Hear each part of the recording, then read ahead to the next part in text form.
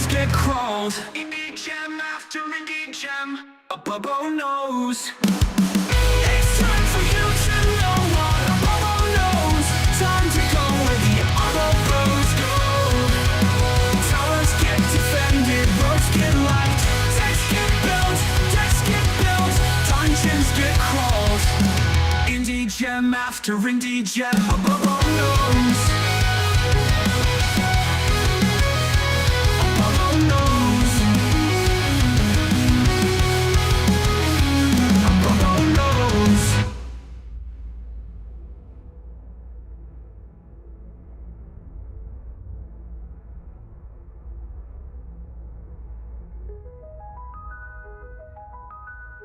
A bubble knows. A bubble knows. It's time for you to know what a bubble knows. Time to go where the other bros go. Towers get defended, rows get liked. Decks get built, dungeons get crawled. Indie gem after indie gem, a bubble knows. It's time for you to know what a bubble knows. Time to go where the other bros go. Towers get defended, roads get light. Decks get built, dungeons get crawled. Indie gem after indie gem, a bubble knows. A bubble knows. Bubble knows. Bubble knows. Bubble knows.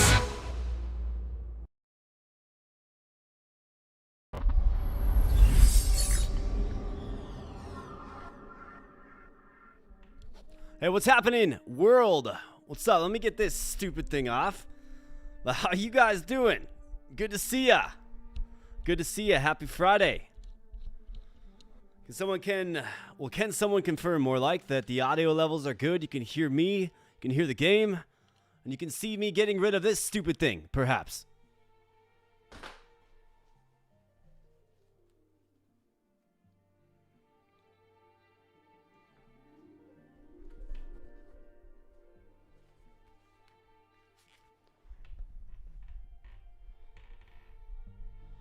Beautiful voice coming through. Not sure if that's intentional. But hey, now, we will take it. We will absolutely take it. So who do we got in chat tonight? On another Friday Fun Day edition of the stream, we got official Bryson Ultra. First person up in here. Absolutely fantastic as the host away from the keyboard. Well, my man, I was away for the 6 minutes that the intro was playing. So what I do is I get the stream set up. And then I make sure that I'm locked in and ready to go. I get my refreshments ready, right? Sometimes I got a coffee with me. Tonight I do have a coffee. Says Dog Dad. So we got to get the coffee in. We got to get the water in, right? We got to be the most hydrated streamer on the planet, of course. So that is what I am doing while the stream is loading up. And of course, it gives you guys a chance to file on in because it's a little awkward if I press stream and then I'm sitting here staring at basically myself, waiting for people to come in, right? So I put together that intro. We got, a nice song by Cloud Kicker. Is that what that first song is called? It's by a band called Cloud Kicker. Phenomenal, metal and just atmospheric, super cool. And then the second song is the theme song of the channel by our very own Regum Rex, who is, of course, in the chat. And right there, you guys see him with the blue wrench, swinging that blue wrench, Mr. Regum Rex. So good to have you here, Rex. So it looks like Bryson Ultra was asking, have I heard of the game DAM Champions? So that sounds familiar, man. It doesn't bring anything immediately to the front of mind, but it does sound familiar. I'll have to check it out. Well, I'll definitely have to check it out. Absolutely. Rex says, join the Discord. Yeah, absolutely. So we do have a Discord. I got the link in the pinned comment. Join the Discord right through there if you like. Lots of awesome people there. Lots of awesome people that are in this chat. The Discord is open, so join it and have some fun. Engage with what we're building here, right? Engage with what we're building. We're actually almost 10,000 subscribers strong, my friends. We need we need 22 more subscribers, man. 22 more, and then we're gonna get to that vaunted 10,000 mark. That's a big milestone for the channel. That is a goal that I set out to achieve this calendar year. And it seems like, unless something weird happens, it seems like we're going to do it, which is awesome. absolutely fantastic. It's always good to, accomplish your goals and then your stretch goals as well. So we got there. Well, we haven't got there yet, but we're going to get there. I think I'm optimistic that we'll get there. And when we do, look forward to a 12-hour marathon stream. That's right. Your boy's going to give you 12 hours right here at this seat in this nice atmospheric light.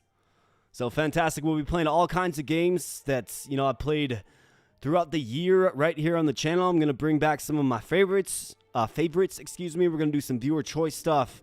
We're going to have some drinks. We're going to have some food. We're going to hang out. We're going to chill for an entire 12 hours. So I see these streams as kind of practice, building up the endurance to do something like that. Well, we've been doing a stream pretty much every Friday for the better half of, maybe like the better half of the year, maybe a quarter of the year, a third of the year. Been doing a lot of streams, though, and Decktamer's been a big hit. So here we are again with some Decktamer action. We got Mr. Jones in the house. What's up, Mr. Jones? Good to see ya. Let's get it. A bow, bro, says Mr. Jones. That's absolutely right, man. We got Kurt versus the algorithm 2400. Let's lock in. That is an awesome name.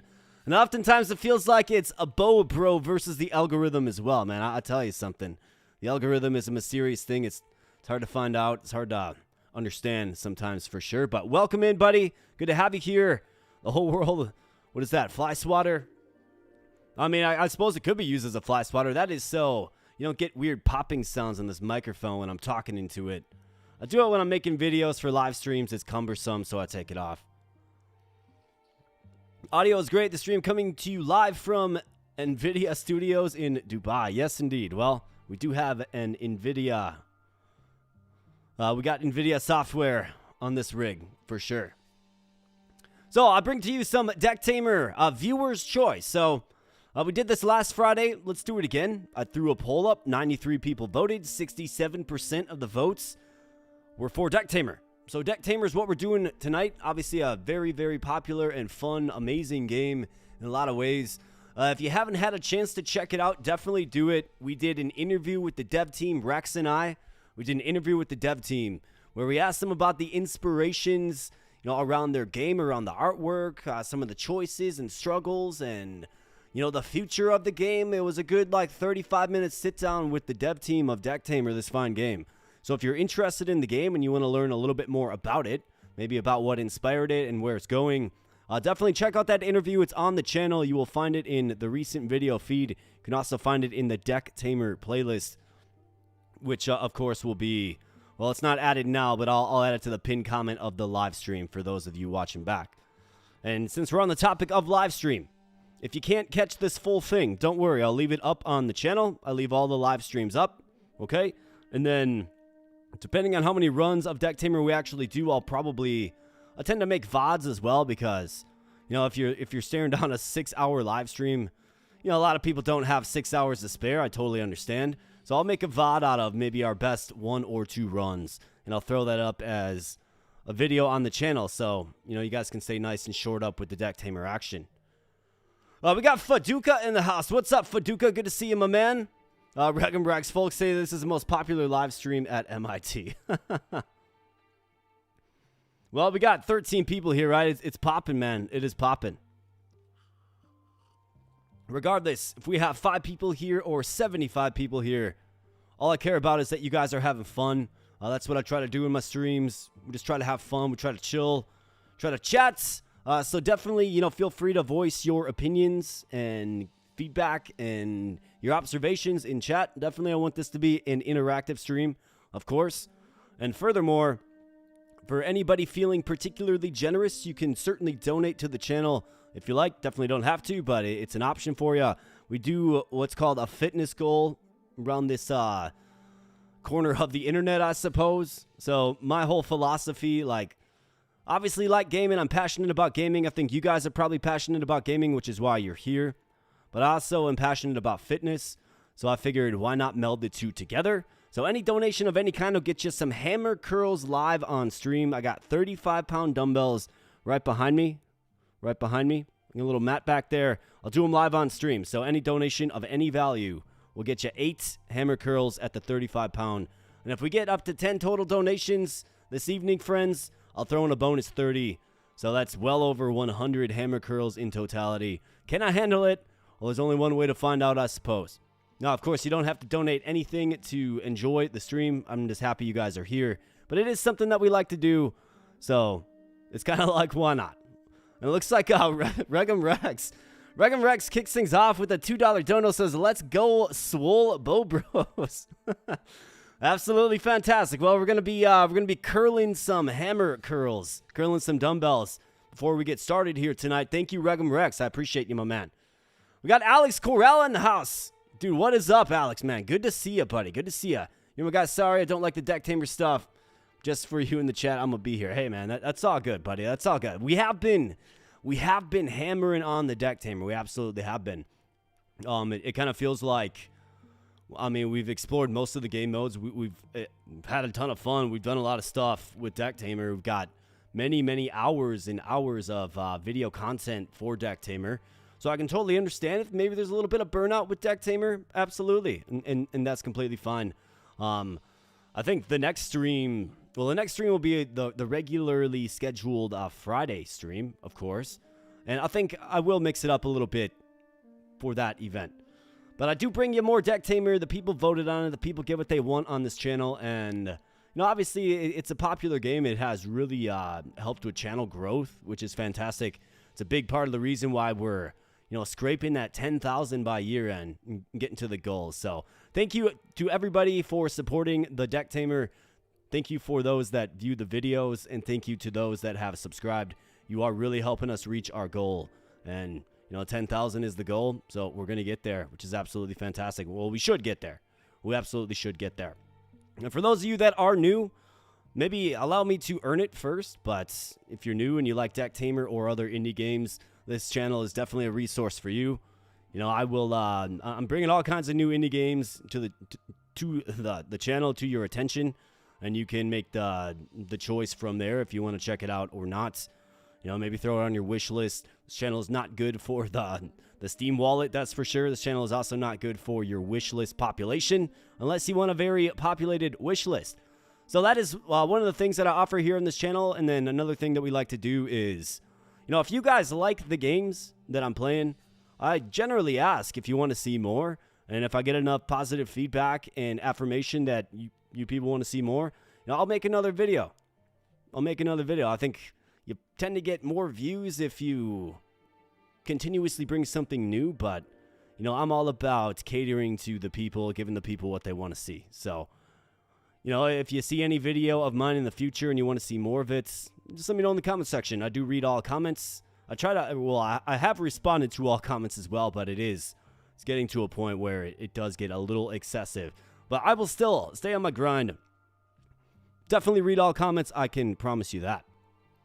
So it looks like we got Alex and Mr. Jones chipping in as well. So, I mean, suddenly we got 24 hammer curls to do. Thank you, gentlemen. I do appreciate your support. It is absolutely fantastic. We got Kangbo89 in the house. I love Decktamer. Absolutely, man. Really enjoy watching your videos. Well, that is fantastic. I love hearing that, man. That is absolutely fantastic. Great feedback, man. You know, it's got you, but hey, it got the channel with the Decktamer stuff. Just want to be able to catch the 10K stream, brother. Absolutely, man. You guys don't worry about that. I will make sure it's well in advance. Everybody knows when the 10K marathon stream is, and everybody knows kind of the general agenda, but definitely when it is. We're probably going to have to start at like noon, to be honest. Go from like noon to midnight. That sounds like the plan to me. And we got the Hares chipping in. What's up, the Hares, man? So I saw you comment on my Band of Crusaders video, and your comment made me laugh. You said something like, the Hares is here, I'm ready to go in, or something like that. So what I've been doing is I've been writing down the people that want to get in the Band of Crusaders. And I actually do, I do have you down. Hare, right there. You're on the list, man. So if we do another video of that, we're going to have Brother Hare in the house. You said something, I don't remember your exact comment, but it made me laugh. And thank you for the $10 donation, man. You are absolutely fantastic. I appreciate you, buddy. So, let's begin. I'm going to get, so, I mean, 32 hammer curls, that's a little excessive for me at 35 pounds. So I'll do 2 sets of 16. And then we'll get all of the fitness shored up, and then we'll hop on into a Decktamer run. Now, while I'm doing this, folks, I'm going to throw up a poll. It's viewer's choice, so you guys decide what run that we do. I think we have plenty of game modes available to us. I mean, I've done no taming. Endless is, I mean, that's like a marathon video in its own right. Boss Rush was fun, but it's really, really hard because you do face bosses back to back to back to back. Might fall a little bit short in that one, but you can certainly try it. I think Cursed, I've not done a Cursed run. So, I mean, that's going to definitely be on the list if you want to see Cursed. We also have limited tames as well. So that's an option too. We could do like a little Nuzlocke where we can limit the amount of creatures we can actually tame. So it's going to put more weight on, you know, the starter that you select and the few creatures you manage to assemble throughout a run. So, I think that's what we'll do. I'm going to throw up a poll, and yeah, I want you guys to simply just choose. No, I want you guys to simply just choose what you want to see, and then we'll go. So let's go and let's start a poll here. Faduka wants to see critical hit. All right, well we can include critical hit in the poll and simply just vote for the one that you want to see. We got 13 or so people here. More should be filing in. But let's do this. I'll do the fitness, and then we'll check the poll results, and we'll go. Yeah, so critical hit will give... Every move has a % chance of being a critical hit, so plus 2 damage, so extra damage that you're not accounting for, okay? I mean, you could increase it all the way up to 100% critical hit, which is crazy.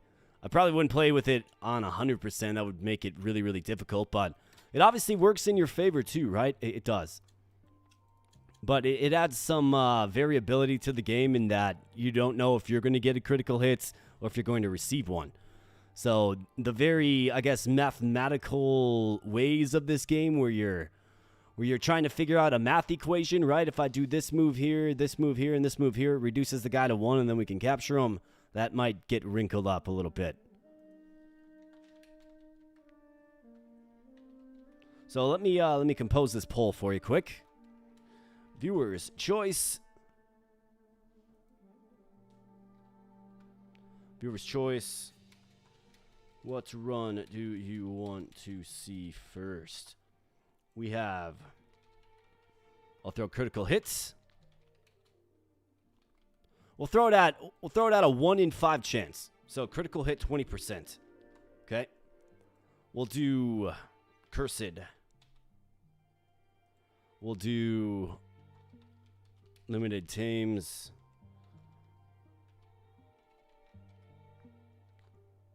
Be a Nuzlocke style. We'll probably go... Well, limited tames.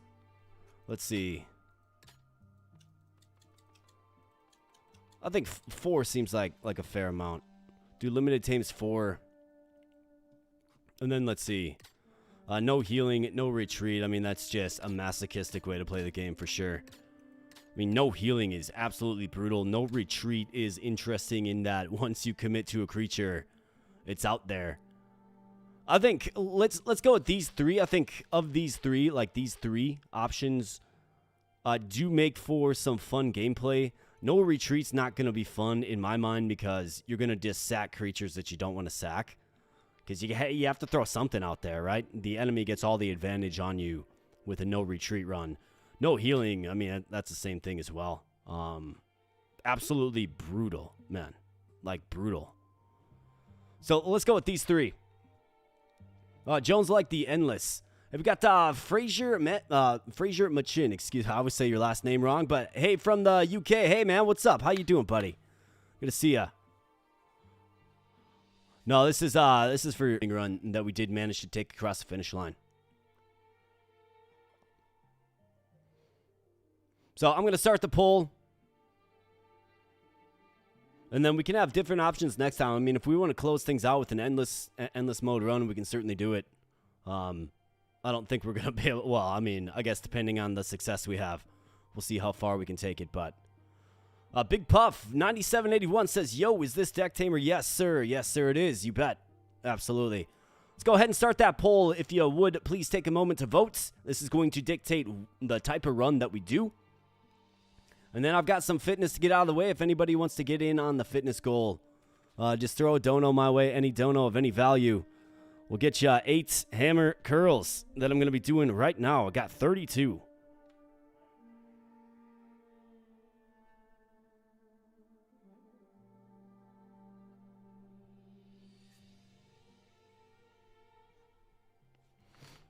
All right, let's go.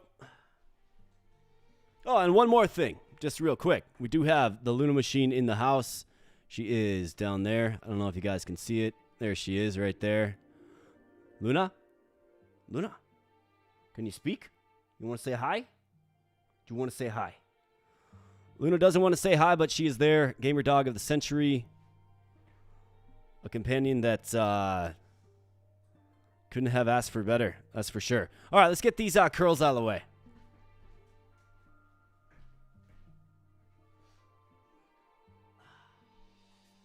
All right, so 16 is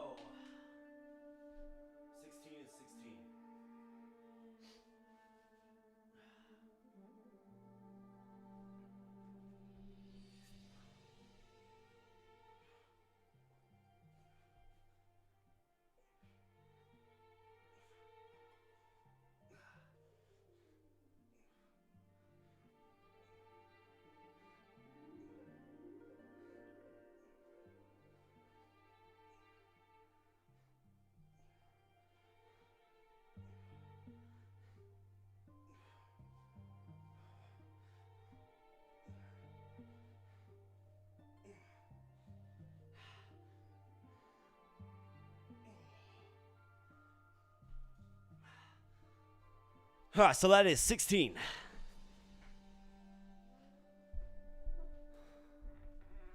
Yeah, I see the stocking in the back. Yeah, that is Luna's stocking. She will certainly be getting some dog, well, puppy treats is what I like to call it. She'll be getting some puppy treats, and you only counted 12. Well, I counted 16. I counted 16. We're gonna have to run. We're gonna have to run back the footage. Let's see. We got Minthlan Lay. Hey, how you doing? Good to see ya. Thanks for being here. Thanks to everybody who's here. Turkey and rice Christmas dinner. Yeah. Get her her special chicken dinner. Absolutely. Yeah, Luna loves that.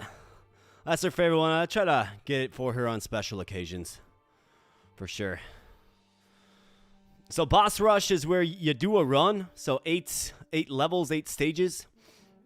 And then you face each boss back to back to back to back. You do not heal. So you do not heal in between those fights, okay? And, I mean, it's really kind of insane. It's unfair in so many different ways.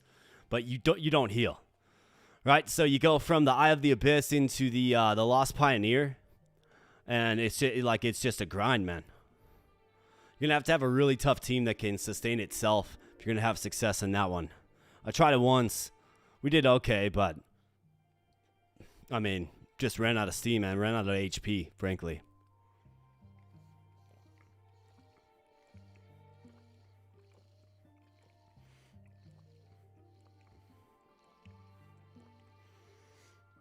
Before we go for boss rush, we need more training. Man, what you need for boss rush is, I think that that Ouroboros eel would do quite well because it can heal itself and your entire team. So that would be an interesting new addition to the game that would probably make it, I guess, a little more feasible. But boss rush is super difficult, man. Super difficult. I'd be curious to learn if anybody actually managed to defeat it. How many battles do you have to finish to get a star/badge in Endless or Boss Rush? I don't know about endless. I don't think there is an end to it. Boss rush, you would just have to beat it, right? So you'd have to beat all 5 bosses at the end. You have to complete a run. Okay? I don't think endless mode you can get a star in because it's endless, right?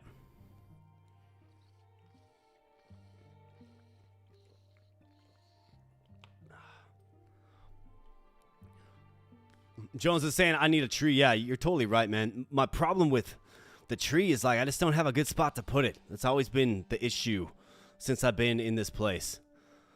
Really, really hard to find room for it. Like, I'm already compressed enough as it is. Like, I work out. Where I work out is right behind me. And I've got my bench, like, right here. You can't see my arm, really, but it's, like, right here. It's literally, like, I feel boxed in a little bit, right? What about in between your windows? Yeah, I mean, that's where... So I've got a plant there under the paintings. Yeah, maybe that's a decent spot for it. Well, we'll definitely see. One more challenge suggestion. Pioneer runs in a row without dying.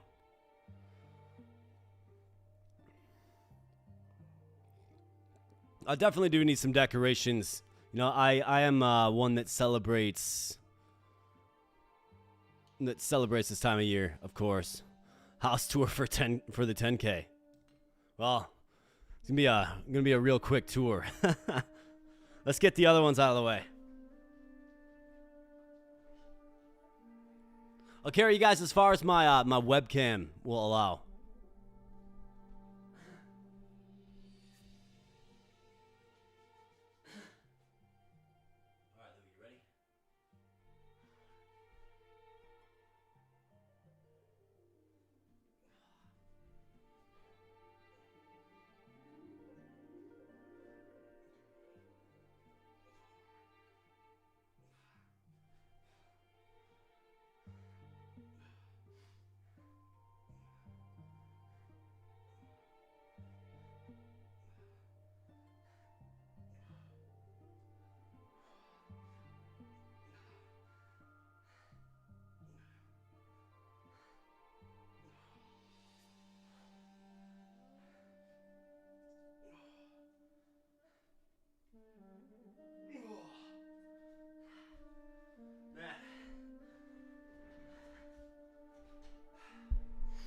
That's the way to get the blood pumping, I'll tell you something.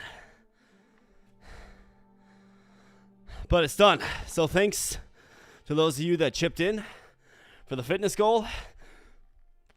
Let's see what the poll results are. So, wow, we got Cursed and Limited Tames both at 35%. If somebody hasn't voted yet, please do vote. Maybe you can be the tiebreaker. Otherwise, seems like maybe that's what we have on the docket. We do one Cursed and then we do Limited Tames. These would be 2 of the challenge modes that I haven't done yet. All right, so Limited Tames. Looks like another individual just voted and puts Limited Tames in front with 39% of the vote. Well, I think the community, again, has spoken. A lot like you spoke for more Decktamer tonight. The community has spoken for Limited Tames. I think honestly we can do them both. So let's go Limited Tames first. And then we'll go into Cursed. And it's fun because these are 2 modes that I haven't tried yet either. So let's do it. Let's end the poll there. Good luck with the runs, dude. We got Big Puff. Big Puff with the dono sticker. It says GLHF. Well, thanks, Big Puff. I appreciate you, my man. I appreciate you. Thank you. Frazier says good luck with the runs. Well, thanks, man. We're gonna give it our best as we always do. And then Mr. Puff, I'll get yours. I will get your hammer curls in. We'll do it at like an intermission point in the run. But let's begin. You guys have been here for a half hour. I haven't even started gaming yet, so we're gonna begin. But I do owe you 16, and thank you very much, my friend. Do appreciate you.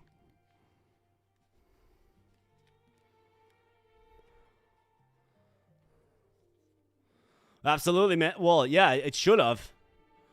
But yeah, you're right. It didn't. But it does. Okay, it does. So what I have to do is I have to keep this mark down. So I've got it. We're at 5 of 10. We're at 5 of 10, not 4 of 10. So thanks, my man. Appreciate you.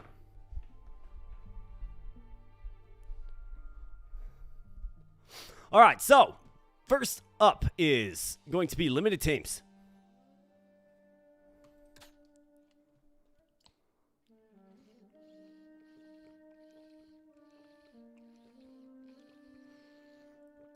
Oh, dude, nice. You made a YouTube video, Alex?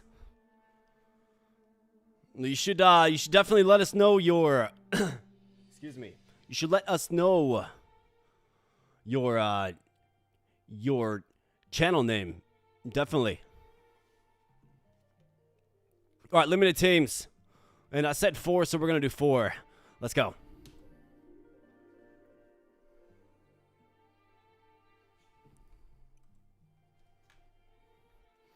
All right, Pioneer.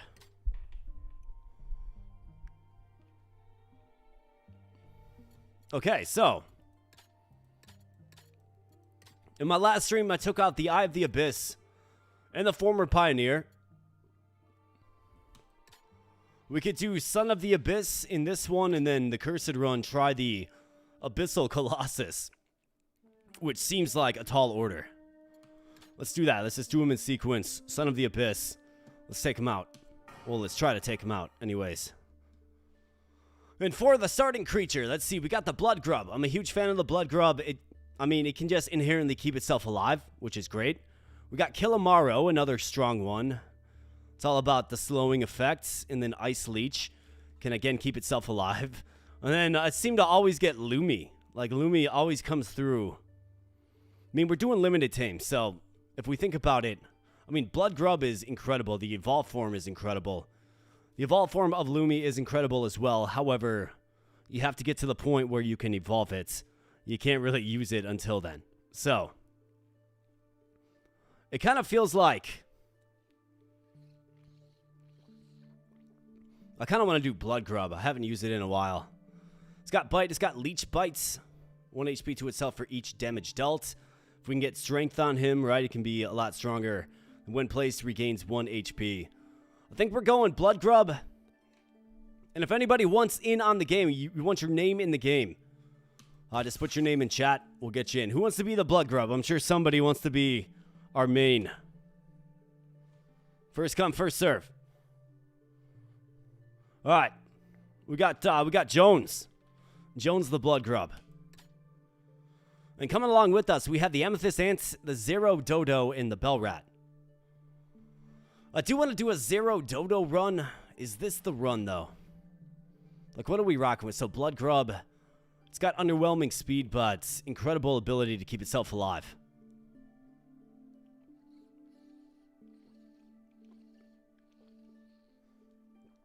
Insidious Worm. Frazier wants in. Big Puff wants in. Yeah, Big Puff and Frazier will get you guys in for sure. I mean, you guys know me. I'm a huge fan of the Ant. It's really a tough one to turn down. It really is. If you're looking for sustained success, the Ant is definitely the way. Like, it really is. Got Zero Dodo. I don't think it pairs well with the Blood Grub. And we obviously want to have success. Bell Rat's good too. I mean, Bell Rat's real good. Bell Rat's evolved form is really good. I'm gonna go with the Ant. It's just it's my favorite one to take. It really is. All right, so we have 4 teams total. Okay, 4 teams total. That's it. That's all we have.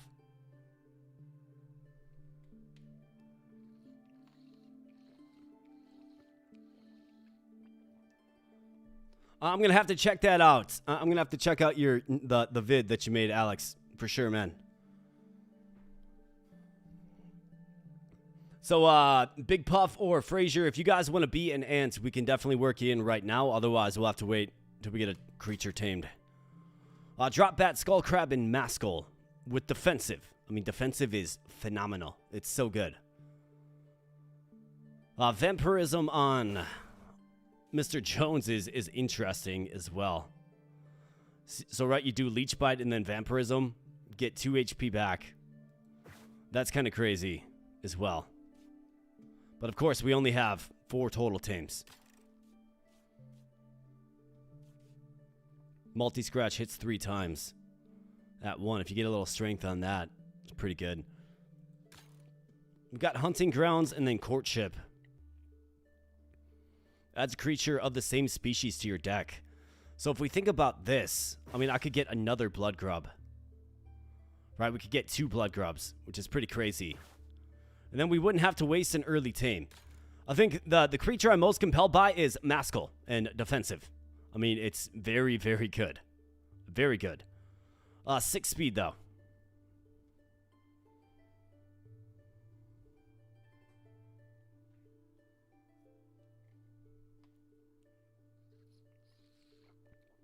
Yeah, limited tames, you need plenty of heal abilities.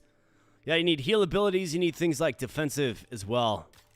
Like, all of these things are very, very good. In fact, defensive on our Blood Grub would just be phenomenal. Because you can just, like, Leech Bite.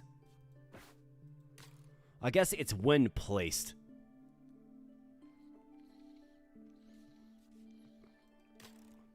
Call me crazy, but I'm gonna do this one. And then we're not going to tame anything. And then I'm going to do Courtship on the Blood Grub. We're going to rock 2 Blood Grubs. I think that's what I want to do. I do like Maskull. I really do. Defensive is phenomenal. It's very, very good. It's part of the solution. It's a great thing. I think maybe a little bit later on we can get like a Pillar Pole or something. But if we can get 2 Blood Grubs, I think we can have a lot of success with that. So let's go with this route here.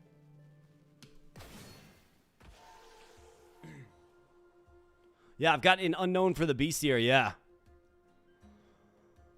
Another kind of low-key reason to take this path. Wow, so Hydro Slap hitting all lanes. Or so we think so. Let's put them to sleep. Let's just lead with the ants, man. They're just so good. Imagine like a legion of ants putting you to sleep and then slowly just eating you. Alright, so Trank Bite here as well. Gonna get some sleep. Some sleep influence. Bam. That's right, get nice and unconscious and sleepy. That's right, Shiny Trail Shark. Just nods off. Oh, let's get the bite here, and then what do you have?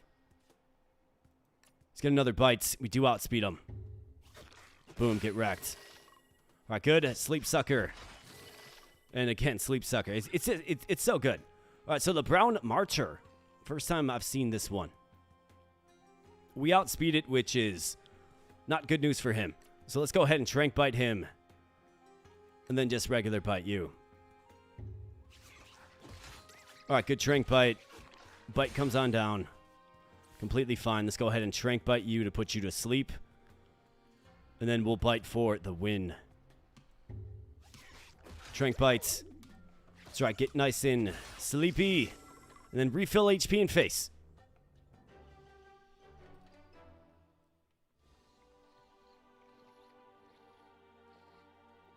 Hey, we got Phoenix22 that says, all your Decktamer vids got me into the channel. Now I've been watching your other content as well. And love it. Thank you for the great videos. Well, thank you. I appreciate that, man. That's the type of feedback that keeps a guy grinding. I'll tell you that. So I really do appreciate that. Thank you. I'm glad you get some enjoyment out of the content. I've spent a lot of time in the past 2 years just fully embracing this YouTube thing. And it's been great. It's been fun. And it's people like you that remind me, you know, why I spend the time that I do doing this. So I appreciate that, man. Thank you. Oh, let's get another Blood Grub. I mean, it's pretty obvious. So, we have a Blood Grub up for grabs. Anybody else want to be that? I think the next up was Big Puff, who wants him named Insidious Worm.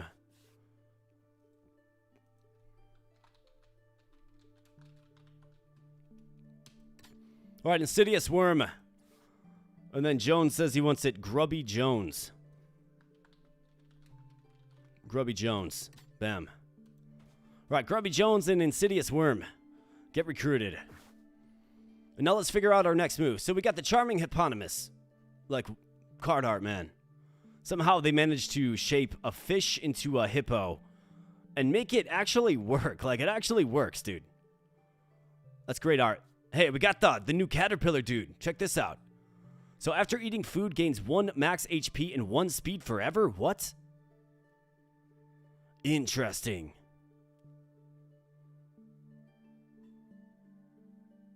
Wow. Okay. Scratch, regurgitate, does 4 damage, adds chime to your inventory. Usable only if it ate food this turn. What's chime? Restores 1 HP. This guy's interesting. Because, think about it, okay? We have limited tames, right? We can only tame 4 total creatures. It means we should have a bunch of extra food. So we could maybe get this guy into a freaking powerhouse, if you think about it. I'm definitely interested. Metabolism shift as well. I mean, we can make one of our blood grubs very, very fast. That's pretty tempting, I'm not going to lie. We got him over here as well. So Gluttosis, so he's a 2-2 with Scratch and so 2-2, yeah, 2-2, so same skill set. Gluttosis is incredible, dude. Got the Lily Goose with Submerge. Hits first, gains protection. At the end of the turn, retreats. Got the Bull Weevil. Hollow Ape with Thick Hide. Plant of Youth. Fully heals a creature, removes curses. I mean, I think we probably should consider going for this guy. What path is easier? What has a better reward, I suppose? Metabolism shift. Choose a creature. Give it 3 max HP at the cost of 3 speed. Or 4 speed at the cost of 1 max HP. It seems like this on you. Or maybe we take Gluttosis from him.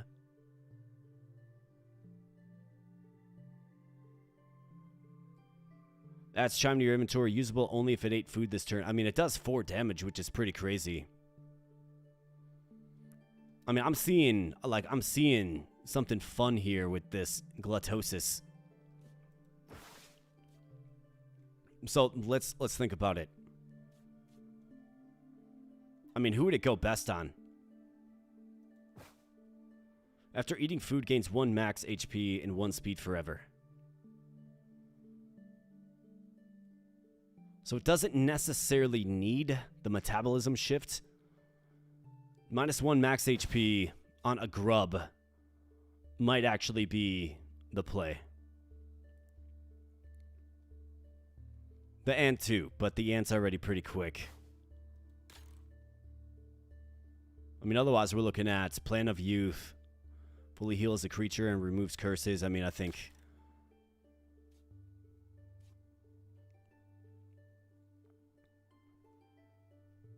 we try to add them. And then we figure out what we do from there.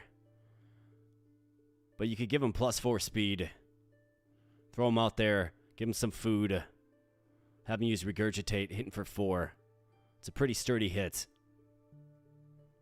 I think this is the route that we take. We're going to get him first and foremost.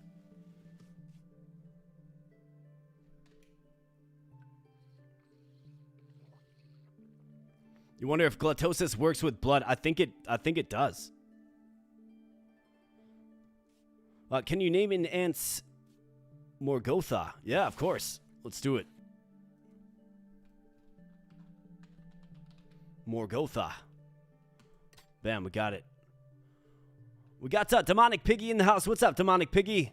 Good to see you, man. We got Bloody Kenshiro in the house as well. What's up, Bloody Kenshiro? Good to see you, my man. Big Puff says, have I heard of a game called For the King? I have heard of it. Yes, I have heard of it.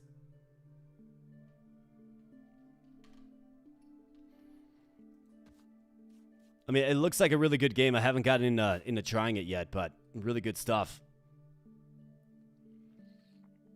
Yeah, if gluttosis, excuse me, should work with blood, especially on him who prefers meat.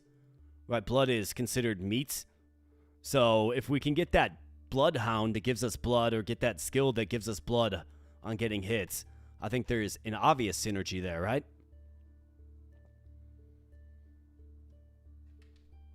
Oh, you guys like that, the band of Crusaders? Yeah, that's a fun one. We got absolutely smacked in the face, but that's a fun one. Our archer's useless, though, man. That guy just wasn't doing nothing. Let's go ahead and let's take out this fight. And there he is, the chump pillar. Okay. So what's interesting about him is he adds chime to the inventory, which is a food item that can heal him. So he can actually sustain himself. I'm thinking we might have a powerhouse creature right here, man.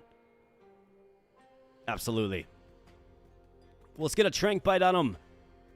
And let's put him down. And then let's go ahead and recruit him. That'll be our first recruit for sure. Got the charming hippopotamus, gonna find out.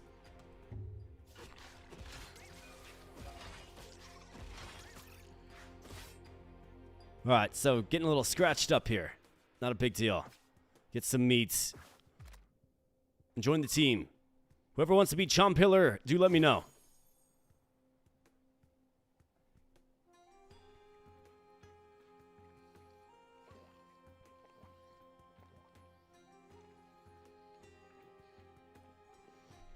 Alright, X-Man. You got it. X-Man is no stranger to these streams. Definitely has had the name represented before. Good to see you, X-Man.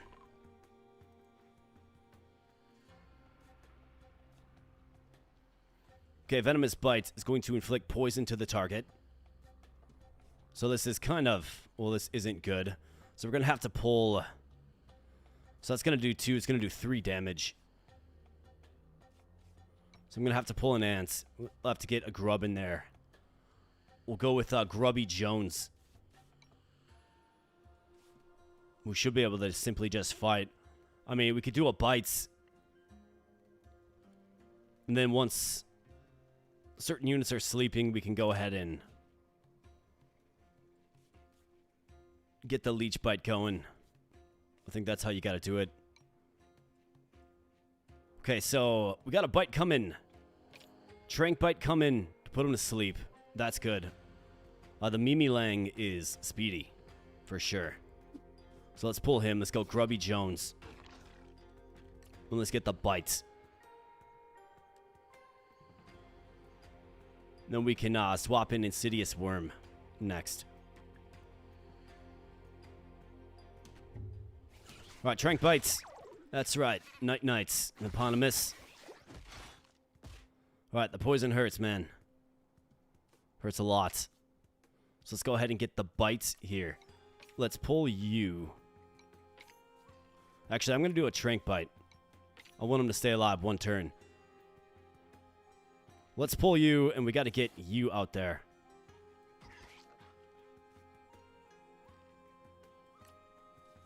Let's do this.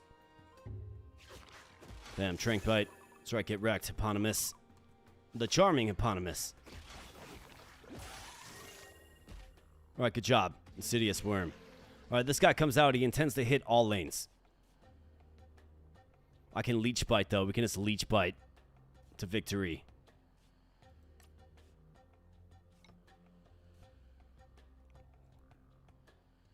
We would not outspeed. So we need the ant to take this guy out.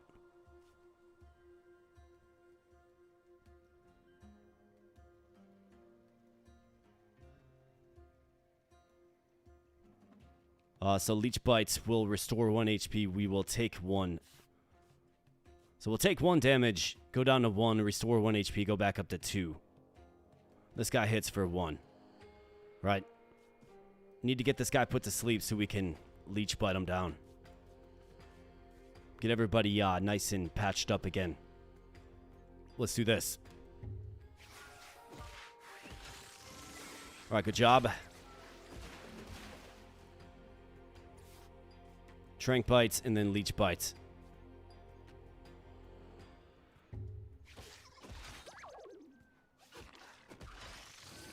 All right, good job.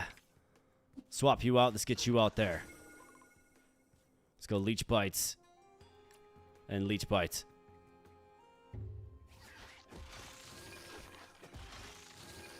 All right, very good. And we should probably just take him out with an ant, otherwise we're going to sustain more damage than I need to. Let's go ahead and trank bite him for the win. That's right, get wrecked. All right, X-Man 5203, welcome. I think we're going to have something real strong. Can we rename X-Chomp? Yeah, man. Absolutely, we can. 4 speed, -1 max HP. Let's go ahead and slim down X-Men, I think. I mean, it's going to be able to outspeed and then use regurgitate. I think that's what you do.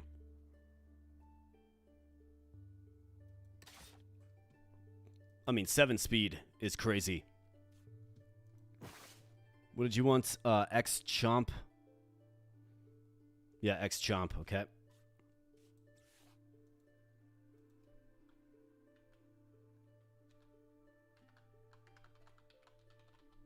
X-Chomp. Get it. All right, fantastic. I owe 16 hammer curls, so I'm going to get those out of the way quick, and then we'll figure out what we want to do. So, Strange Mushroom gives a creature +1 HP and +1 speed, or +3/+3 with the curse. I mean, that's fine. It's decent. This guy has Snooze, 4 HP. That's decent. Cloning. Restores 4 HP to itself at the end of the turn, retreats and leaves a copy of itself behind. Really? Interesting. It's a one-time use. This is a 2-time use.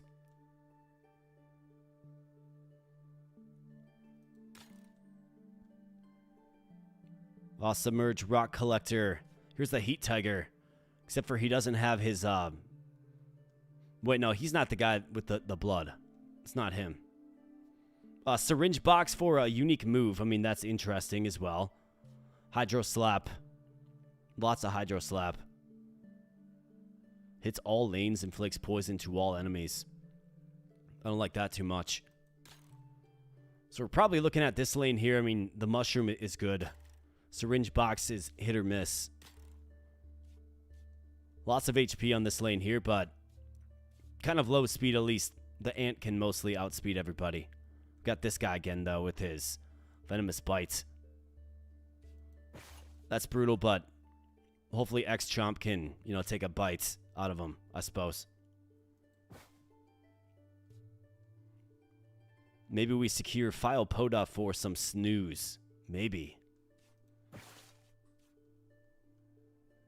I mean, maybe. Do I like that?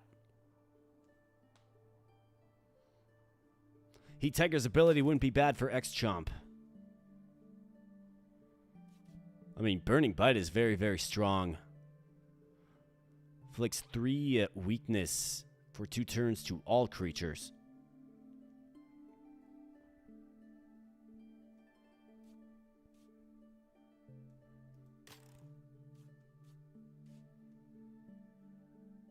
I think we'll go with this lane here. I don't know if I want to use a tame on... I mean, we're at battle 3 of 8. Using a tame on File Poda seems irresponsible. Given we do have way... I mean, all of our units, except for X-Chomp, has a way to heal itself. Right? We'll see. We're going to do this lane, though, for sure. I do know that. But let me get the curls out of the way quick.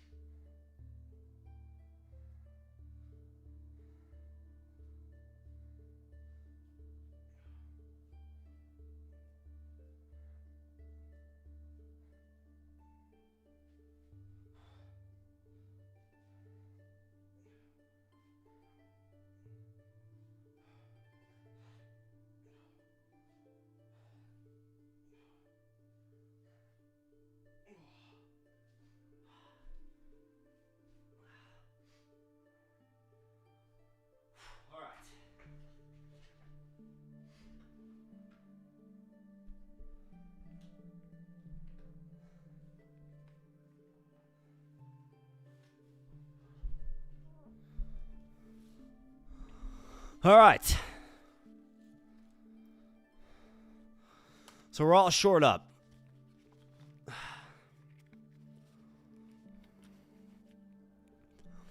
Let's hop on in. I mean, do I like Polro? I guess I don't know what a clone of itself does.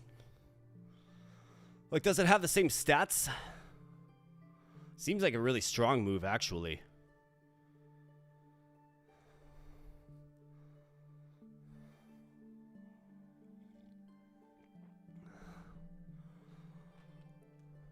Does anybody know if cloning clones the exact unit as is?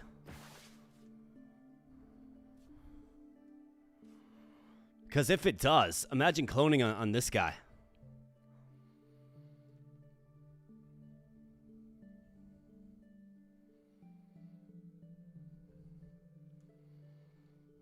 Or just on a strong unit.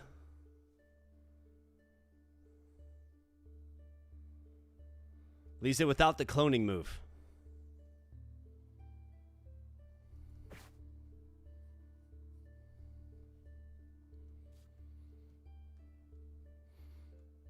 So he'll have Snowplow, which is a strong move.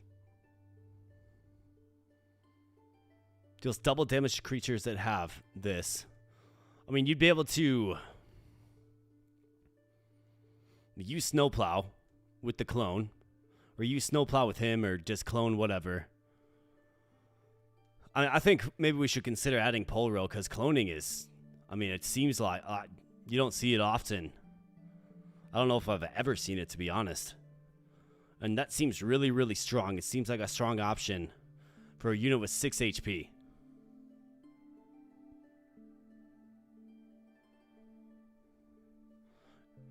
It's a copy of what it leaves behind, so it's not the real unit, I think. Yeah, because you get the unit in your hand, right? But it leaves a unit on the field that you can freely sack, right? It doesn't matter. You don't have to save it. Because you can just create another clone. Next fight, right? I like Polro quite a bit. Yeah, once per fight, or with this, we could do it again, right? But I like it because we could throw him out there and just clone with him. He can take a hit, right? He can absorb a hit, heal himself, create a clone of himself, and then use Snowplow, right? Which will inflict slowness. And then we can cycle back in Polro to hit for double damage, right? With Frigid. Or if he can withstand 2 hits, the clone's 6 HP. I mean, he can hit for 3 and then 6, so up to 9. I think it's pretty good. So let's go Polro. Let's try to add him.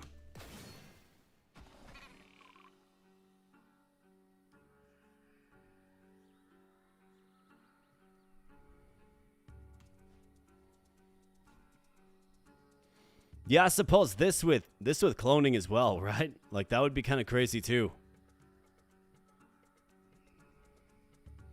This guy's hitting for 3. He's gonna lead with 3 damage. We do have Grubby Jones. That, of course, can get out there and do some good things for us. This guy's going to tackle. Okay, so that does create some challenges for us, given it's hitting for 3.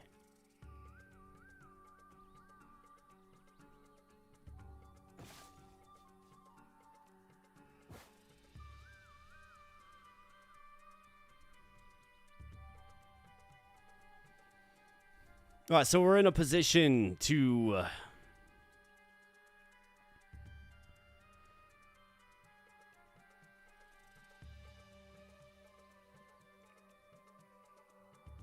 we're going to have to, unfortunately, sack something.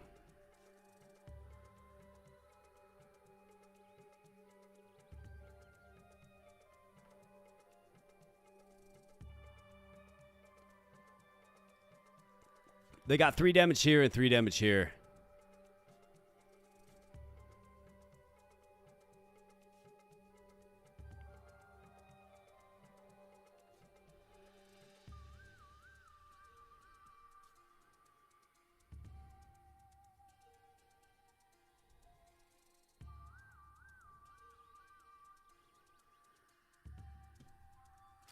Then we got this guy coming in, so we got to be real careful with that guy. All right, so here's what has to happen. I mean, you have to get out there and you have to trank bite, right? And then we're going to have to sack an ants, unfortunately. The trank bite. Grubby Jones has to get out there and heal up in face.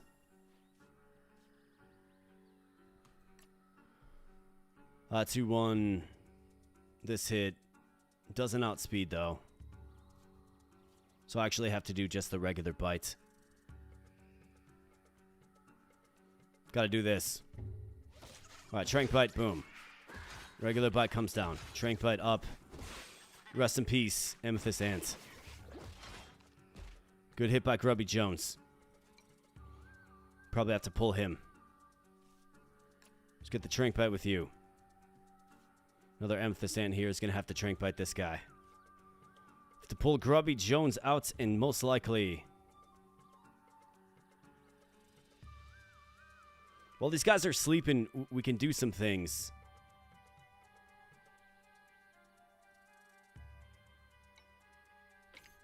We'll have to pull him. Put him to sleep. And then leech bite. That's what we gotta do, so let's go ahead and do it. Sleep. And sleep. Venomous bite, I mean, it hurts, man. It hurts real bad. Now comes our target. And this guy's a handful because he hits for 3.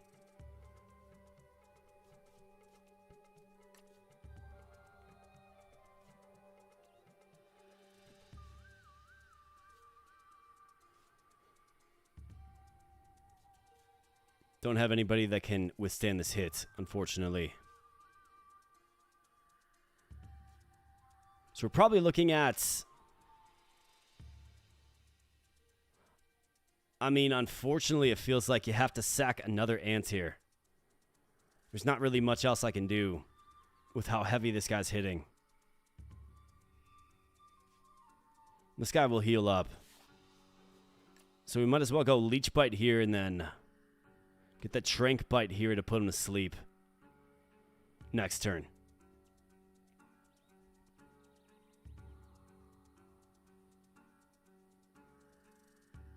That's what we have to do, unfortunately. Rest in peace, ants. Obviously, with limited tames run, you don't want to make a habit of sacking units.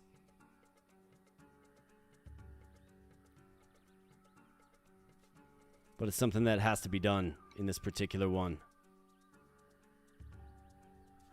Alright, so Morgotha can actually get... So we can pull Insidious Worm, who has the speed debuff now. We can go Grubby Jones, who outspeeds this guy.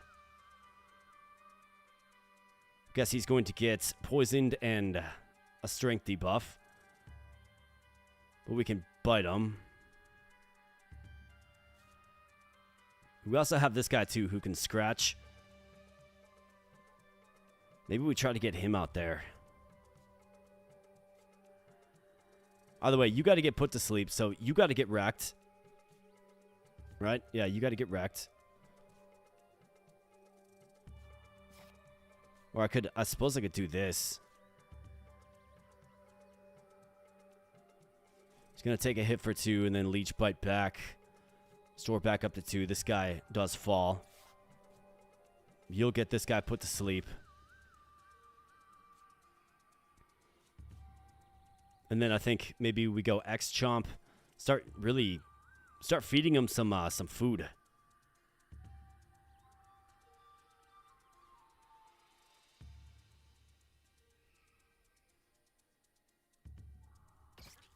Let's do it. See what we can do about it. So he'll inflict this, and then I can heal him. Learn a little bit more about his skill set and how it works exactly. So let's go with something like this, I suppose.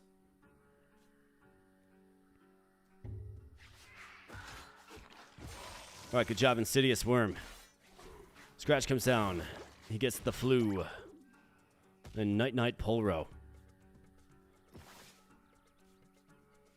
Okay, so you like fish. We got a fish. Let's give you this. Alright, so 3 and 8. Okay, that's kind of crazy.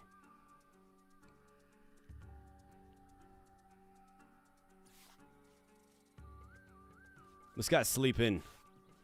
See if we can leech bite him. Let's go regurgitate here. I'm gonna see what this chime does. And if it is indeed classified as food. Because if it is, then he can just... He's got a skill that buffs... That'll buff himself up throughout the course of the entire run. Which is pretty nice. Leech bite coming in. Yes. To restore HP. I think we gotta get our other blood grub out there. To restore some HP back as well. Make sure not to kill him. Let's go with this. Boom, regurgitate. Alright, let's learn more about Chime.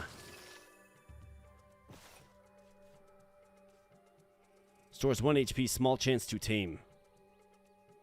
Doesn't trigger glitosis. Okay, so it's sure about letting you know that, I suppose. We got Tech Rabbit in the house. What's up, Tech Rabbit? Good to see ya.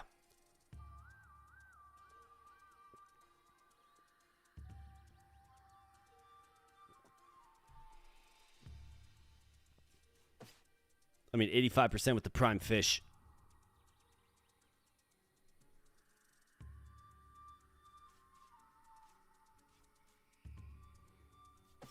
Lost 56.7. Otherwise, we're taking a hit for 3. Which I'm not crazy about. I'll use the prime fish on him. Alright, very nice. Polro, welcome. So now we got our cloning unit.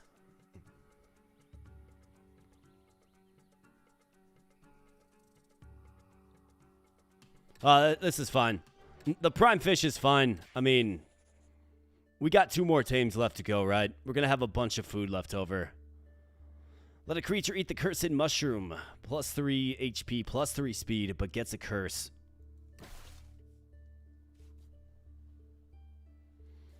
It really all just depends on what curse you get, I suppose.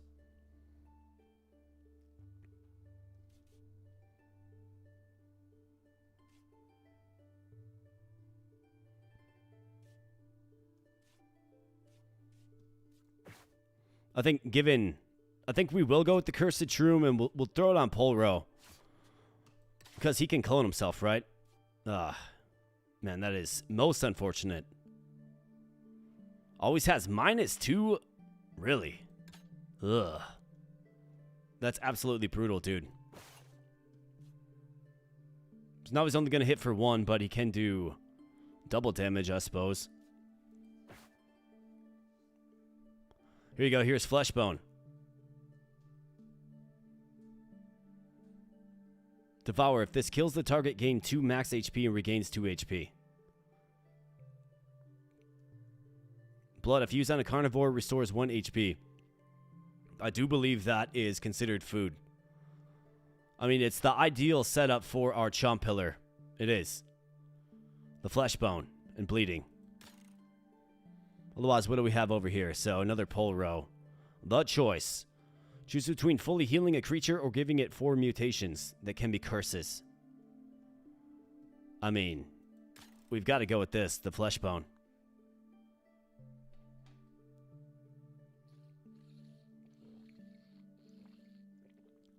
Yeah, timid is absolutely brutal, man. Place food as bait to attract and tame a creature. Okay.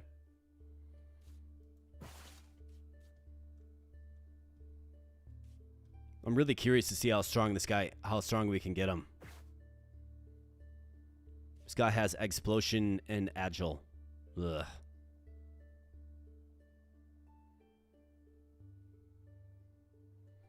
He don't look very agile, man. He looks like clumsy.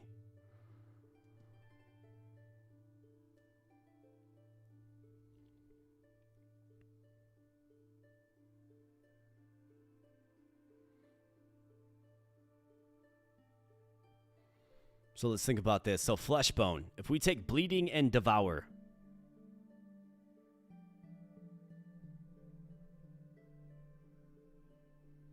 Bleeding and Devour. From him and give it to our Caterpillar. Think about that.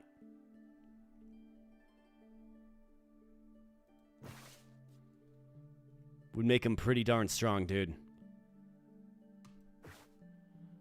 then we got Spinehog as well. He's always kind of tough.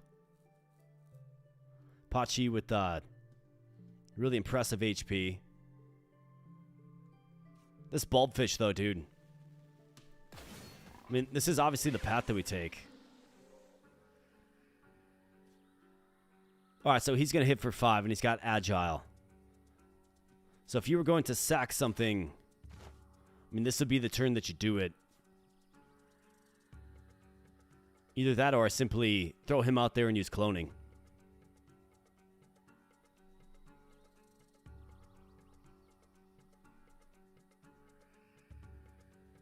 Otherwise, it's 1, 3, then 8. I mean, that's a steep hit. We could use cloning. Throw him right here, use cloning.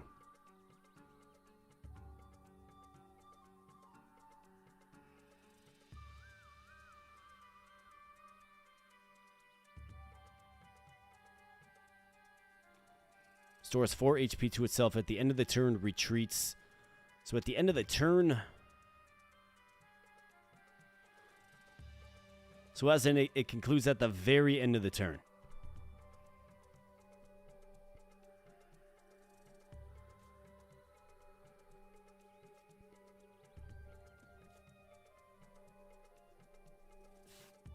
Well, then I think what we can do is we can throw him down right here to take on this guy. I think that's what you have to do. Spinehog. Hydro Slap to all lanes. Then Lazy Strike.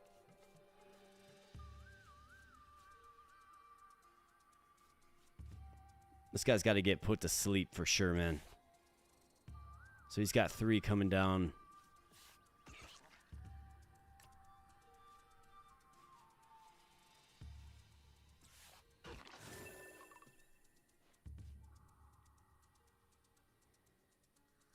Two, he's going to have 4. Restore it back up to 2. He does outspeed him. So let's Leech Bite and go cloning. And let's do something like that. Let's see how well this works. Alright, Trank Bite, yes. Leech Bite. Nice job. Lazy Strike comes down. Explosion. It's a huge hit. But restores HP and face and prepares the clone. Alright, nice. Now he can just debuff speed. Which is good. Trank Bite, yes. This guy thinks he's I mean, he thinks he's gonna bash, but my man, you're not gonna bash.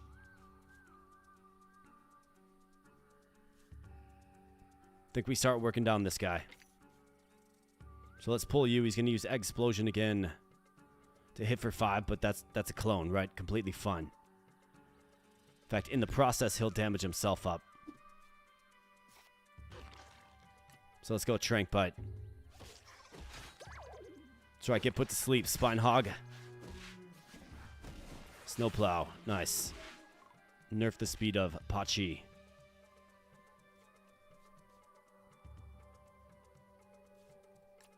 Do it again. Right, Trank Bites. Get the regular bite here. Let's go with a regular bite. Well, no, Trank Bite there as well. And then we'll get our worm out there eventually, too.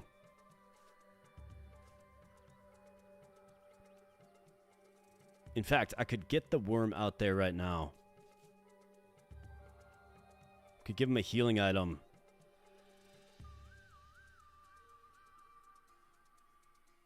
I'll just keep Polro out there for now. We're going to have plenty of additional opportunities to work in our Chomp Pillar. Snowplow, that's right, get wrecked.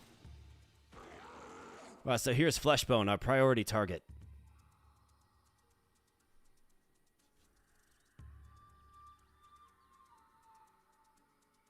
Creatures adjacent to the target. So if we can get his speed nerfed. So he's going to hit for 3.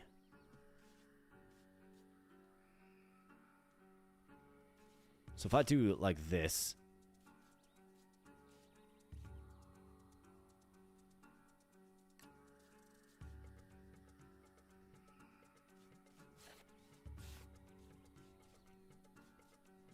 We get Insidious Worm in there to absorb a body slam. I don't love it, but we can get his speed nerfed then. To where we can at least outspeed him.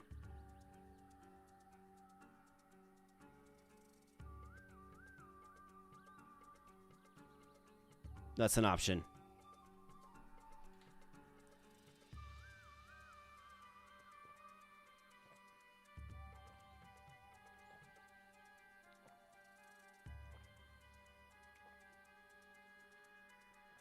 So you're thinking the clone lasts from battle to battle?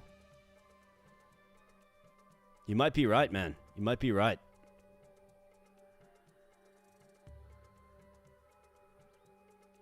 That would actually be pretty cool if it does.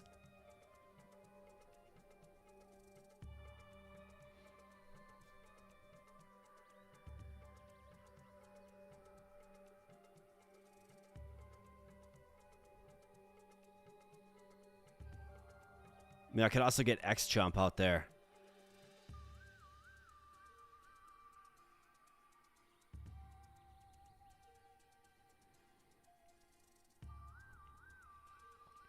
So if I throw X-Chomp out there, let's consider what this looks like. And we got this guy coming out too. I don't like this guy at all. He always uses Siphon Soul. What kind of speed does he have? 4? And 5 HP. So if I get X-Chomp out there and we go...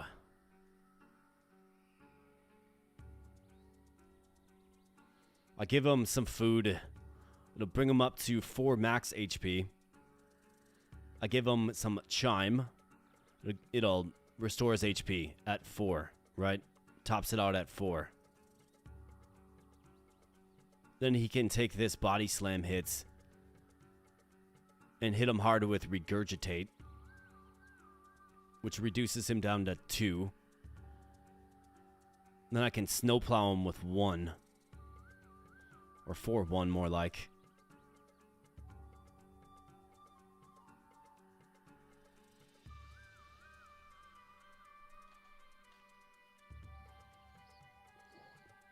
Yeah, it really does. It doesn't say that it's temporary. Right? Leaves behind a copy of itself. Doesn't even say clone, it's just a copy of itself, right? So it's an interesting skill. Might even be best taken and put on somebody else, but the 9 HP is fantastic. I mean, we're obviously going to take this guy out, right? No question about it.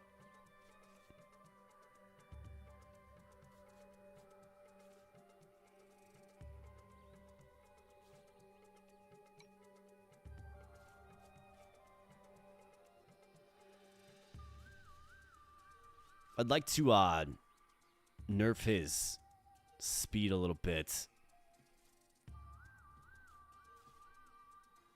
But that's also going to be kind of tough to handle when he's body slamming for 3 every single turn. Got to get 5 damage on him. Regurgitate does 4. It gets us there quicker.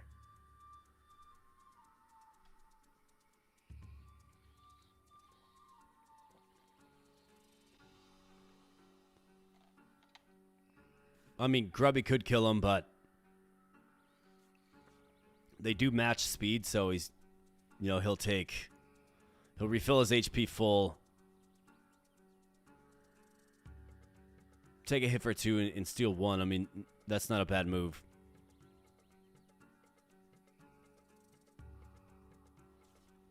I want this guy to snowplow the middle, because then we can nerf the speed of this guy and this guy.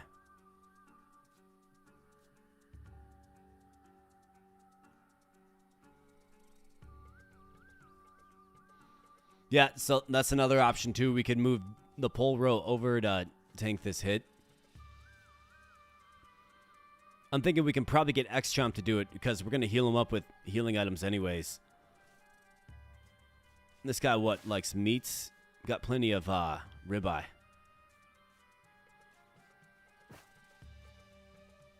So if I pull...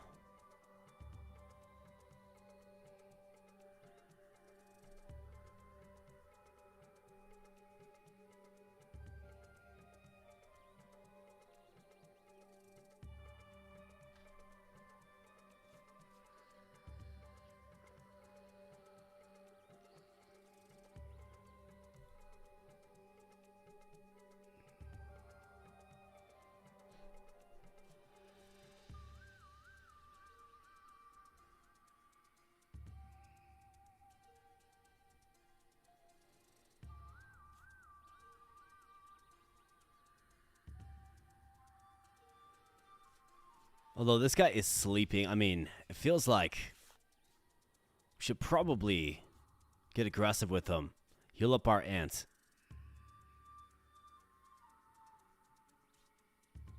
Could always have this guy snowplow you.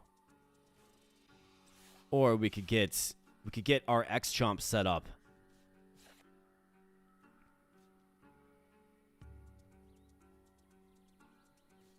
I am probably going to want a solution for this guy.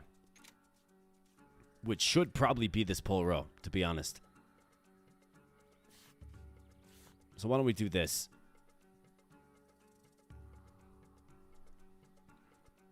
We'll pull you. We'll get X-Chomp in there.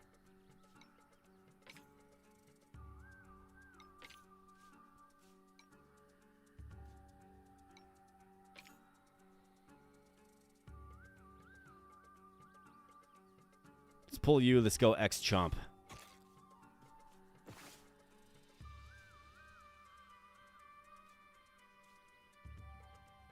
X-Chomp. Get this berry. Okay. And then Chime. Alright, 4 HP for you. And 9 speed, which is a crazy amount of speed. I mean, we want to keep feeding him food. This guy goes down. You get bits and your HP drained. You regurgitate, which is a large hit on the flesh bone. Allows us to cycle in a worm and go for the leech bite. And then get the easy tame on our priority target, the flesh bone. So let's do this. This is definitely good. We want to try to abuse the X-Chomp as much as possible with food. And we'll get another Chime back. Alright, good job. Nice hit with the regurgitate. Big hit in return, though. We got this guy, so this is where the pole row comes in for sure. So snowplow him. Yeah, you bet.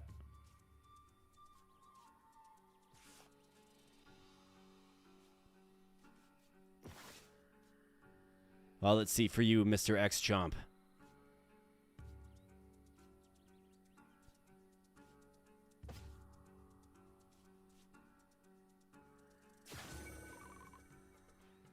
Let's give him a heal.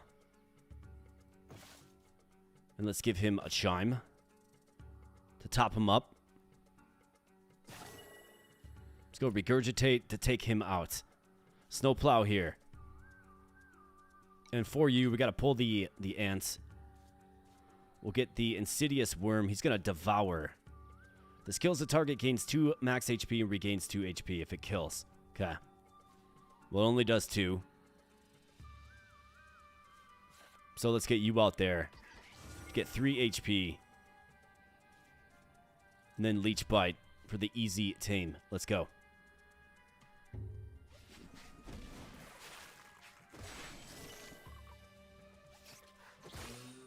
Alright, nice job. Bar coming down, Leech Bite. Coming up. Fleshbone, get recruited. We got that Leaky Faucet in the house. Love the content, bro. Well, thanks, man. I appreciate you saying that. Really do appreciate you saying that.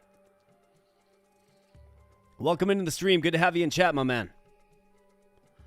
If anybody wants to be Fleshbone, let me know. Fleshbone's going to play an important role, or at least the skill set will. That's, of course, if blood does what I think it does and counts as food. Now, X-Chomp here with a pretty ferocious 5 for his HP, which is good. I mean, he's starting to get strong. So, what is the prescription? I mean, X-Chomp can tank this hit. If I feed him, he can hit him for 4. I almost feel like I should get 2 ants out there, get him put to sleep. So we tank it 1 time, and then we get him put to sleep.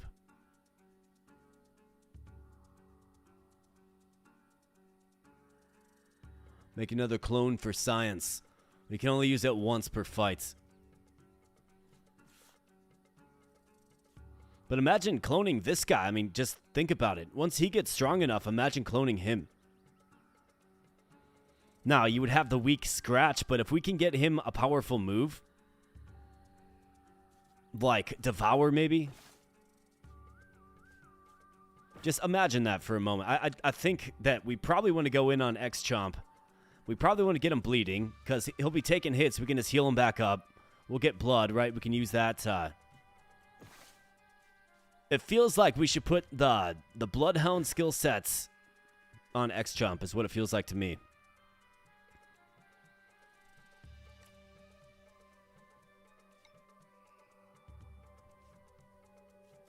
So I'm going to have him tank this hit, I think. We will pull you out. Go with dub Trank Bites. And then I'll probably throw him another healing item.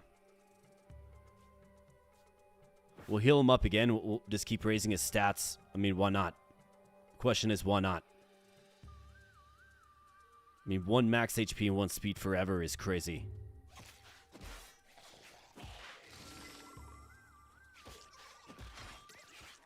Get put to sleep, man. Get out of here with that weak vampirism. Give me a break.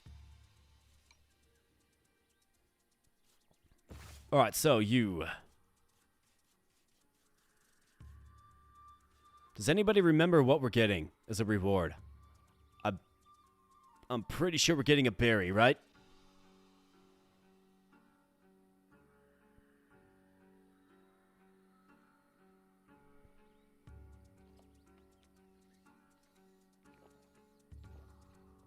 We're getting a berry, right? I'm pretty sure. I don't think we're getting a fish. I think we're getting a berry. Oh, yeah. You're right. You can. Yeah, meat and berry. Okay, good. That is a good call. I do forget that sometimes. Let's go berry on you.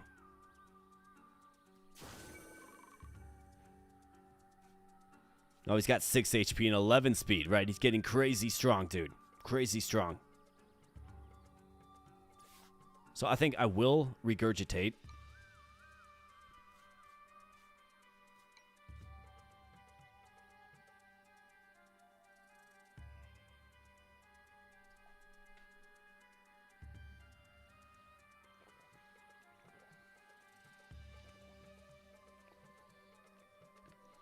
Or do we want to, I mean, he's sleeping. Be nice to get our grubs healed up again.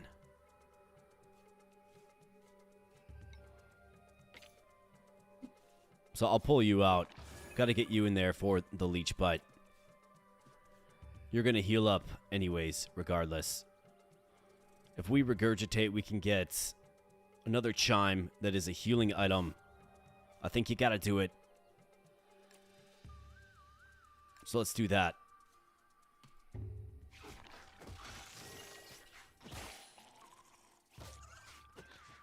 All right, way to go. X-Chomp is getting super strong and Fleshbone.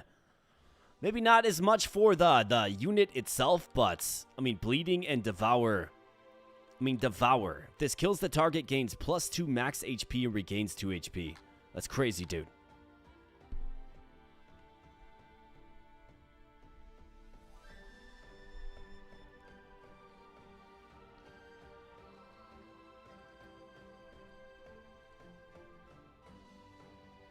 Alex has to answer Brookie's Cookies phone call. All right, my man.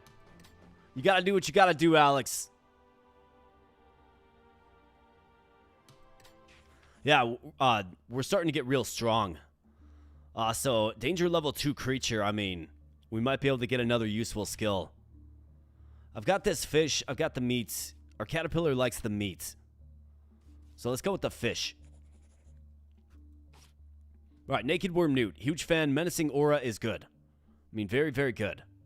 Otherwise, Agile. When place gains Swift for 1 turn. I mean, Explosion just doesn't stay around too long. Contagion inflicts poison to all enemies. I think you go Naked Worm Newt here.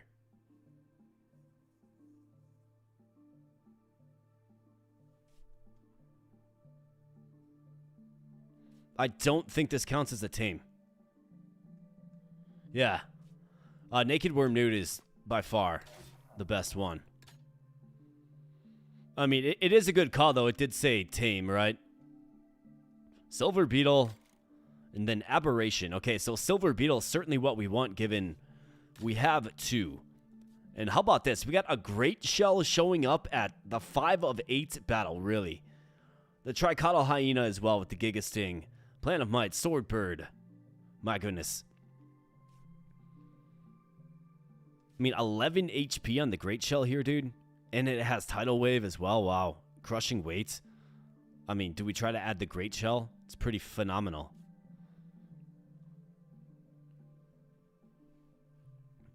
Great Shell's very, very strong. Silver Beetle is good. See how you looking. You got 3 of 6. All right, so we're gonna do some science here.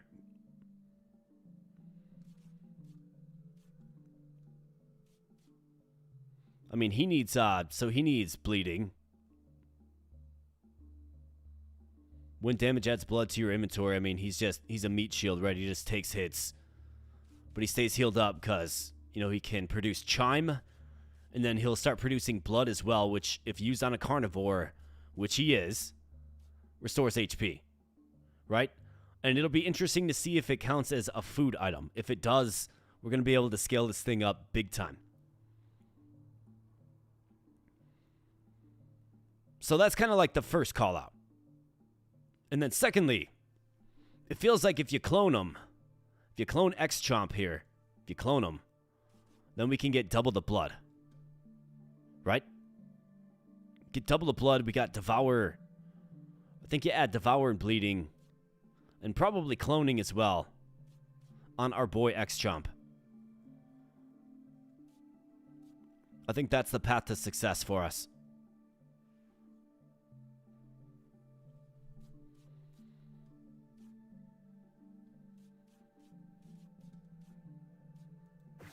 All right, Great Shell likes meats. I think I'll save the meat. I'm going to have to throw him. Well, I guess we have this chime.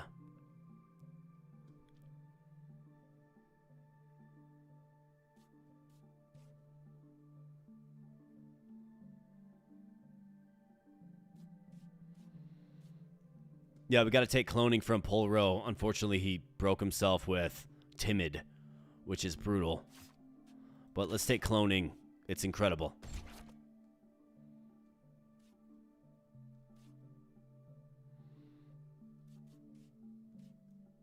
So we got to give that to you. Bam.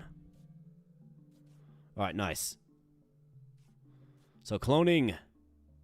Got a caterpillar that can clone itself with superior statistics, which is crazy.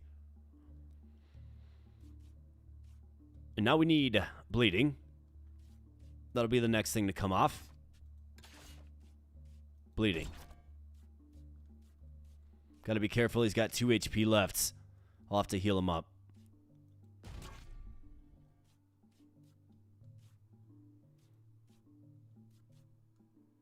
We should boost him up to 7. I do believe. Should. Yeah, it does. You bet it does. And then Devour.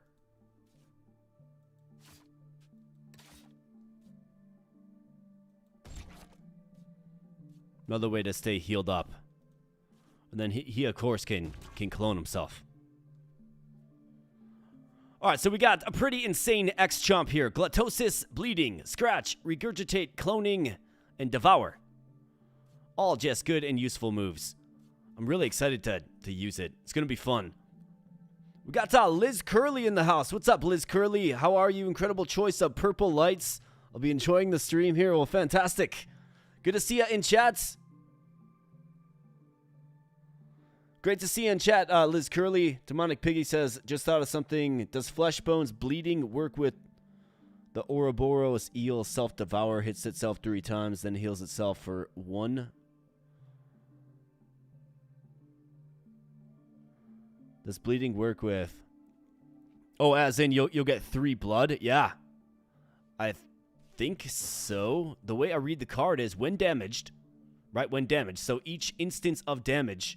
So if you get hit 3 times, that's 3 instances of damage. That should be 3 blood, right? It should be.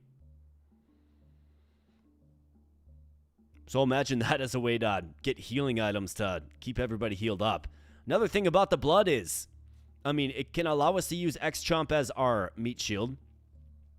But furthermore, the blood will heal up the ants, both worms, you know, our ant here. And then in Fleshbone, we have a bona fide, just sacrificial dog, blood dog, I suppose. So that is good. We're going to do the silver beetle route. We want the silver beetle. We definitely want it. And then we can get our blood grubs evolved into something even more terrifying, which is fantastic. So, I am going to, we're going to hop on into that, but before I do that, friends, I'm going to take a quick restroom break. Yeah, regeneration isn't bad either. I'm a huge fan of any skill that restores HP consistently. Absolutely. But I'm going to take a quick restroom break here, my friends. And while I'm gone, I'm going to be playing just a little bit of bumper music. You'll have to let me know if you enjoy this one. For sure.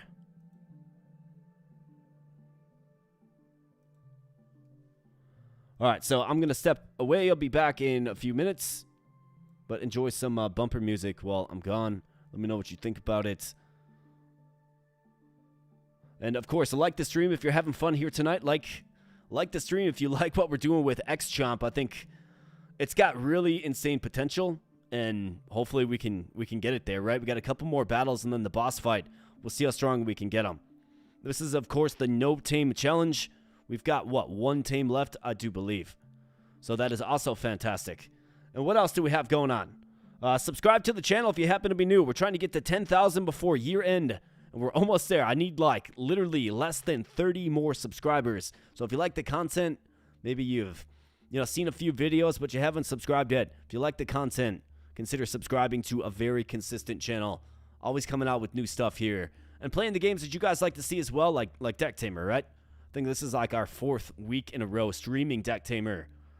So, if you like that, just consider subscribing. Help us reach our goal. So, thanks so much, friends. We're going to run to the bathroom quick and enjoy a little jam. Be right back.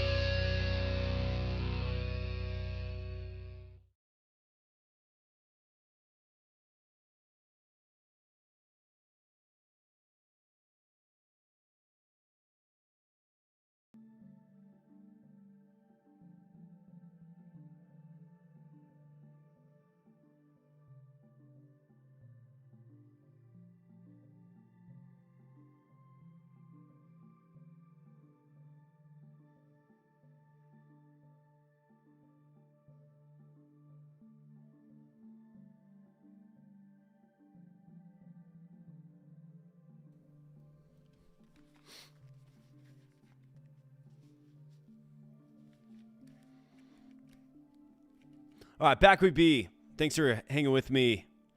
Sure hope you weren't sitting in silence for too long. Were you guys able to hear that song? I don't know. I couldn't hear it on my end, even though I got it set properly.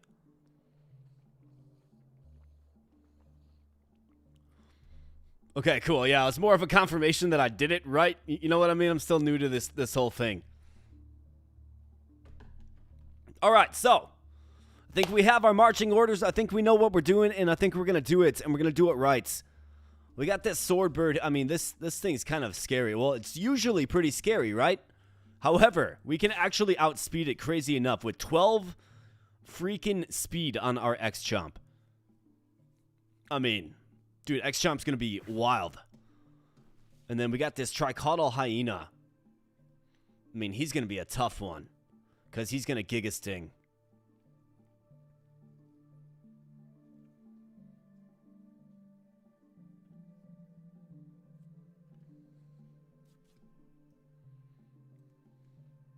Yeah, the Chompy Evo. Yeah, the Chompy doesn't have one, unfortunately. So that is something that I did clear up with the dev team. And you guys, you can get all kinds of illuminations, if you will. Just check out the Decktamer interview that I did a couple of days ago. It is on the channel. It's with the dev team. I did ask some questions. I asked them, do all 1-star creatures evolve, right? 1 danger level creature is like the X-Chomp here. And they said no. It's only the starting ones. The starting creatures like our Blood Grub here, and then the secondary creatures like the Amethyst Ant. Those are the only ones that evolve. Well, beyond the Sky Whale and the former human as well. So do keep that in mind. That is confirmed. All right, that's confirmed. So let's go. Gonna have our hands full here with the tricaudal hyena. In fact, okay, so he's gonna Needle Tail. This is actually good. However, I don't get my Caterpillar. Come on, my man. Give me X-Chomp, dude. What are we doing here? All right, I think you probably go Fleshbone and you sack him.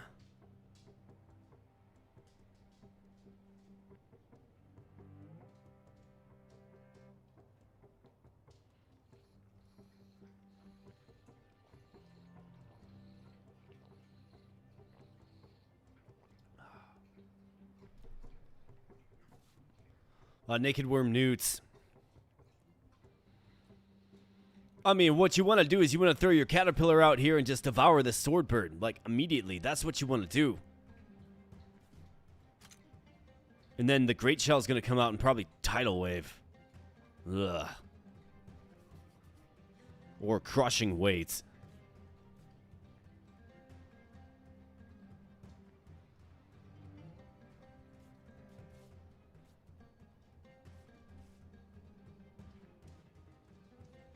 There is no former human. There is only simply Chief. 100%. No. We had one tame. So we went Caterpillar, right? We went Polro. And what else did we go with?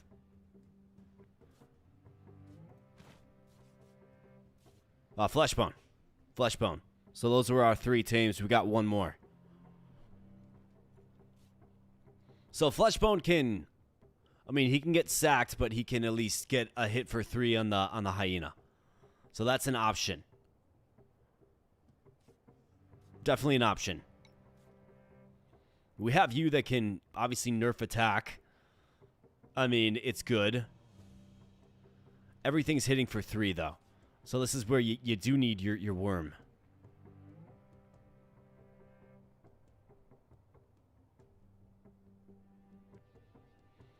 Should probably start working this guy down for a little bit of sleepy time. Although that's not going to work too well because the ant only has. Hey, we got Vinty in the house. What's up, Vinty? Good to see you, my man.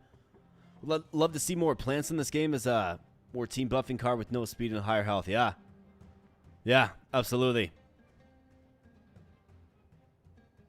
Like, there's that one early plant that you get that can, like, heal everybody. I mean, they definitely have some utility.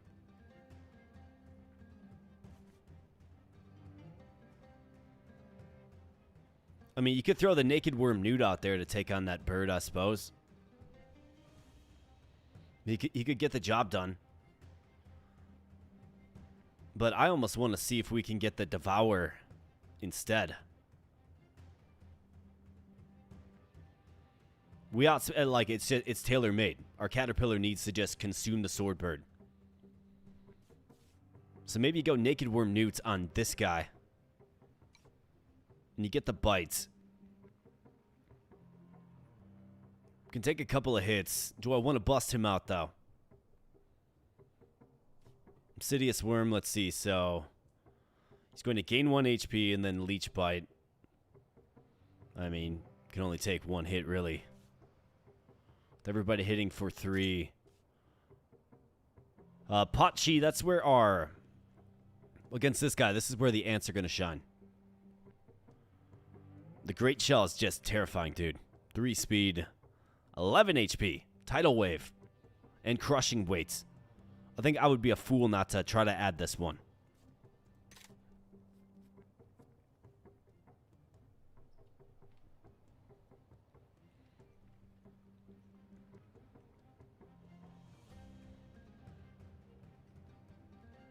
Yeah, Bloodthirsty's a good one too, isn't it? On kill, gain 2 strength.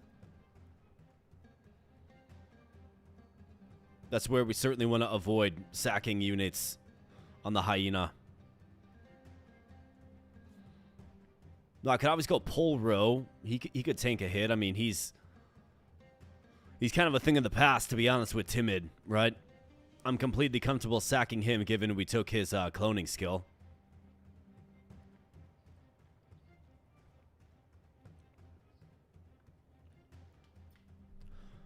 I mean, X-Chomp, like, he's got an attack that hits for 4 with Regurgitate. You got to feed him food first. But it does do 4, and then he's got Devour, which hits for 2. Now, if we got Bloodthirsty on him, imagine that. Just hangs out there, kills, kills, kills, gains. Gains, gains. Right? It almost seems like a really good idea, especially for Devour. Maybe you do go with Bloodthirsty here. And you throw it on X-Chomp. Maybe that's what you do. Honestly. It seems like a tailor-made one for us, for what we're trying to do here. Because then we can just devour, like, it's going to get incredibly strong. And then he can just keep devouring and adding max HP. Right? This thing's going to have, like, an insane amount of HP. You know what I mean? So maybe I do try to add the Tricaudal Hyena. And then he does have, of course, Giga Sting, which at least has utility.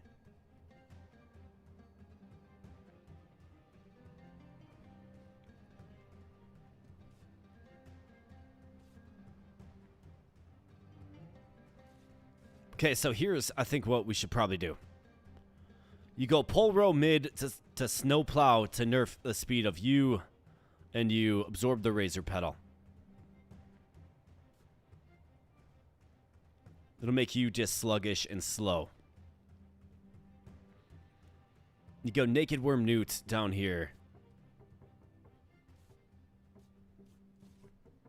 And then I think our worm has to take on the Sword Bird. Probably opt for the Leech Bite so we can cycle in Chompy to devour the soul. Hopefully we get Chompy next. Hopefully. So I think that's what I'm going to do.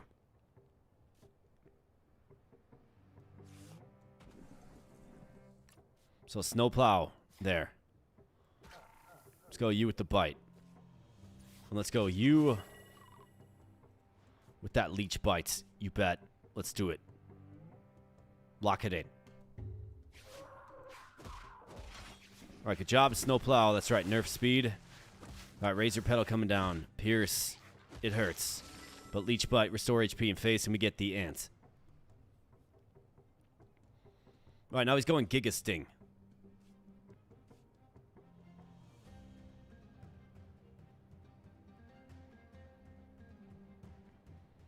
Could butt him for 2. We could... Probably have to cycle.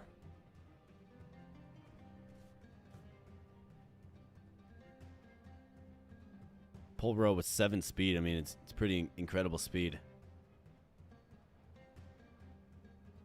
Hey, we got Mr. Vincent in the house. What's up, Christian? Good to see you, my man. It's going good. It's going great. Hope you're doing well. And we got Caitlin Byrne. What kind of dog do you have?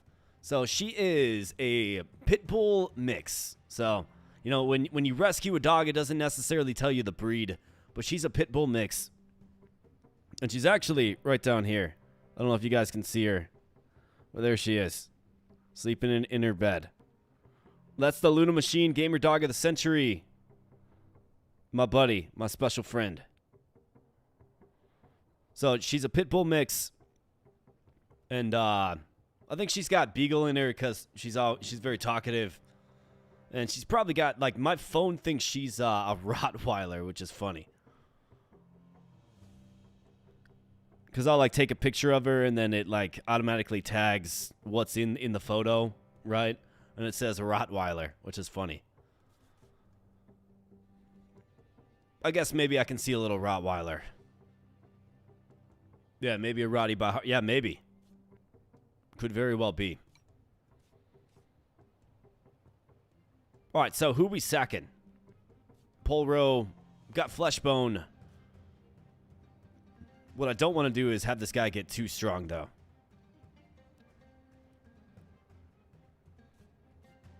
I guess Fleshbone can hit for 3. He can. Hey, Mr. Vincent becomes a member of the Abo Bro Army. Well, hey, my man. Thanks for joining up. Welcome. Welcome. That's awesome. Big ups to you, buddy. Big ups to you. And that, of course, does count toward our goal, friends. That does... Any donation, any membership, anything of a sort does count toward the goal. So that actually puts us up to 6 of 10. If you look at the top, it says 4 of 10. We're actually at 6, okay? So, if we get to 10 of 10, of course, I'll throw in a bonus 30 hammer curls. But that's going to get you 8. It's going to get you 8 after this battle. Welcome to the army, my man. Thanks for joining. And Merry Christmas to you as well, buddy. Absolutely. Thanks for joining. Enjoy all the cool emojis like the level up and face emoji like Vinty's showing there. You got Jones throwing the way of the fist right there with the Abo Bro. Absolutely, man. Welcome. Thanks for joining.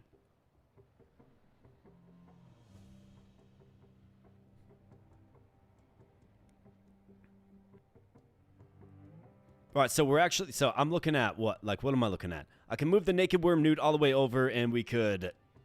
stymie the attack of the bird. But then we do take him out. I'm not really too crazy about... Well, I mean, what are you going to do?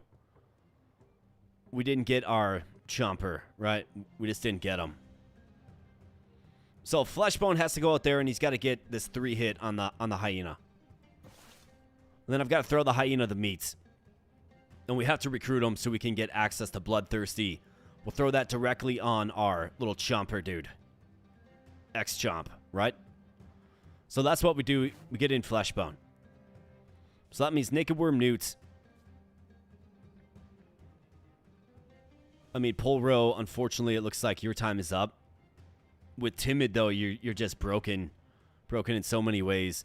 Naked Worm Newt can take the hit from the Swordbird. I don't want to lose Insidious Worm. So let's pull Insidious Worm.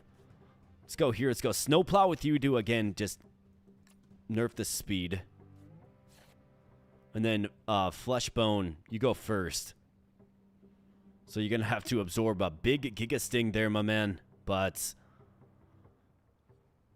we do want to call down our deck too, right? Like, the reason we didn't start with our little caterpillar dude is because we have too many cards in our deck.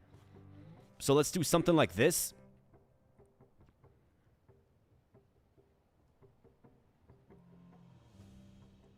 And, yeah, let's recruit a hyena. Let's go. Bam. All right, good hit. Giga Sting does really, really hurt, man. Really hurts. So I get that speed nerfed. All right, good job. Swordbird goes down, and Great Shell comes out with crushing. Wait, we do get X-Chomp. Okay, here we go. So, meat for you. Yes, get it?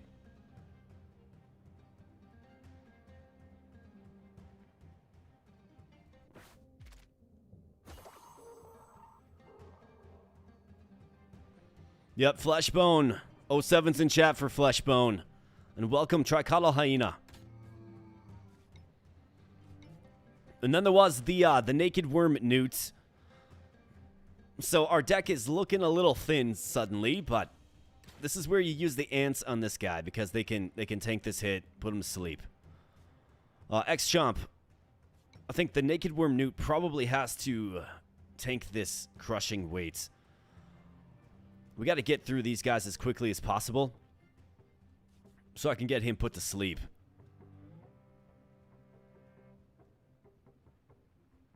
Well, the question becomes, do we try to clone? I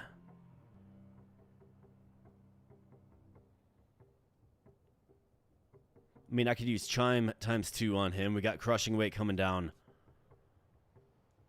We definitely get an ant in there, and we try to... We just chip away at him, right? We trank bite him. That'll put him to sleep. X-Chomp with 1 Regurgitate could take this guy out, which does give us another vector of attack for the Great Shell. So maybe that's... either that or we use Devour twice. We way outspeed him, right? So we use... because he's going to heal up from this. He's also got cloning. So let's do this. Let's get you out there. And let's go with Morgotha. Let's go with Trank Bite.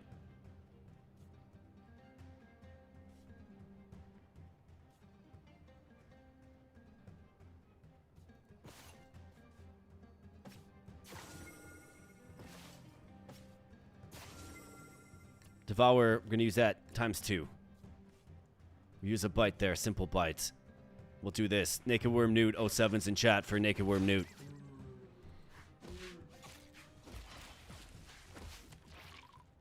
Right, bleeding, nice. So we get the blood, we can actually test this out. Don't use Tidal Wave. Alright, nice, Crushing Weight, okay. We can deal with that.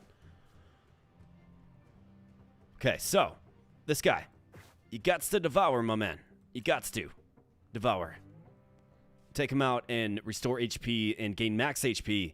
In face, of course. You get the Trank Bite. Yes. And then it's like, what do we do now? We do have an ant here that's... I mean, X-Chomp's got to be the guy that takes on the Great Shell.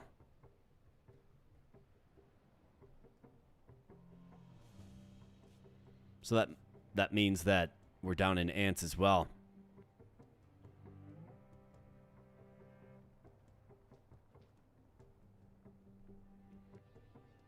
Not ideal, but it's what has to be done, I think. I mean, we can sack him to get the Trank Bite and then put this guy to sleep.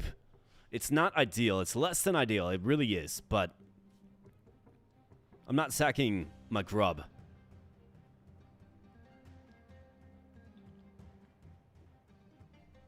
Putting in the name Yuki in queue for my cat. All right. Absolutely. Yeah, I mean, let's see if it works. Let's see if it works on X-Chomp.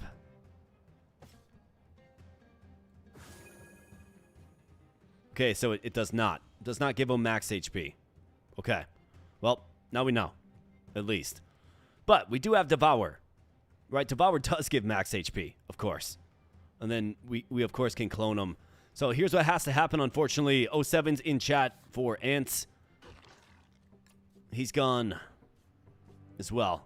Not forgotten, but certainly gone. But he gets a very important Trank Bite. And the rest of the way, we're looking good. All right, nice. Put to sleep. All right, good job, X-Chomp. Very important Trank Bite there. Oh, no, never mind. He is immune to Torpidity. But of course. All right, so now he's going Tidal Wave. That is 3 all lanes. This guy's sleeping on the job. Okay. Well, we can withstand a Tidal Wave.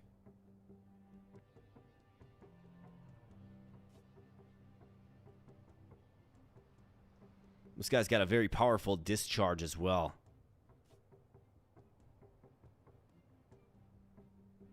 Alright, so Tidal Wave's going to hit for 3.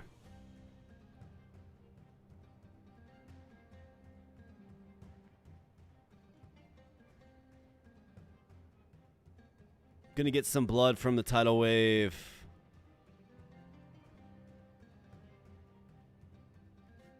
Morgotha gets taken out.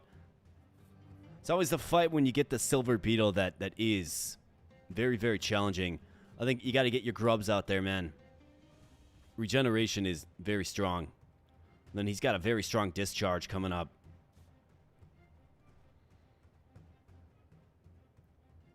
So I think what you do here is you probably go clone. Probably clone him.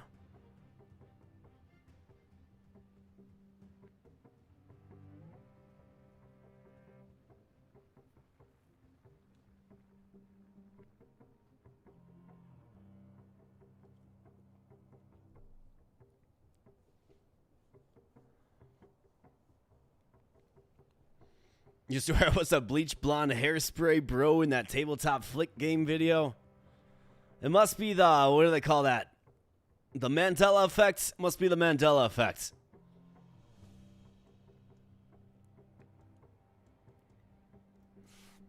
Alright, well, he's gonna... So I think what we do is we pull you. We go with our grubs. Just gotta keep biting this guy down. Either that or we do something like this. Get 2 bites on him.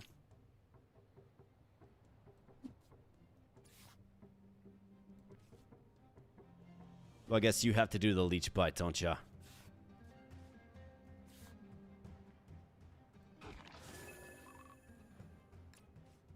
Just gotta restore that HP, man.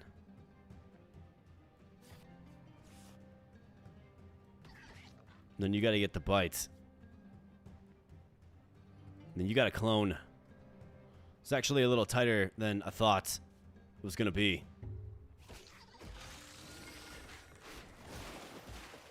Tidal Wave just hurts so bad, man. Alright, 4 HP. Prepares a clone. Leaves a copy behind.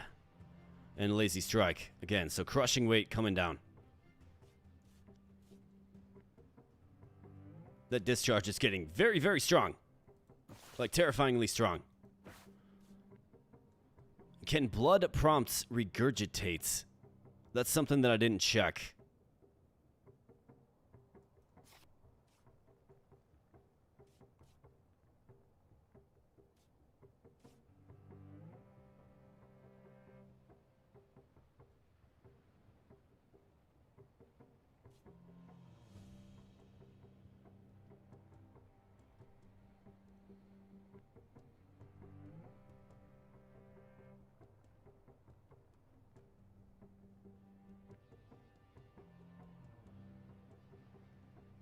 If it does, we can take out the Great Shell.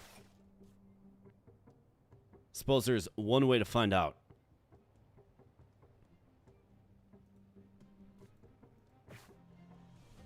Might as well get X-Chomp back out there, actually, if...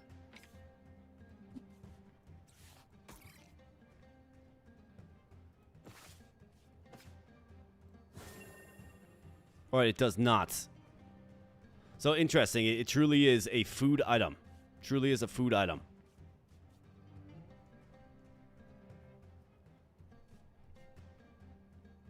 Okay, well. Gonna have to just kind of keep going on the fly here then, I suppose.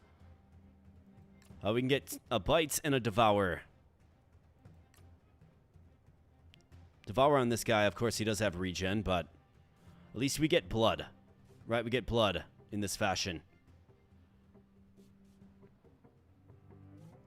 So this is what we gotta do. Great Shell's going down.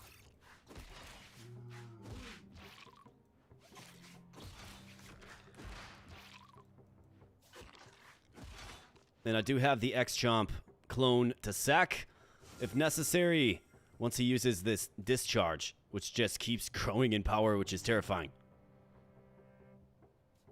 Okay, so. You certainly have to use Devour. You're our ace. Use Devour. and just devour the Great Shell. I feel like you should gain a lot more HP than just 2 for that. That's quite the feat. Then let's see. For you, do we use both units of blood on him, or do we...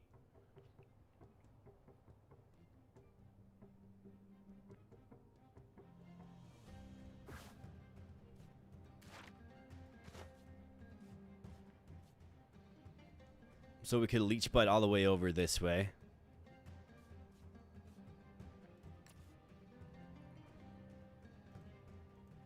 I think we do need to use both units of blood on you so you survive. Because we're going to need him to stay alive for when this guy uses discharge, which is going to happen, right? It's going to happen soon. So we need him to stay alive for that event. So devour, leech bites. Let's go with that. All right, way to devour, way to stay alive, way to continue to bleed, and very, very good job, X-Chomp. Bam. All right, so now he's using it. 11 damage. That's a crazy hit. It really is. Crazy hit. Devour is 2. 4. Then here's our ace in the hole with another Devour. It's going to work well. 07's in chat for the clone.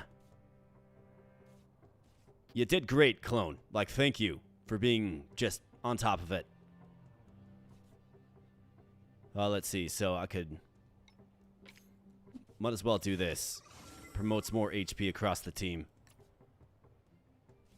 So 2, 4, 6. Otherwise it's 2, 3, 5. The math is mathin'. Let's go. Got one more unit of blood. Not bad at all. And bam. Way to go, X-Chomp. My man. All right, Tricotyl Hyena is ours. So let's see.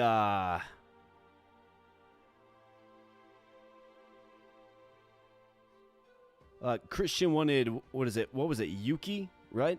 Yeah, Yuki. Okay. We're going to name that Tricotyl Hyena Yuki. And let's go ahead and get this Silver Beetle.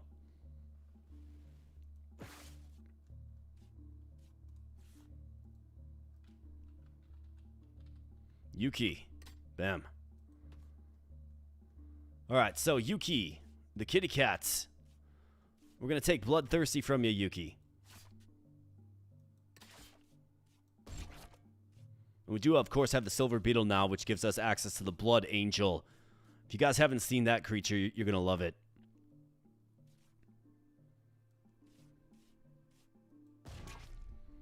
Alright, so we got a Bloodthirsty Caterpillar now.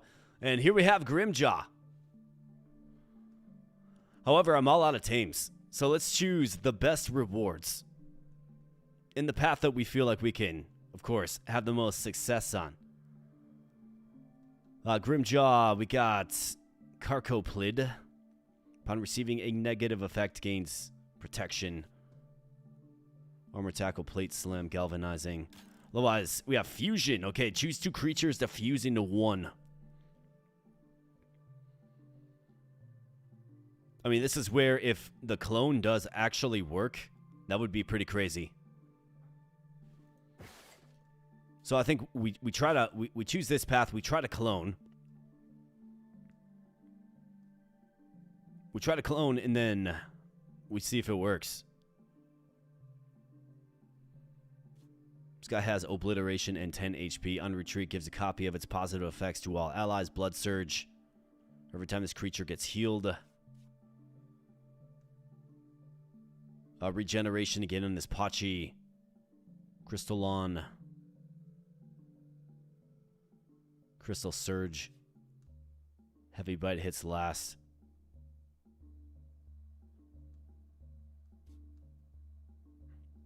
Bold Grab is a pretty intimidating move. Let's go ahead and do this. Let's go.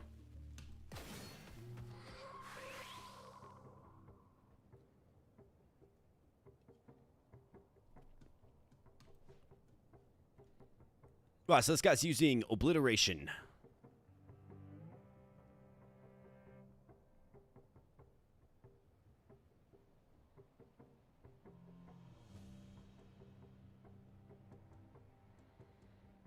Now, let's see. So, what are the opportunities? Yuki is quite hurt. I mean, it wouldn't be the worst to go in and simply obliterate the meat grazer.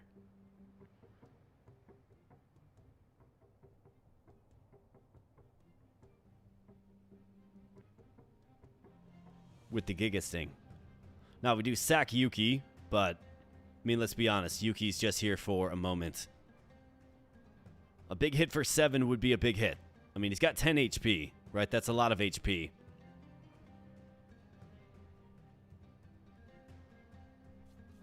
This guy's not really too threatening or intimidating.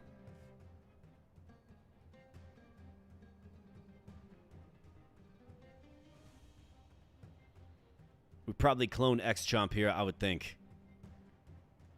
Do what must be done.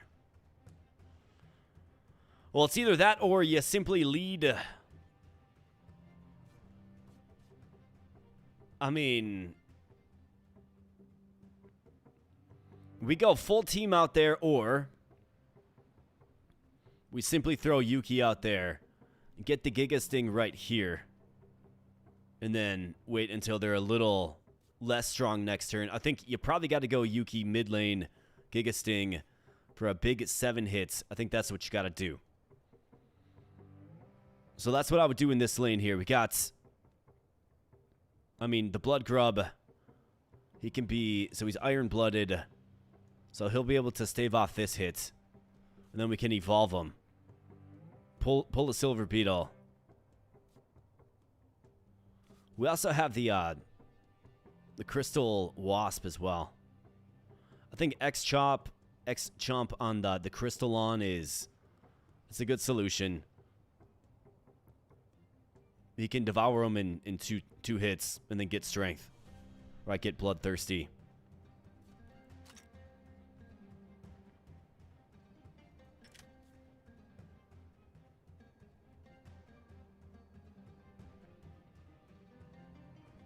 So Yuki, 07's in chat for Yuki. Just here, very temporary. For you, Grubby Jones. Yes, we'll go.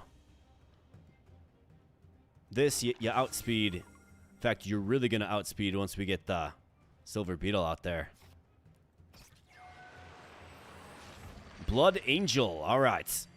So Leech King, when a team member deals damage, it regains 1 HP. That is across the entire team. Death Sting for 6, not to mention 10 speed. Predatory Strike targets the enemy with the lowest health. I mean, what a unit, and we have 2 of these guys. I mean, when you deal damage, you regain 1 HP in face. Absolutely phenomenal. And then X-Chomp. I think it goes really well with X-Chomp, actually. So let's devour ×2. Get a little bloodthirsty. And then, of course, we can clone him. Let's do that. Let's go.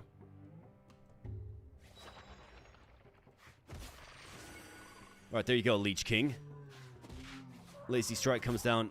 Not a big deal at all. Yuki, see you later. Body Slam into the bleeding X-Chomp. Wow, so what's this guy going to do? He's going to use Obliteration. We got Crystal Surge, doubles the positive effects of its team. Yeah, I don't think so, pal. Wow, so you have to probably shift over and do Death Sting right here to take out this guy. I think you got to get out there, Insidious Worm. Yeah, that's the only option. Devour him to take him out. You go here. Heal up in face, and then he's going to hit you for 2. Could leech back 1. Don't really need it with the Leech King abilities out there. So this is good. Outspeed, outspeed, outspeed.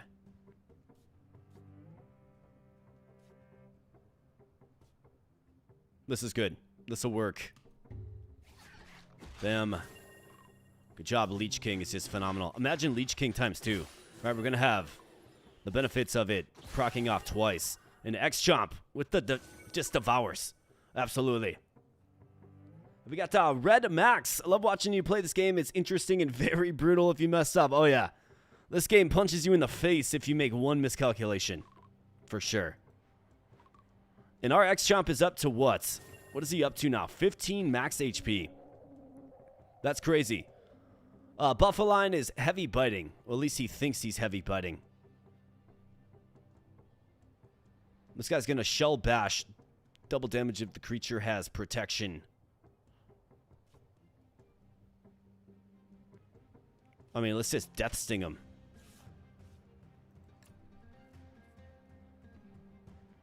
Hits for 6, man.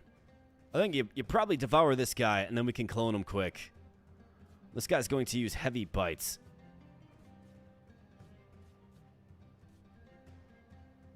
Well, I guess you can death sting this guy, too. Disappears after... Okay, so... He's going to have 2 sturdy. So that means this will do 4.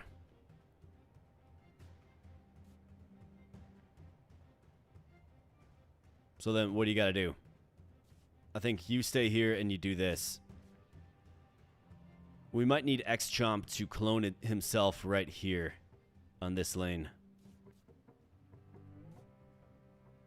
We could always give a unit of blood to the worm. Well, I guess he does outspeed, so we can leech bites.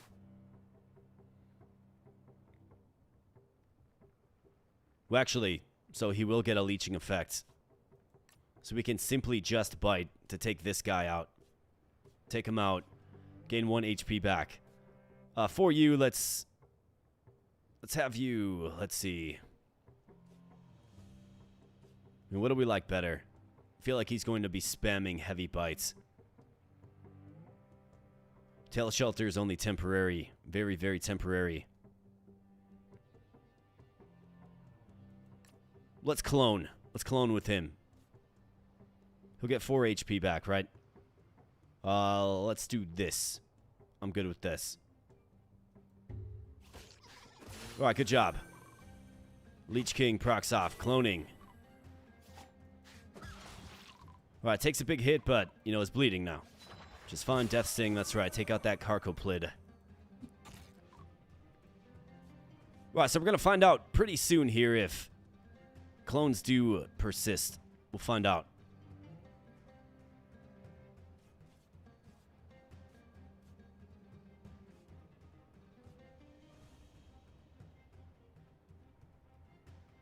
Okay, so ideally, let's see. I think you pull the Insidious Worm. You probably go Predatory Strike.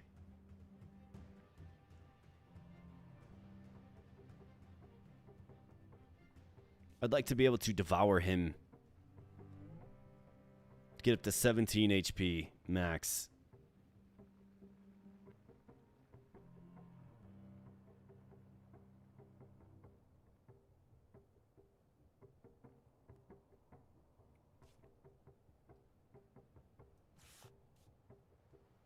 I mean, Body Slam is 3. It hurts, certainly.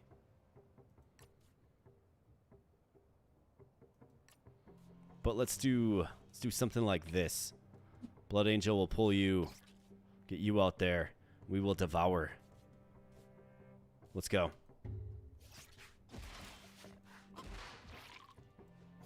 It's all right. We're bleeding.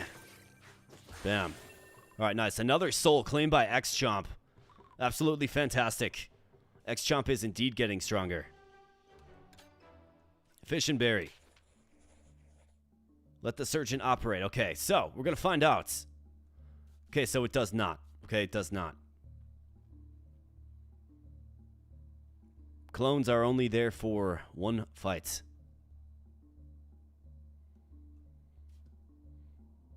So if you merge X-Chomp with the Insidious Worm, it's going to create an amalgamate.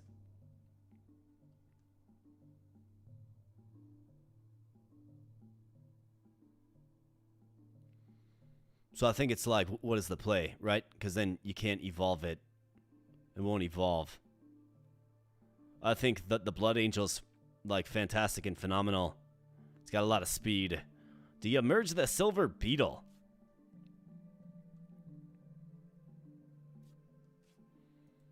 Or do we simply just let this go? I mean, merging the Silver Beetle and like the ant.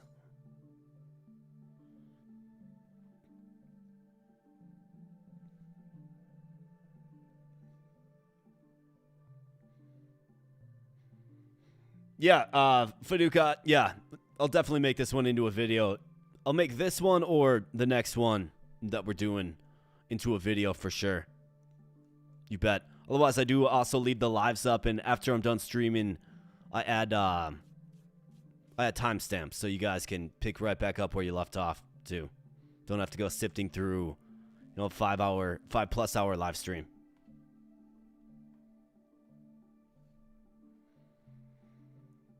So if we merge like the ants and the beetle, so what happens is it will merge the skill sets together completely, okay? So the skills that they have will simply be smashed together, okay?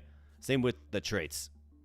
And then it's going to take the highest of each stat. So you got 1 speed, he's got 6, so the creature will have 6. And you got 3 HP, you got 1, so the creature will have 3 HP. So it's actually a pretty low impact. It is. And it does. I mean, that's one creature that we cannot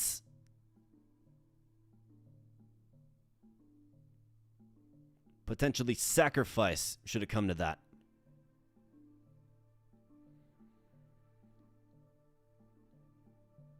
Not that you would really sacrifice the Silver Beetle, but I'm more talking the freedom and ability to sacrifice the ants if necessary.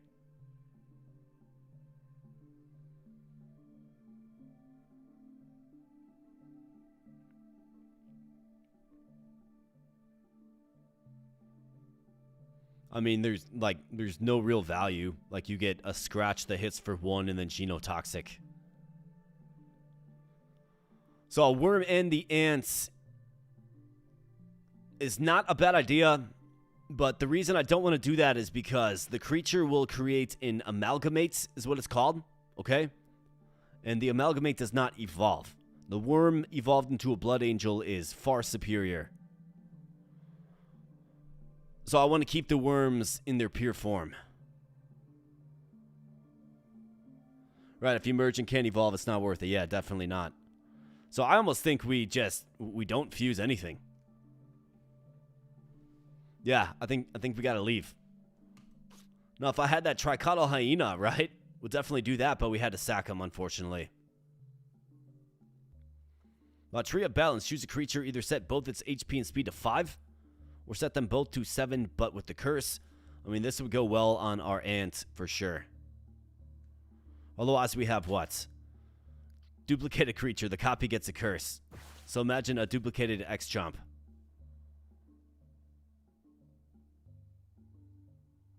I mean, it's a duplication, so it'll keep the same stats and skill sets. I think this is obviously the lane that you take. What are we up against? Needlefang. Karar Bite. Paralytic Agent. Cuckoo. Nocturnal Demon hits for 10. Can only be used while asleep. And he's got Rest. Fall asleep to regain 6 HP. Masked Howler, Resentful, Blind Rage, hits for 7. Inflicts 2 weakness to itself. Then Berserk, Sharp Claw, all out attack. Disables its own talents for the rest of battle, but it's berserked.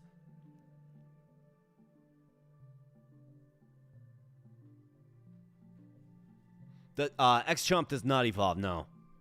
But we do have 2 Blood Angels that do.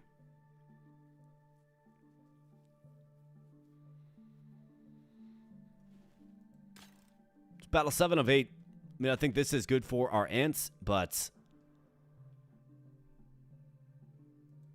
I mean, being able to duplicate our Caterpillar that has 17 HP is insane. So let's do this. It's also got clone as well, so we can clone it twice, right? Think about it. Let's go.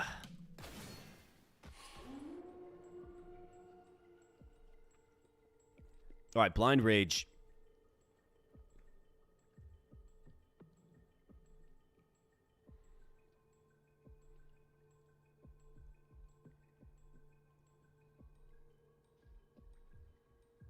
Let's see. So concussion, the target and itself fall asleep.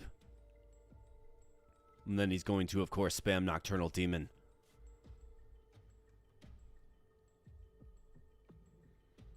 Another X-Chomp, 2 tanks, 2 copies to sack. Yep, exactly. 100% right.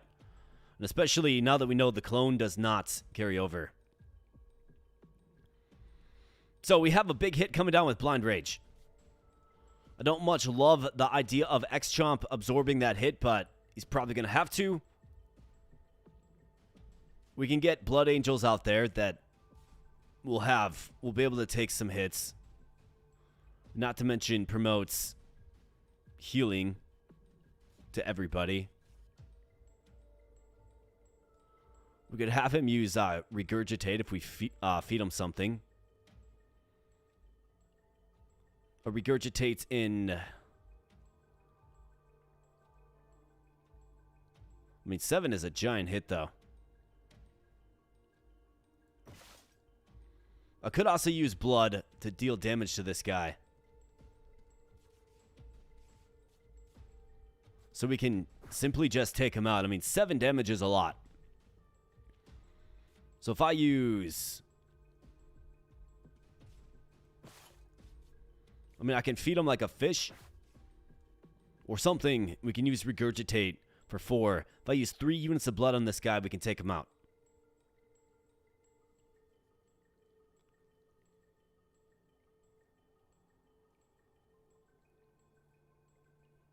Yeah, cloning is not permanent, unfortunately. Yeah, 7 speed, 7 damage is crazy, but we got a way around this. We do. Another thing we can do is the Blood Angel has an attack that hits for 6 damage. So that's another option. Give him a unit of blood. I mean, maybe we sprinkle this blood around. I think you probably go with 2 Blood Angels. And then the X-Chomp. I think that's how we lead it. We'll figure out the assembly after.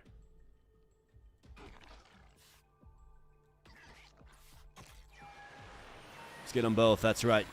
Blood Angels. Fantastic. Let's pull the Silver Beetle. And then we'll get X-Chomp in there. Well, let's figure this out, though. So, Death Sting, I mean, we outspeed him, which is great. So we can go Death Sting. Can use a unit of blood on you. Now you get taken out, right? Death Sting will simply just eliminate this guy as well, which is crazy. And then X-Chomp, he's going to get put to sleep, or at least this guy thinks he's going to put me to sleep.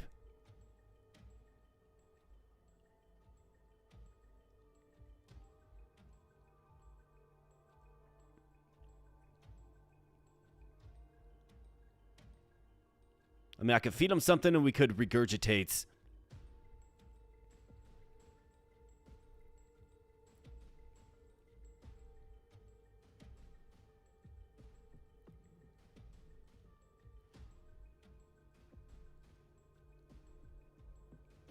And then I could use, what? 3 units of blood on him? I mean, that's an option too. Who do we have coming next? This guy. Who's Berserk.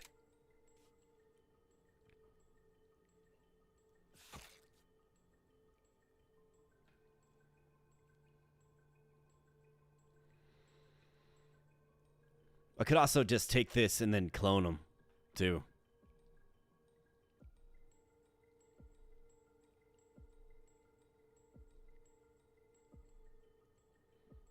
He'll heal up nice and good. Let's clone him. That's right, get wrecked, man. Got double Leech King. Right, we've been concussed, but we're bleeding. Got all kinds of problems here, right? Concussed and bleeding. And in comes the copy. Copy is just simply a meat shield, which is fantastic. Nocturnal Demon, as you thought. Hitting for 10. An insane hit. Really is. This guy's going to use a Sharp Claw. Deals and takes double damage. Well, I mean, if you take double damage, then just get wrecked, bro.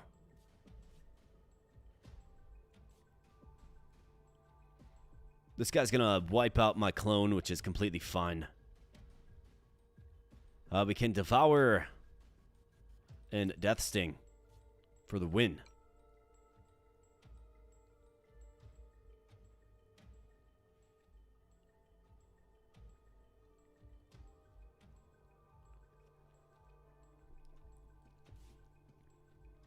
Yeah, that is a good point. There certainly is an opportunity to food up before we duplicate. That is true.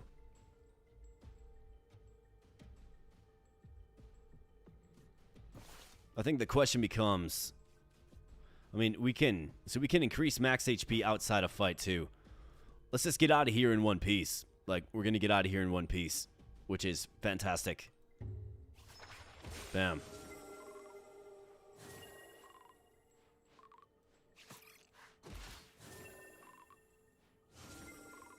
How about that?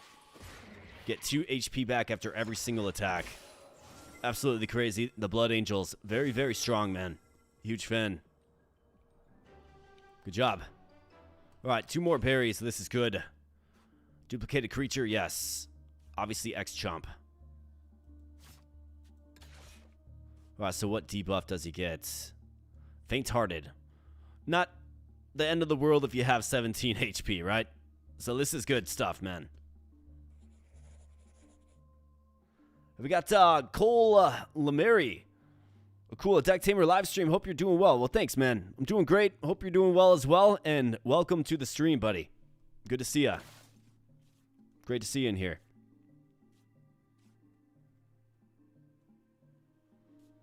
All right, so the question becomes, how much food do I want to give these X-Chomps? I mean, we got blood to top up the HP bar and damage the enemy. We're going to keep getting blood.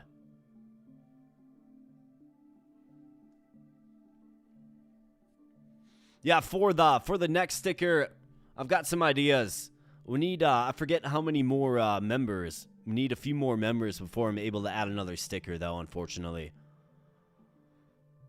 But I was thinking of probably, I mean, I've done, the past few we've done, like, one-liners from the channel. So I was thinking about doing maybe another image that you guys can spam chat with. Those X-Chomps look like the caterpillar from Alice in Wonderland. Yeah, it actually really does. The only thing it's missing is, wasn't that caterpillar like smoking a pipe or something? Pretty sure it was.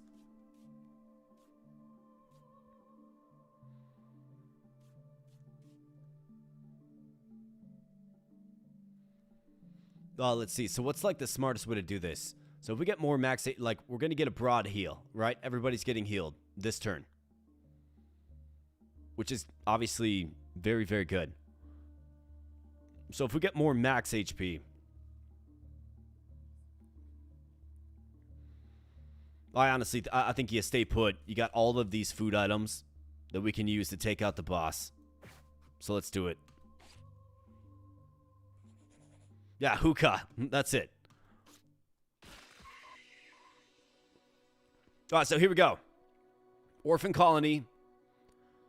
Steal the target's armor right before striking. Hits for 3. We got the Son of the Abyss, who's just going to Chuck Norris, right? The kick. And then we got Helpless Jaws, hits 4 times at 1 damage. Okay. All right, so I think, well, I mean, we got a few different options here, I suppose.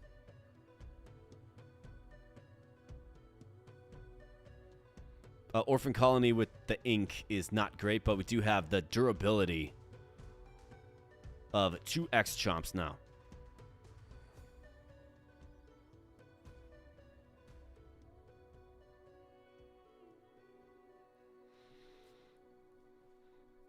Yeah, maybe doing the clone first is a good idea.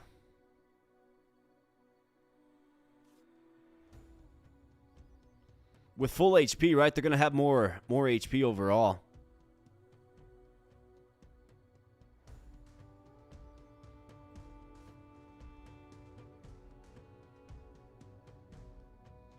Yeah, this guy's got 21 HP. Yep. Makes our caterpillar blush a little bit. So I think we send in the clones. Let's send in the clones and let's send out Grubby Jones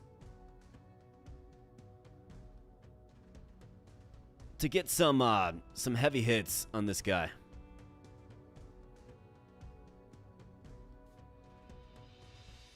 We got blood, we got food, we can keep him healthy. So let's go with you here. Silver Beetle, get out there and evolve Mr. Jones. Let's pull you. Let's go X-Chomp. Let's get them both out there.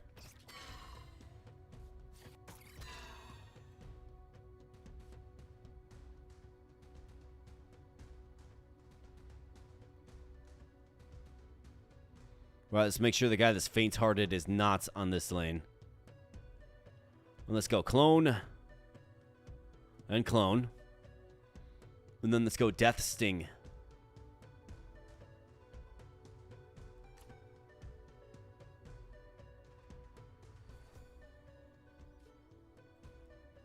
Yes. Bam. All right, big hit. Good Leech King. All right, Chuck Norris. Clone up in face. That's right. Oh, nice. So this is going to proc out blood 4 times. You love to see that. Absolutely fantastic.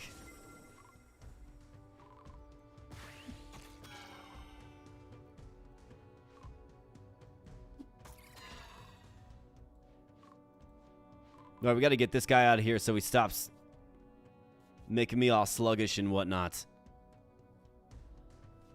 Looks like we do get the initiative here, so let's go ahead and let's give you some blood. That's fine. You're not fast enough anyways, pal. 6 HP. Gonna hit him for 6. Fantastic.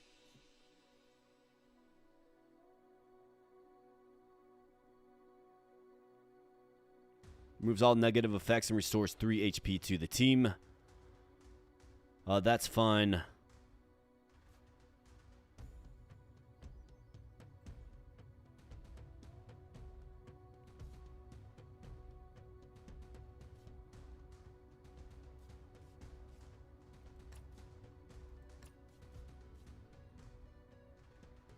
This is what we got to do, and then Blood Angel, once you're taken out, Blood Angel can use Predatory Strike to attack from different vectors or Death Sting.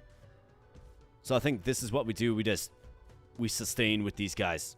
They're able to heal up, and we got plenty of ways to heal them up. So hits all lanes twice for 2. This guy's gonna go down. You'll heal up to 4. Okay, not bad. Bam. Alright, good job. Abyssal Growth. Devour. Leech King. More blood. More blood. Leech King again. Alright, so what are you going to do now? Alright, we got the Great Shell Krill. Overwhelm. At the end of each turn, gains 1 strength. Mount increases each turn. This hits for 4. Probably looking at a food item to get you propped back up to the point where you can take a hit. The end of each turn gains 1 strength. Amount increases each turn. Use all the blood on the boss and just kill him. Yeah. I mean, probably. I think the more pertinent thing to do is get this guy taken out before he gets this hypergrowth thing going on. So if I hit him for 6... Got a lot of blood here, folks. But if we hit him for 6, he'll have 8 remaining. Do I use 8 units of blood on him? 4, 5, 6, 7, 8. We still have 4 left over. It does help me just get rid of this guy.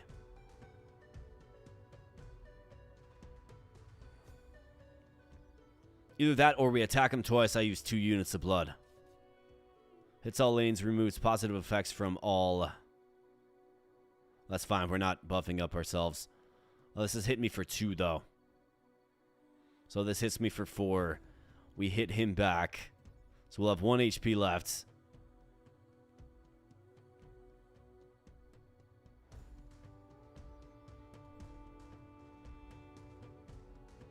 Well, that equates to 6.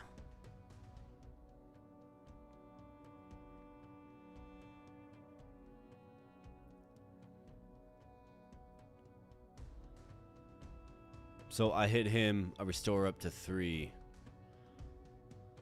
If I get my health up to 4, it'll bring us up to 5. Then we take a hit for 4, and then this guy attacks.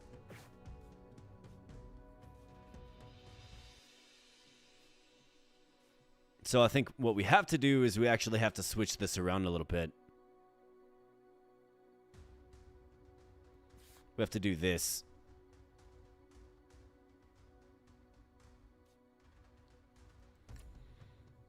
So you got to use Devour here. Devour him. A Death Sting right here. Hits all lanes, removes positive effects from all targets. You will heal up 1. You're going to take 2, which is just fine. You Devour.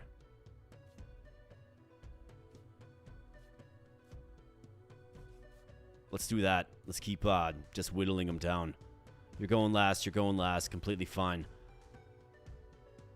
You go first. Let's do it. Bam. Alright, Leech King does his thing.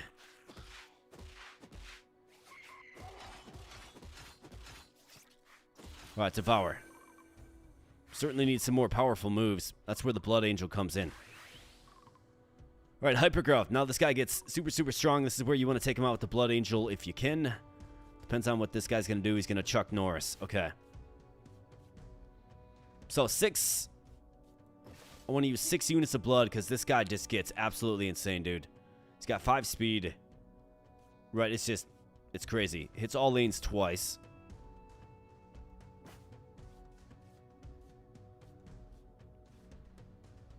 So I'm going to have to heal him up too. So hits all lanes twice. So it's going to do 2 damage on him. He can, with the Death Sting. So let's get this guy down to 6 HP.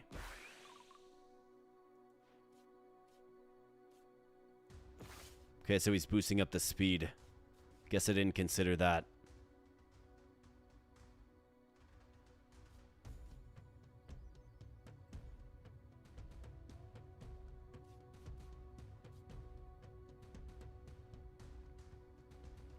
He's going to hit all lanes, deal 1 damage to itself.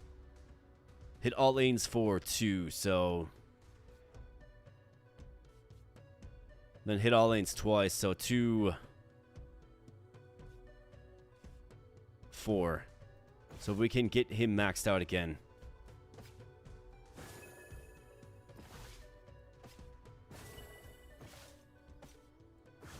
So let's do this. With Death Sting, he'll get that last bit of HP that he needs. But we got to get this Great Shell Krill out of here.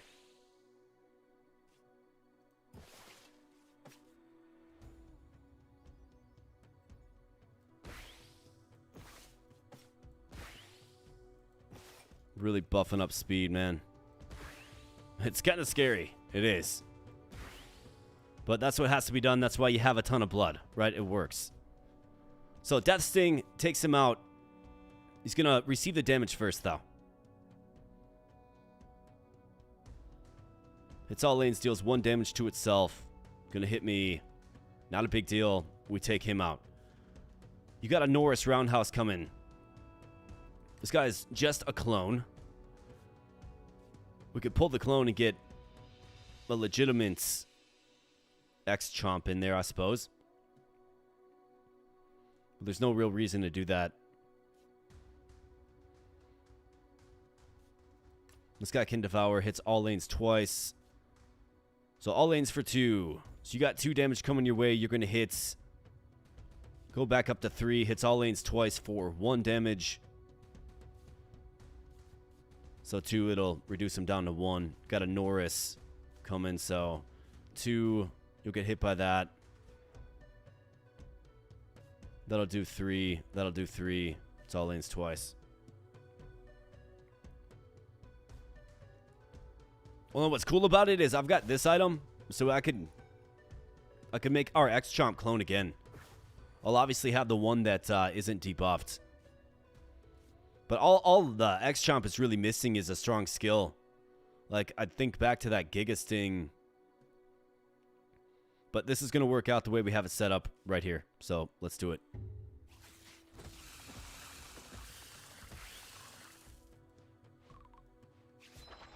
Bam. Get wrecked. Great Shell Krill. Sick of you. Devour, yes. Alright, big kick there. That's okay. That's just a clone. This guy up to his normal tricks again. The Elder Tongue Biter.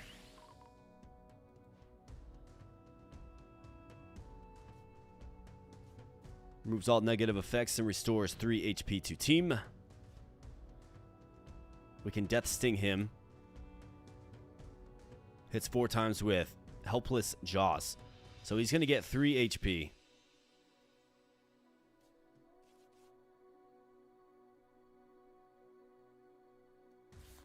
Which is fine. I think let's throw this guy back out there.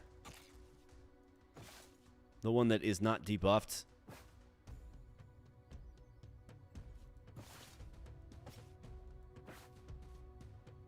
Let's clone him again. Let's devour.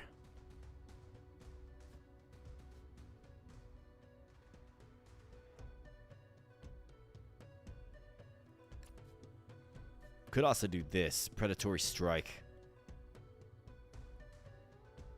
So 3 is going to boost him up to 6. This does 4. Then 2. Answer's yes. Oh, never mind. He just took him out. Well, I suppose, yeah, he went first. Duh. Well, that's completely fine. Hits all lanes, removes positive effects from all targets. So you hit all lanes. You think so, huh?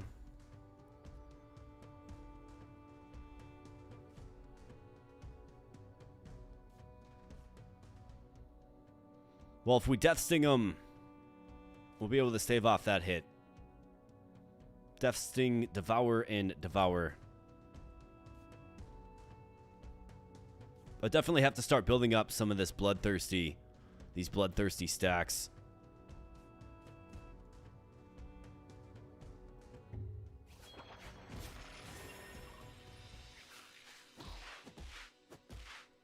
All right, boys, Devour. Boom.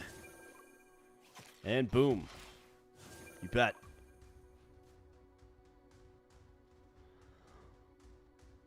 What's awesome about these guys is they have the staying power, man. They just have the staying power. And if you lose them, it's not a big deal at all. It really isn't.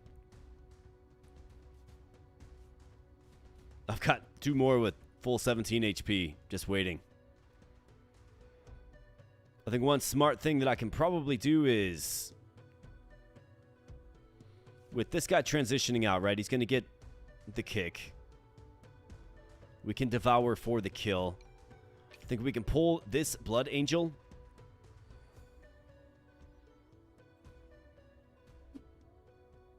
Let's pull that Blood Angel. And let's get this Insidious Worm out there so we can angle to evolve it.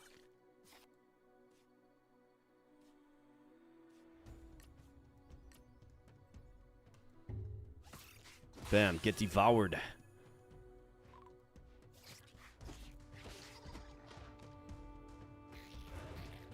Right, so now we got the Abominable Sun. Protective Instinct gives protection to adjacent allies. It's got 7 speed. At the end of the turn, deals 2 damage to the opposing enemy. Deals 4 extra damage for every time an ally dies. Okay, so this is definitely where you need... We need our Death Angel really doing some work for us. But this guy's buffed up, of course. Or our Blood Angel. Death Angel, Blood Angel.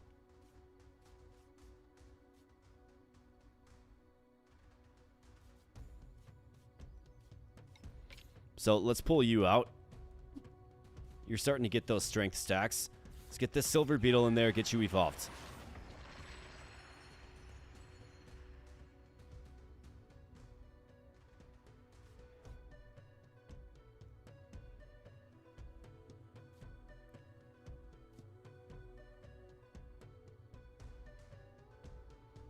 So our Silver Beetle is going to fall, but that's okay because we got both of our key units evolved. The Ant's probably not going to evolve, but what do you do?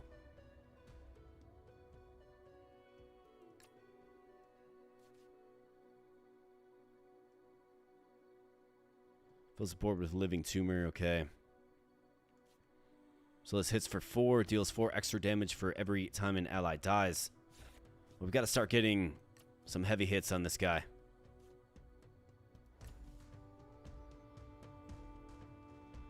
Then we need to continuously devour.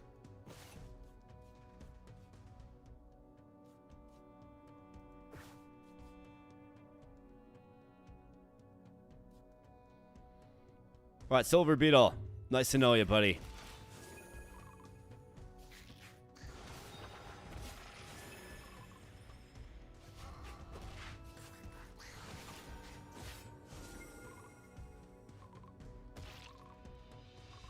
Alright, nice. We're still getting blood. Silver Beetle falls. Alright, this guy has protection. Enemy with the lowest health.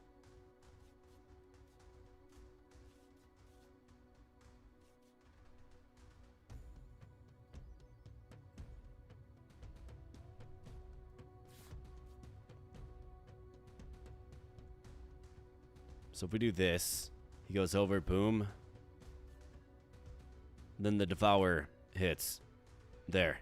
We've got to just start building this Devour stack, right? So we can do a ton of damage to the bosses that are coming. This guy's going to scratch. Who do we kind of send in the middle to tank this?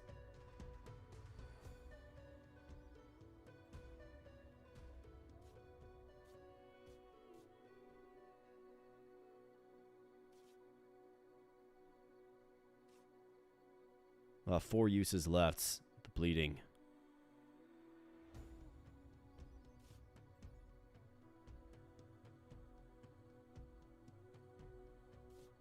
Well, it's going to do... If we take out this guy, it's going to do 8. But he'll go first. So we'll hit him. Do Predatory Strike. I guess it'll take him out. We won't be devouring anything.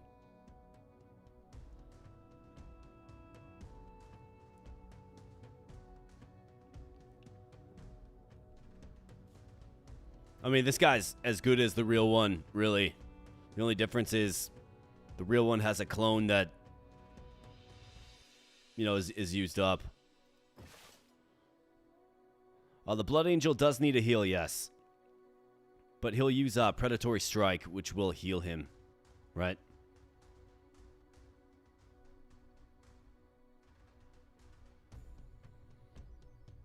But here's also, so I think...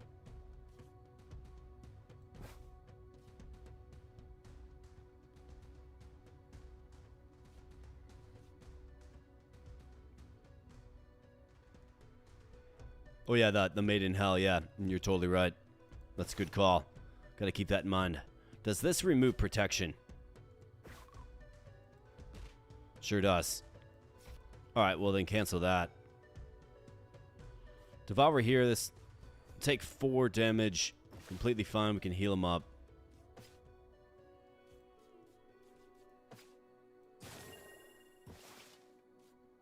He outspeeds him, so he'll get healed the rest of the way. Not bad.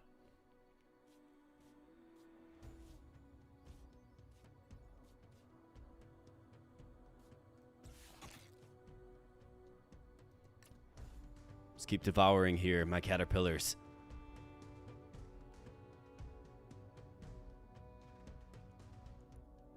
Devour there. This guy goes down next turn.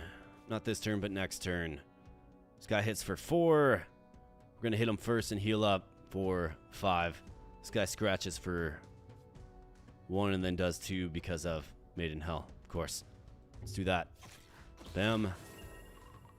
Alright, good job. Scratch coming down. Death Sting.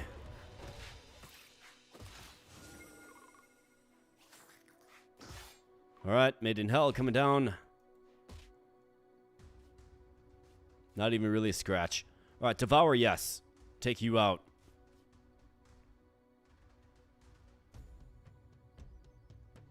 So that guy will go down. Could do Predatory Strike here, but reduces him down to 3.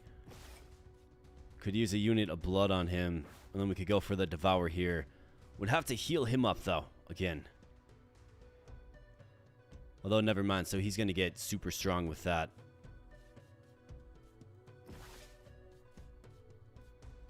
So we're not having a skill like Protection does work against you for sure. Because he's going to be hitting for 8.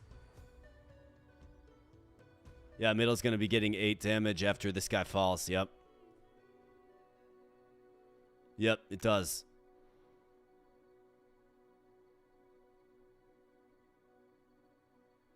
So maybe it's best to keep him alive.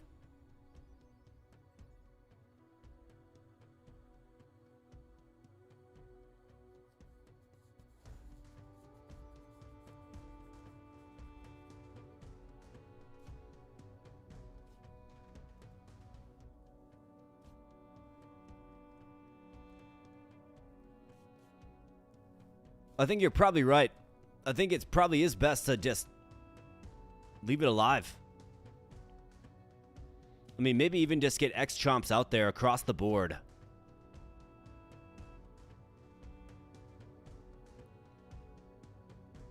mean, this guy's got 4 more blood in him.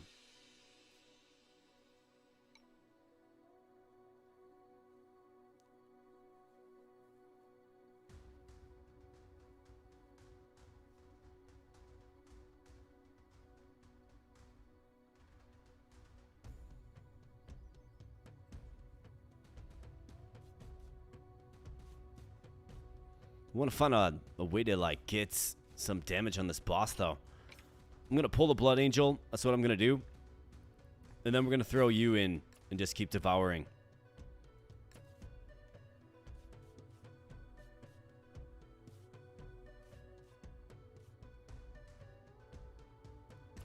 Have you do nothing.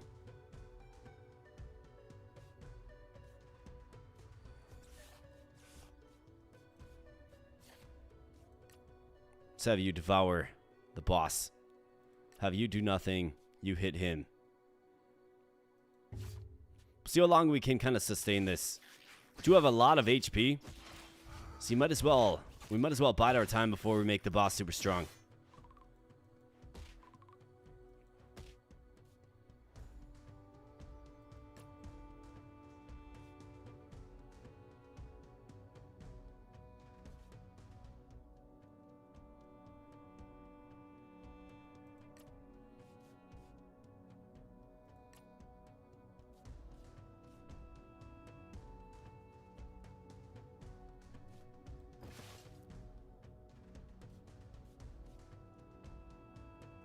And I've got good consumables left. Let's stick with this for now. The key is going to be to get this guy with as many stacks of strength as possible. That's going to be the key.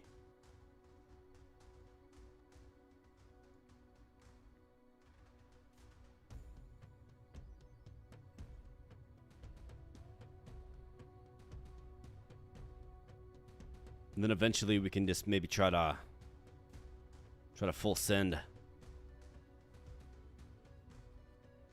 Yeah, it's chipping away for sure, man. We've got 3 damage coming our way each turn.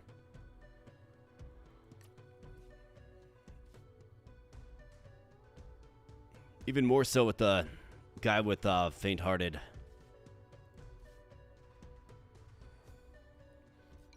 But the problem is we're not doing enough damage. So that's where it's like we need this guy to devour, right? We need him to get this one down and this one down. Then he's going to be hitting for a lot more. He's going to be hitting for 8. 8 gets this job done a lot faster.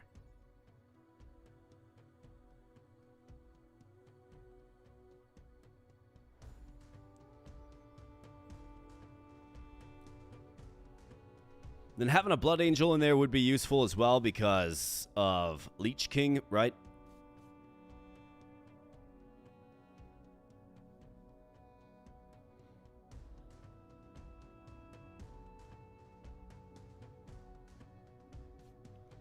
We could also just sack the ants when he's super strong.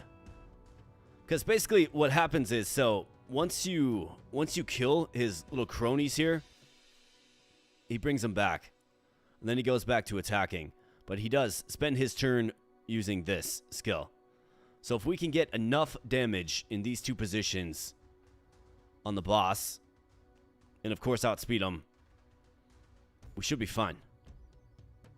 In fact, I think what will end up happening is... So he's going to do this for 4, right? Let me think about this for a moment. So if we do this, he'll be hitting for 6. We do this, he'll be hitting for 8. This guy's got 8. If we have a Blood Angel in the mid, just pounding on him with hits for 6.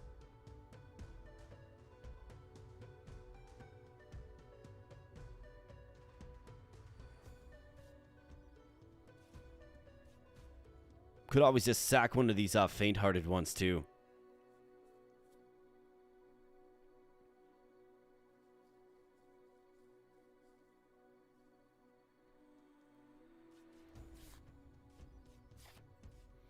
Yeah, I do think killing this one first is good because it's after he goes, right? But I think we have to start taking action. I can't just keep whittling him down by 4.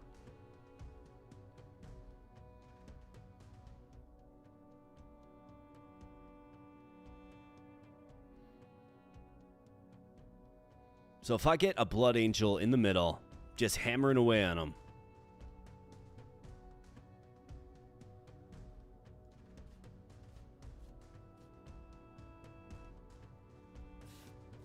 I think we can do this. Have this guy not take a turn. This guy's faint-hearted. If I get a Blood Angel in the middle, just hammering away on him for Death Sting 6. I mean, that's 6. 12.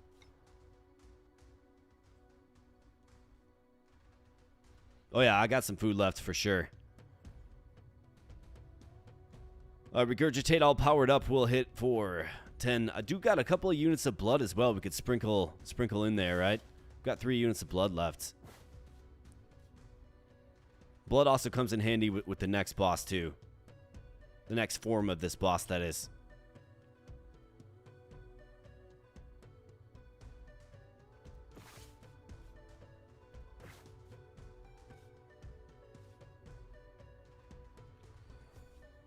So let me do this.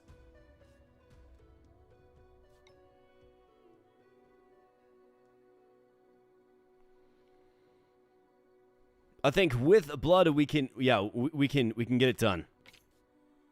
With blood we should be able to get it done.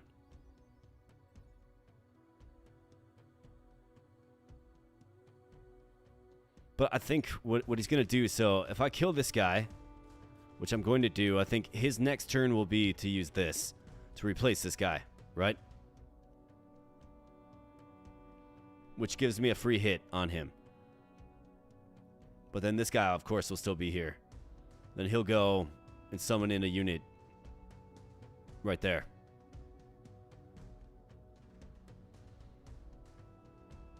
The ones that are not a clone do not have the... Well, the ones that are clones do not have the cloning skill. So these two are legit ones. This one is a clone.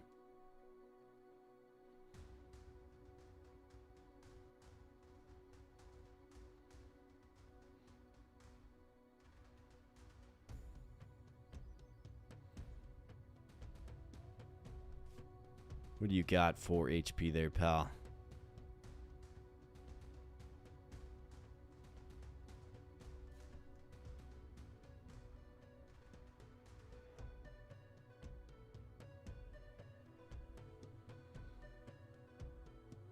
Max on 2 chompers that go first.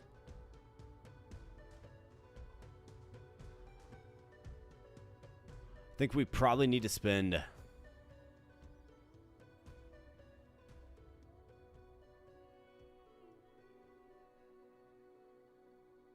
So he's gonna, like, so he'll do 4.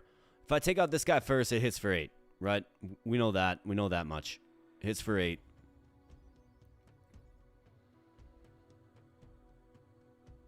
If we can get 1 hit from the Blood Angel, or maybe I even just regurgitate. Don't even necessarily need the Blood Angel in mid. Maybe I simply just regurgitate. We'll heal him back up a little bit.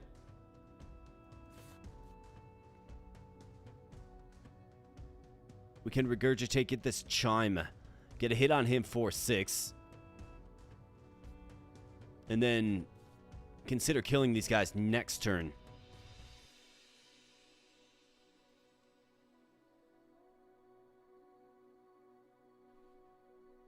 Lethal next turn.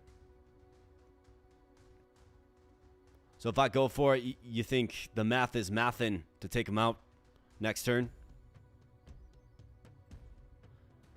I think we have to soften him up a little bit more, to be honest. And a way to soften him up certainly is...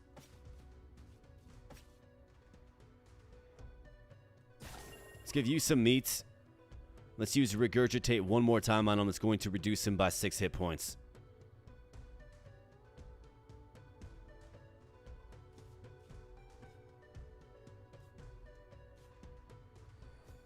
Well, that's a 3.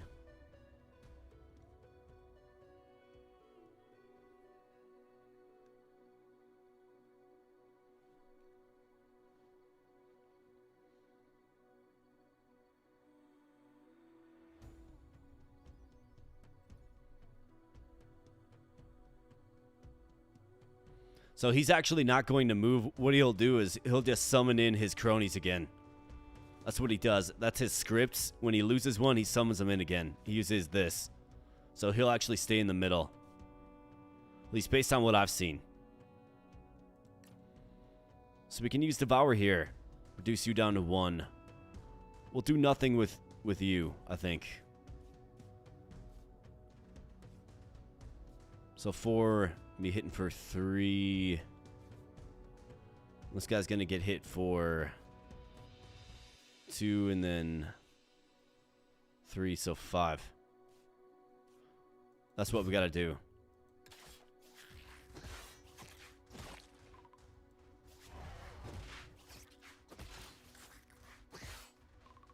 Alright, so now we're in prime position to take these guys out.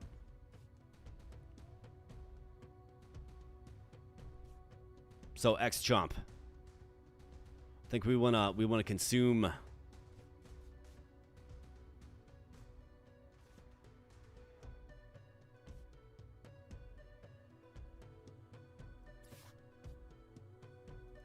We wanna devour him.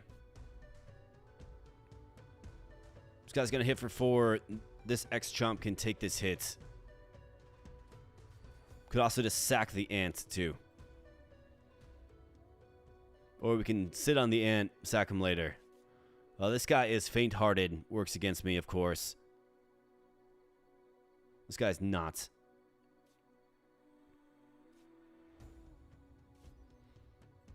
So I could pull him. We could throw this guy back in there, I suppose.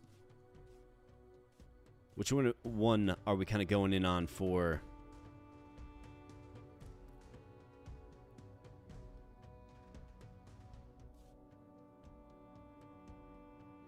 Because we can go like Death Sting and...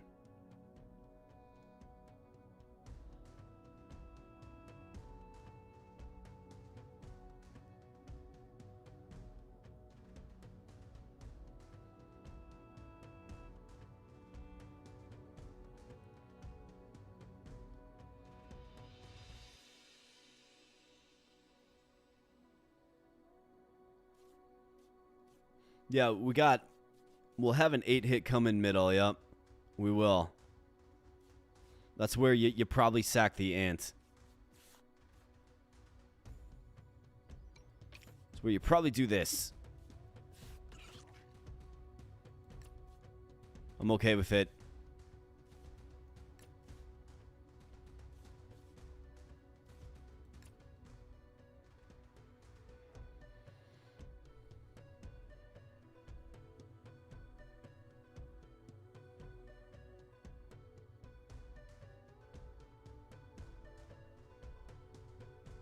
I mean, he's going to get stronger, a little bit stronger. I'd like all of the bloodthirsty stacks on you, but it's not going to really work out that way. I think we have to do this. All right, good job. Animosity for 8. It's a big hit for sure. Now he's hitting for 12. But now he's going to fill the board with living tumor. Okay. So this buys you time. It buys you a few extra turns. Regurgitate hitting for 8. This is hitting for 4. So, I mean, we can always feed him a berry. Go regurgitate for 8.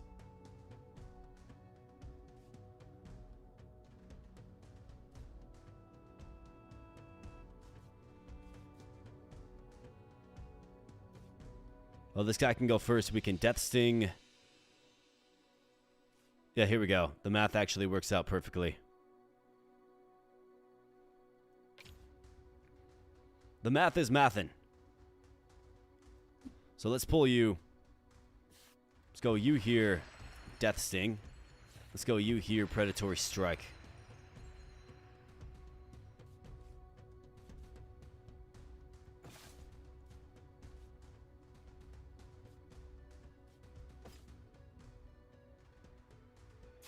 I want to keep these guys above 1 HP, though, just in case that Hell Tentacle ability goes.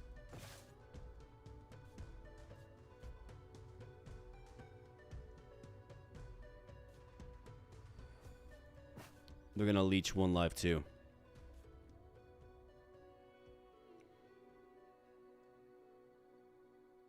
Let's go.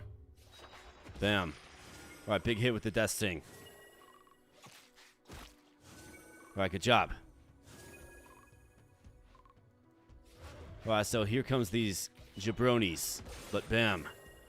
Down he goes. The guy's actually kind of tough, man.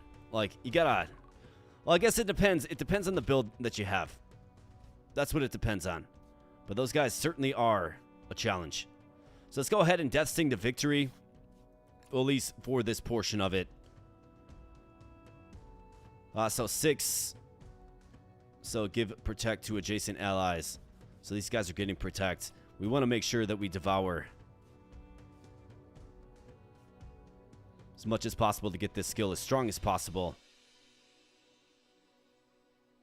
2 damage to the opposing enemy. That's okay. We have this leeching abilities. Getting 2 HP back per attack, which is fantastic.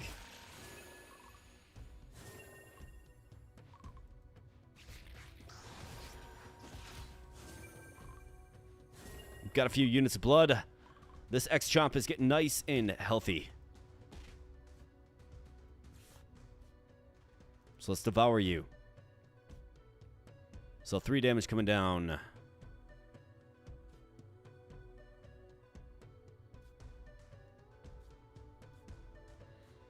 I think it's expedient and prudent. Wait, so this guy has...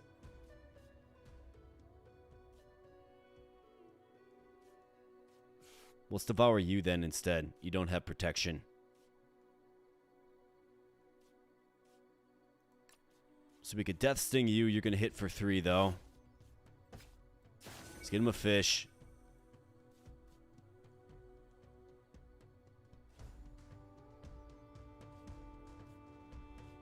And we'll just probably stay put with you, I think.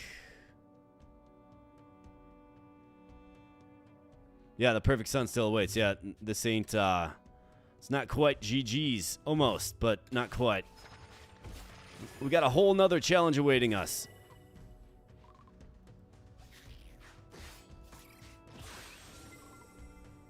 But we got a skill that's getting really, really strong. And not to mention an X-Chomp that is very, very powerful now. Regurgitate hitting 410. And 25 HP. I mean, it's crazy.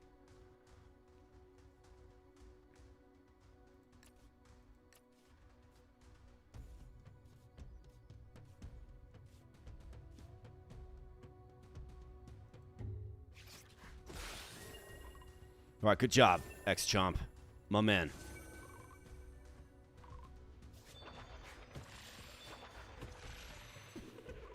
All right, so here we go. The Perfect Sun. Complete hypnosis. At the end of the turn, fills the board with illusory copies of himself that secretly have 1 HP and hides among them. So this is where the blood comes in handy because you can use it on those illusory copies. But let's go ahead and let's just get crazy. Death Sting.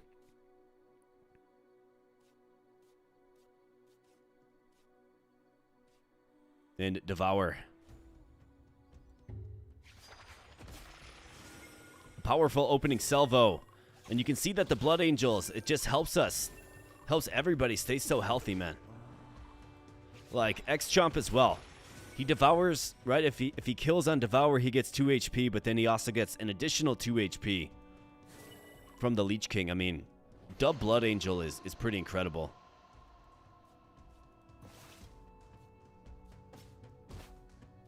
Okay, so that's the real one right there.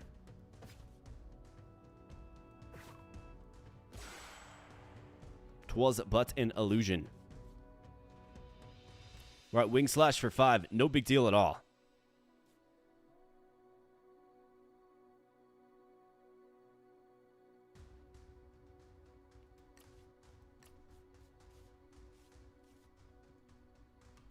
Oh, the Blood's a great counter, man. I mean, the Blood, this pretty much is the Blood run. I mean, it did a lot for us in this one. It really did. Like, we used it for healing, we used it for damage, we used it for all kinds of things. Targets the enemy with the most talents and erases its talents. Yeah, well. I mean, you can do that, sure. But you're not going to erase the attack power. 12, let's see, so 10, 12, this gets it done. GG's. Bam. And bam. Alright, erase the caterpillar's identity. Fine, man, whatever. Bam. That's right, get wrecked. Perfect Sun. And this one, a resounding success. Wrap this thing up.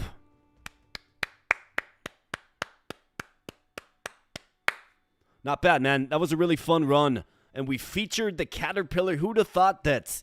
Like, I mean, the eel is phenomenal. Yes, the eel is a phenomenal new creature added to the game.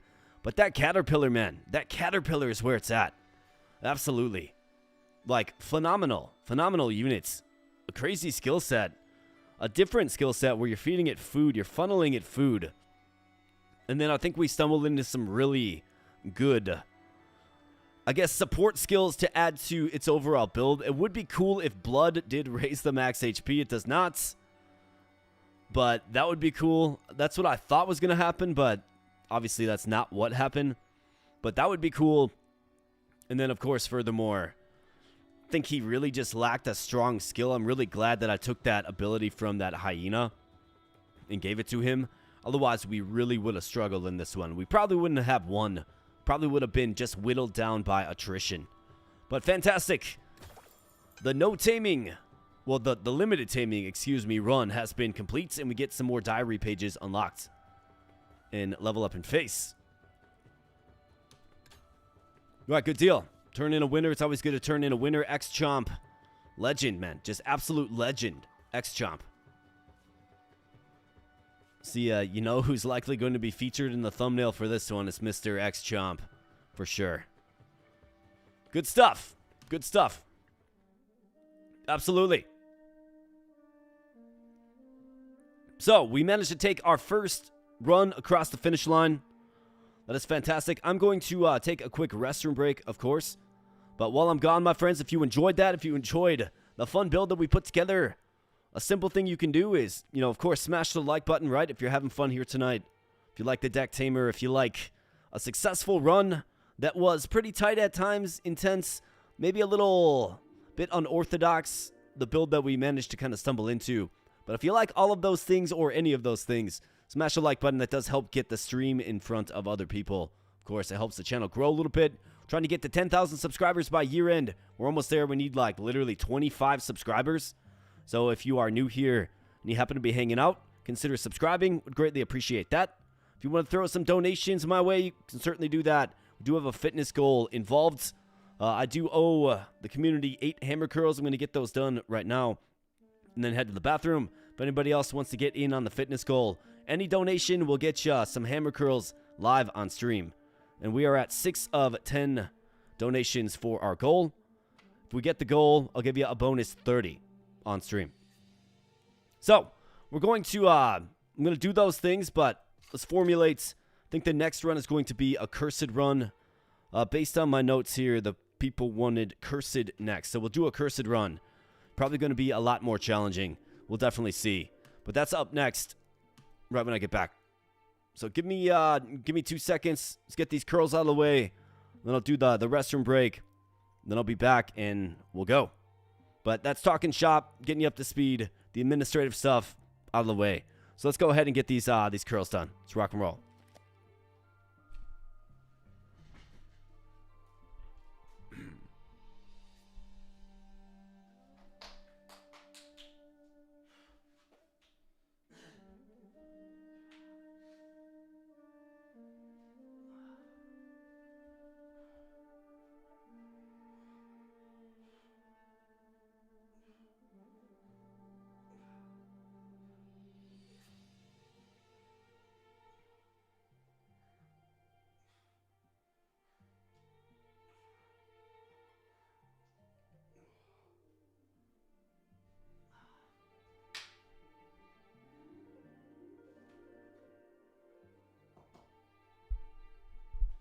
All right, so those are done.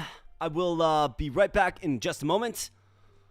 And while I'm gone, why don't you guys check out some fun I've had in the past with the Luna machine. I know some of you guys have seen this before, but I mean, it's a cute dog, right? So we like cute dogs. So let me just switch over here real quick.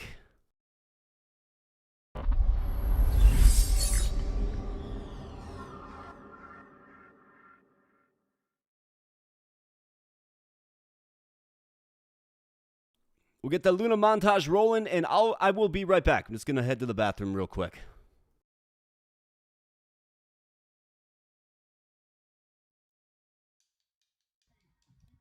Give me that stick. Give me that stick. Good girl, Lulu's. Give me that stick. Give me that stick.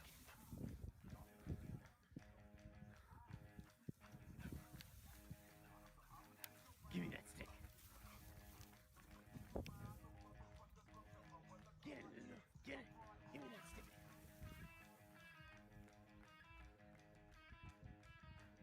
Give me that stick.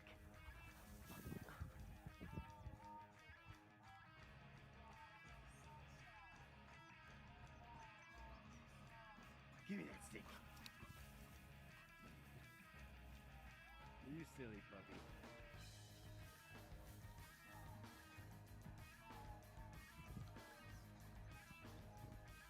Yeah, you got the ball?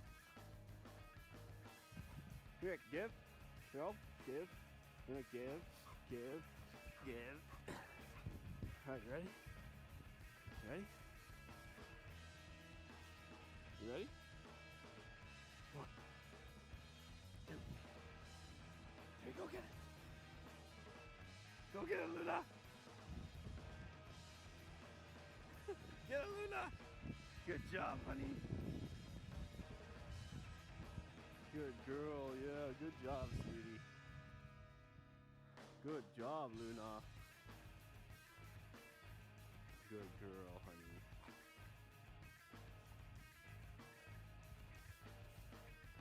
Yeah, see, you just keep pushing them down in the snow.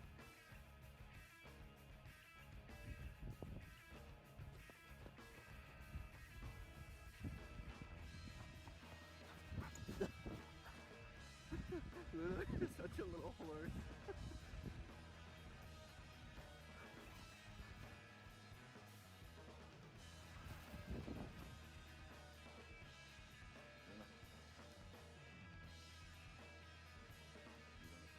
Great. There you go. One paw. One paw. There you go. Good job.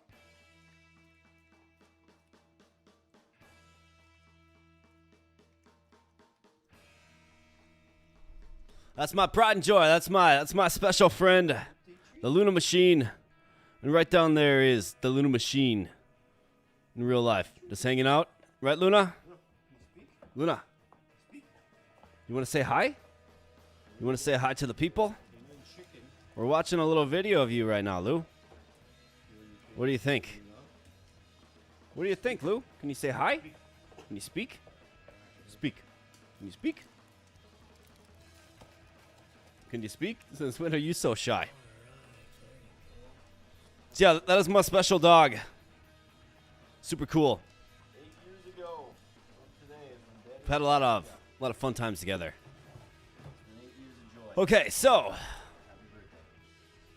birthday. she should be the next emote, man. Absolutely, you're right. I couldn't agree with you more, Vinty. So let's get back to the gameplay.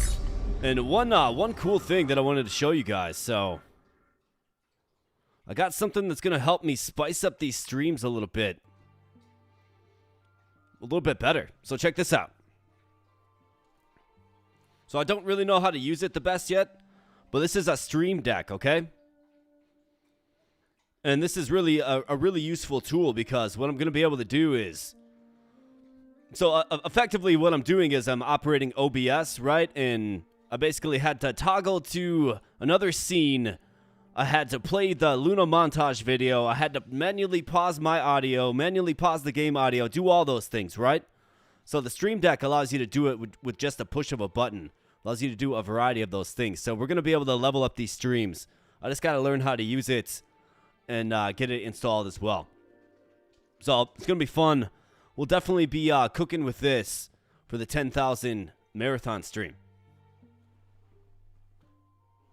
And for those of you that are new here, you're probably like, wait, what do you mean 10,000? Yeah, it's like hotkeys. Exactly right. Yeah, so it's a little like iPad looking thing, and you just push a button and it'll do something in your stream that aligns with the button that you pushed. You can play like a video with it. You can change scenes. I think you can even like mute your mic and like all that stuff, right? Like it's super useful because right now I'm doing it manually via mouse click over on OBS, which is on this screen over here. So it does make the switching of scenes and just doing things a little clunky, right? So I'm really excited to use the Stream Deck. Just got to figure out how to use it, but I mean, yeah, absolutely.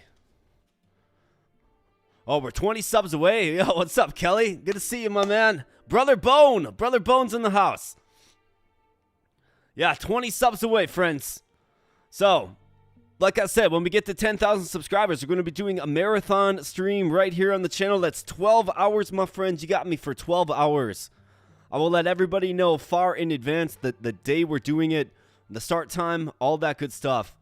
And we're going to be hanging out, playing games, eating food, having some drinks, chilling, chatting, having fun for 12 straight hours. And it's going to be awesome. I'm really looking forward to it. I'm going to be bringing to you all kinds of games that have helped, grow this channel from literally 0 to 10,000, right?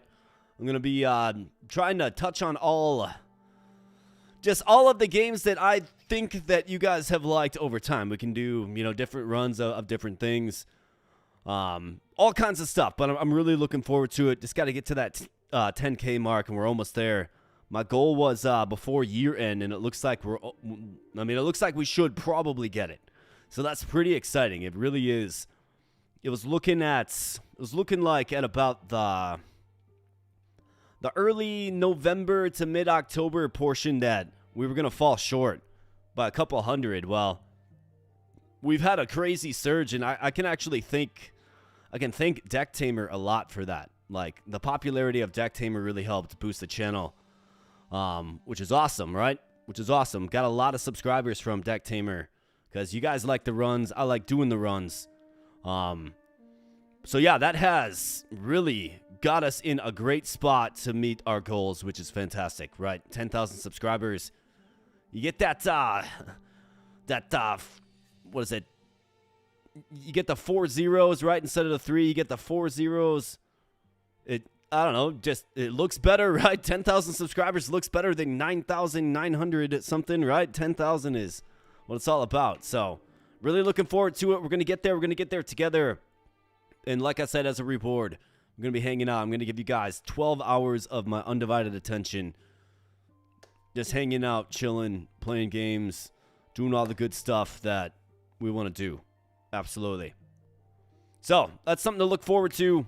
And become part of the movement, become part of the community, become part of the journey by hitting that subscribe button. That's all you got to do. So, for run number 2, we're going to do a cursed run. Okay? It's going to get cursed.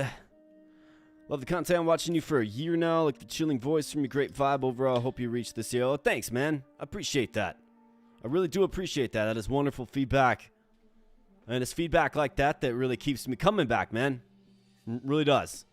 You know, it's like, it's been, in a lot of ways, it's been kind of an up and down experience as far as like, kind of looking at the channel, like, am I doing the right things? Am I, you know, like, am I doing this right or that right? Am I trying to, like, am I maximizing growth, basically? Like, am I getting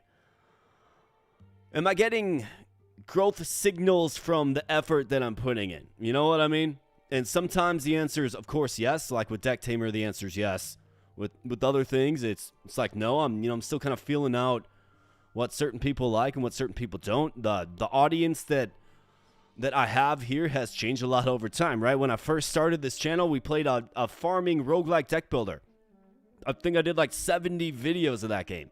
Just hammered them out. It was like every 2 days had a new video out of the same game, right? So I really built a lot of my early people off that game, and then I branched out a little bit. So since I branched out a little bit, it's interesting to think about. You know, you got certain pockets of people that subscribe for, you know, certain games. So I try to keep it fresh. I try to keep going back to things and genres that people like, but you know, overall, there's not always like a super rock solid game like Decktamer available and popular either, right? So I don't know, it ebbs and flows. I'm figuring it out. But 2 years, yeah. It's been about, well, we just had our 2-year anniversary a couple of weeks ago. So in 2 years, got what? Almost 800 videos. On average, release 1.04 videos per day. So that is per day. That's over a video on average per day over the past 2 years since I started this channel. So this channel is a consistent thing. I'm a one-man show. I grind and grind and grind. I try to bring you guys the content that you like. So I do appreciate feedback. Absolutely. You know, good or area of opportunity, area for growth, right? If there's things that I can be doing better, you guys can let me know that too. Like, doesn't have to all be like positive stuff, right? If there's an area that I can grow in, do let me know. But regardless, Decktamer, awesome, fantastic. We got Everything is Crab. Oh yeah, Everything is Crab's great. Absolutely, man. That is a fun game. I got the amnesia, excuse me, video dropping soon. So let's get started on another run here. We're at about approaching the 4-hour mark.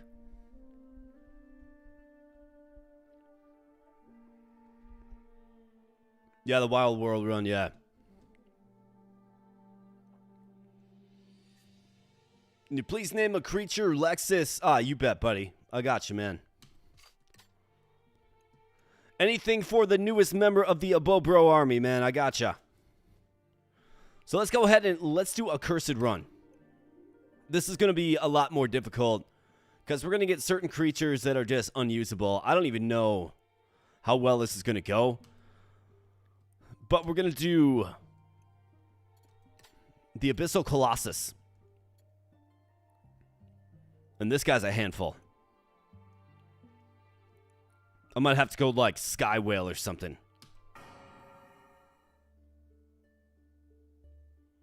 Yeah, chasing algorithms, this blends you in with the rest. Yeah, man. I don't want to be like the rest. Really don't.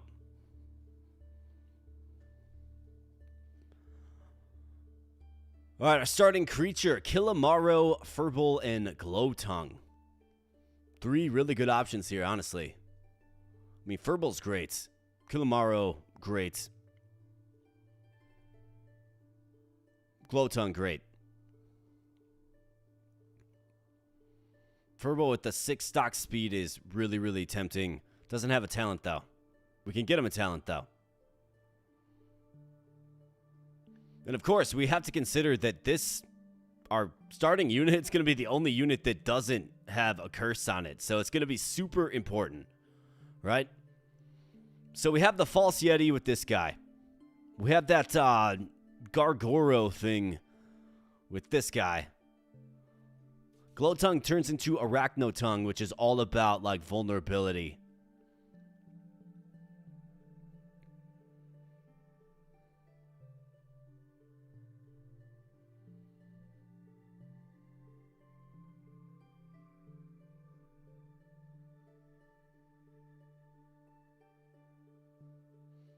Oh, that's awesome, man. You're sharing the vid. Awesome, man. That's what a true member of the army does, for sure. Creatures obtained from events also don't have curses either. Okay. I'm leaning Glowtongue. You guys want viewer's choice? Yeah, all right. This is a viewer's choice thing. We'll do just a super, super quick poll. I'm sure lots of people want me to just get in on it.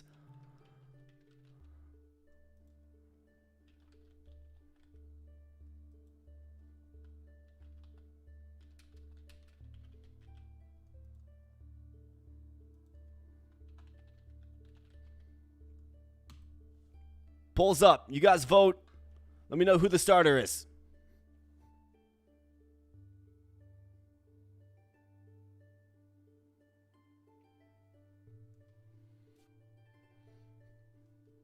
Could also do random too, I suppose, but let's let the people choose.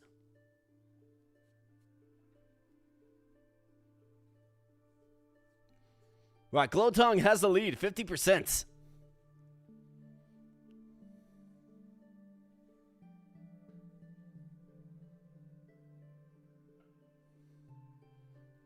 Everybody take a few moments to vote. We got, I'll keep it open for just a little longer. We got 9 votes in. Let's go. Let's get 15 votes. Not 9 votes in. Let's get 6 more votes.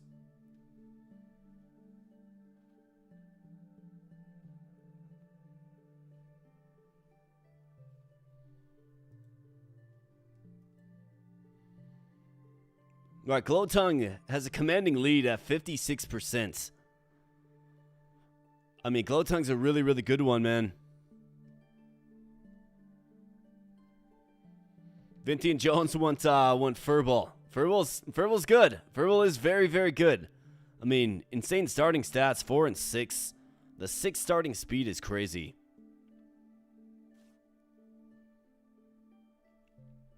It looks to me like Glowtongue, after 10 votes, is running away with this thing. It's got a 20 percentage point advantage. I think the people have spoken. The people want the Glowtongue. So let's do a Glowtongue named Lexus. How about that?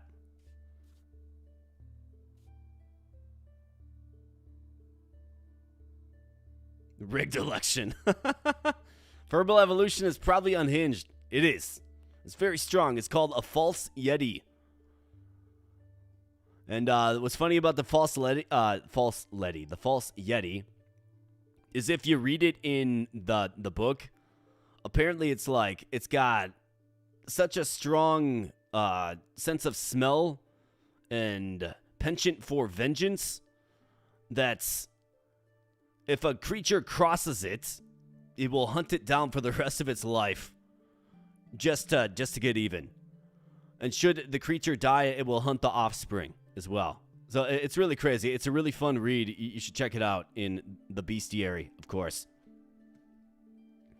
But how about a Glowtongue named Lexus? You bet. And we got the Bull Weevil, the Zero Dodo, and the Bell Rat. So, let's see. I mean, these are going to be other creatures that don't have curses, okay? The end of each turn gains a turbo. Acid Spray to inflict vulnerability again to the target.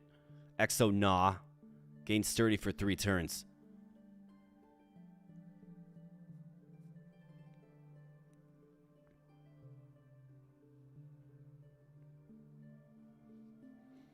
So you spend a lot of time. Well, yeah, man. You definitely gotta spend a lot of time thinking, man. Otherwise, you get your face smacked in this game, man. Comment is sick. Commitment is sick. Well, I mean, we eventually do commit, man. This game is a thinker's game. It's not a game to just go willy-nilly into it. You're not going to have much success. I'll tell you that right now. I'm going to go with the Bell Rat in this for sure. I think it's the best one available. Right, so we got Wolfua here with Underdog. That's quite nice. When attacked, gains strength. That wouldn't be bad if you can find a way to, like, stave it off. Vampirism.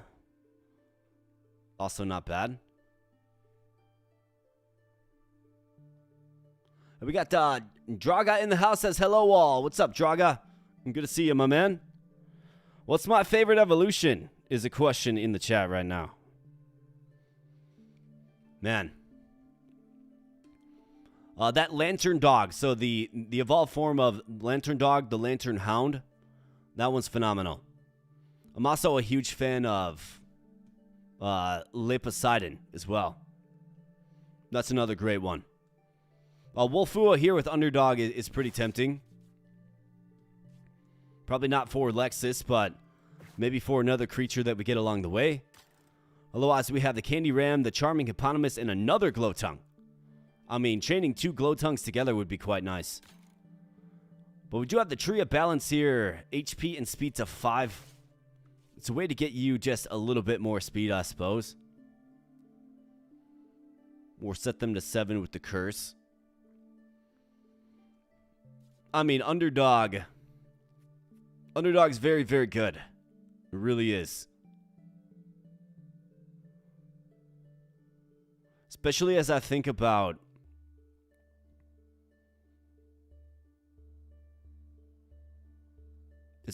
the boss.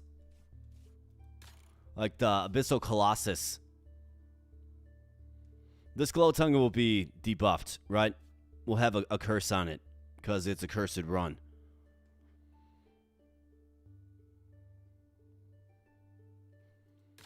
I think we go with Wolfua here. Tree of Balance. And we go in on Glowtongue. Get Underdog on Glowtongue.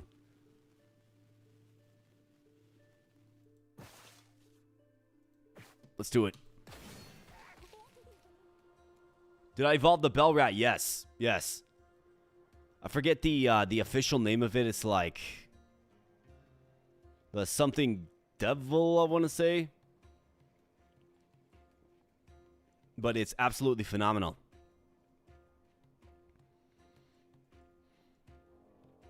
Yeah, Hot Temper is good. It is. I almost think it would be best on like a Bell Rat though. Because the Bell Rat can get armor, get attacked, and then gain strength and face. You know what I mean? For Lexus, we're going to be cycling them in and out pretty often, it feels like. Vinty's got tips on the second creature. Yeah, you got him, my man. All right, so we can place him down. We can tongue wiggle. We'll have to absorb a bite. But we can get the quick tame. Or we can take more of a slow approach. He does outspeed. This guy outspeeds and is doing a mighty branch drop at 3, which is pretty insane. In fact, what is our solution for this guy? Because he's going to get stronger and stronger.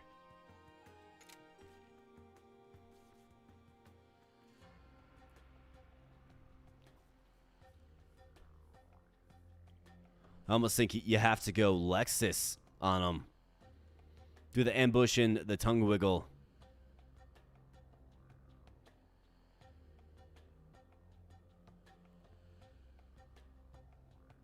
Yeah, Matt, you're going to have to, Piggy, you're going to have to tell me about getting the Eye of the Abyss. Like, what do you mean? You can recruit the Eye of the Abyss? Do let me know in the chat. Let me know, because I wasn't aware that you could recruit bosses. That's crazy. Perhaps you know something I don't know, man. That's also quite possible.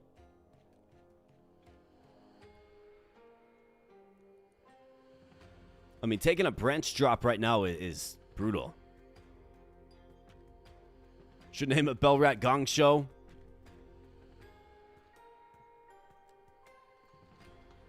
Done. Get a ticket to the Gong Show. All right, so Lexus, you got to go here. You got to ambush him.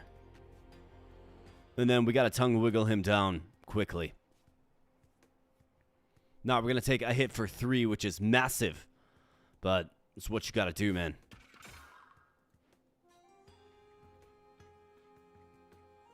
Then we got a bell gong with you. I mean, it's a real tough hit to take. If only we outsped him, frankly. Target is faster. We are not faster. We match speed.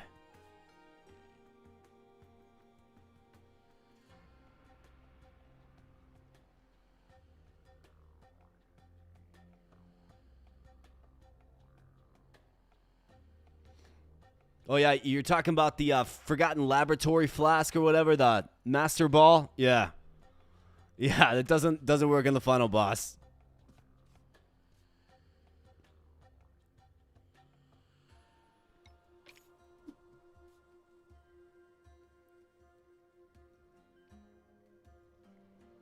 Does 2 extra damage if...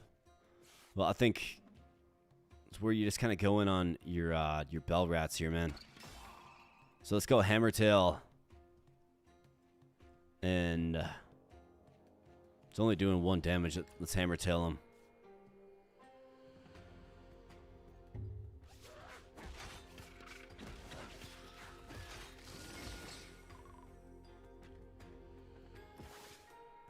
And let's throw you the ribeye. You bet, Wolfua. Get recruited. Vinty, you are the Wolfua. Although we're effectively just stealing your skill. So we can give you a better one, for sure.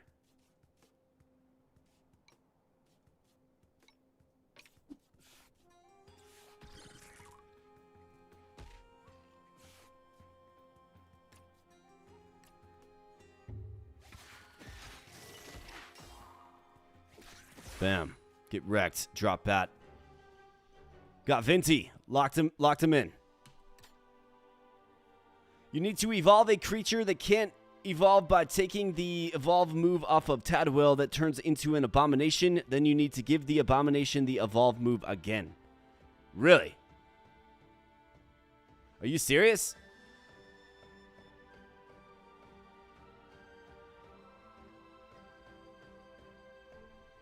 I wasn't even aware. So basically you have to use the evolution move on the abomination. Interesting. HP and speed become 5. Says the speed increase for our boy, Glowtongue. I mean, I can't curse him. He's too important to the cause. Let's up that speed by 1. Certainly take it. All right, Nest. Give an egg. Hatch into a creature that won't be cursed. We got Chichua, a test subject. If you ever get the infinite syringe, this is an option. The Abyss Lotus has Bloom. Restore 2 HP to the team. It's a one-time use. Adjacent creatures have Strength. Hot Temper again for you. Deadly Bite for 4, which is a massive, massive hit.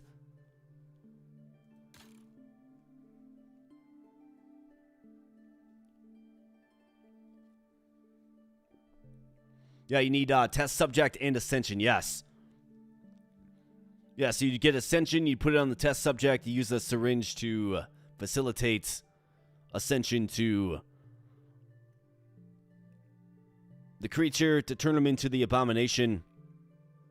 And then again, you know, rinse and repeat again.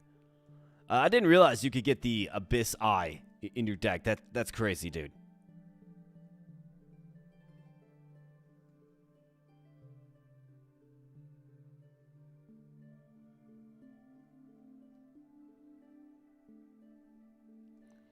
I mean, we do have Test Subject here. I mean, it's it's an option. It is.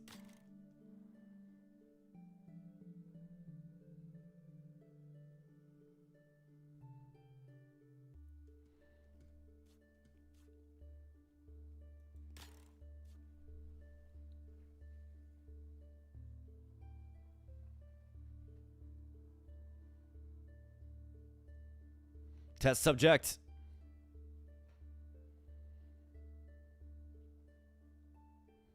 The thing that's troubling about this lane is the Gamersa.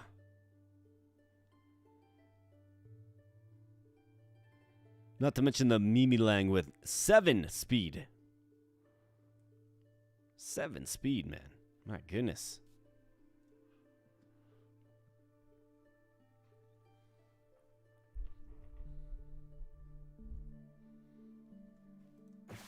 I mean, I think we definitely take this lane.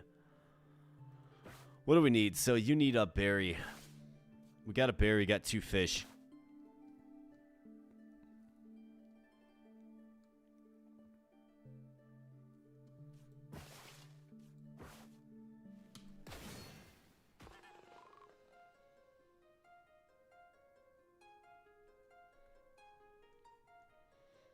So a lot has to go right. A lot has to go right to get this. Okay?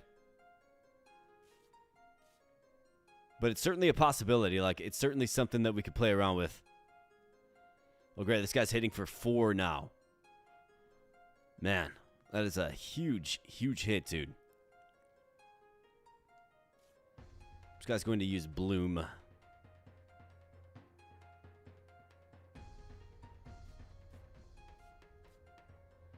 I could take him out by sacking a Bell Rat.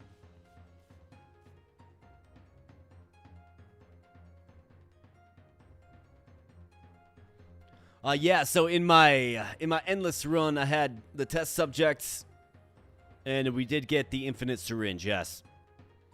Now, the call out there is be careful, because you definitely want to go crazy with it, but your units do get, like, very weakened. So you want to be real careful.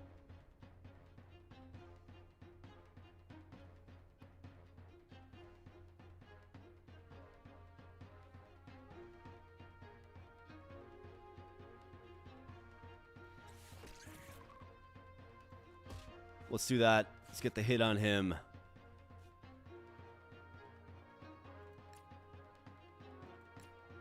Let's take this guy out as quickly as possible. He's a problem. And then we got the Keratin that can definitely bail us out. But my goodness, is this guy hitting hard, man.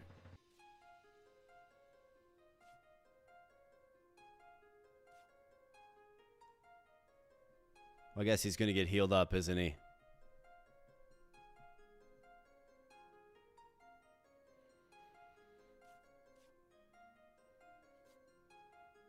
So when a card is holographic, it means its stats are altered. So if you look at the little pink number here, the 7, see how it's pink? That means it's higher than the base speed value of this card. Okay, so it's mutated.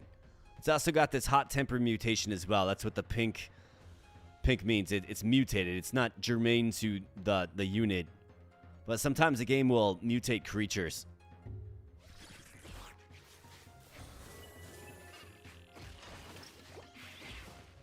So it adds a little more variety, right?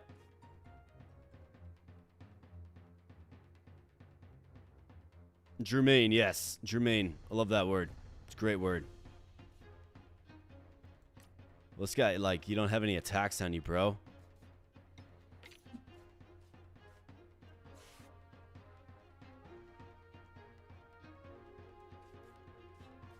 Dude, my goodness, this guy's crazy. He's gonna hit for 4. Yeah, so we're gonna be down a bell rat already.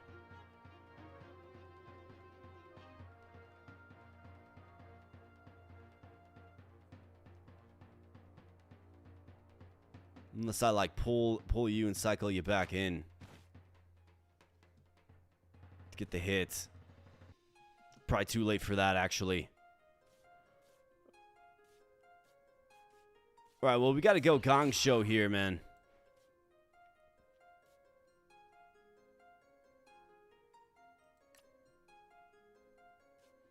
And he gets sacked, unfortunately. Like, this thing is insane. 7 speed and it's got 2 stacks of strength on it. Like, give me a break, dude. Insane, dude. And this guy comes out with Deadly Bite, right? Just comes out swinging. Because of course he does.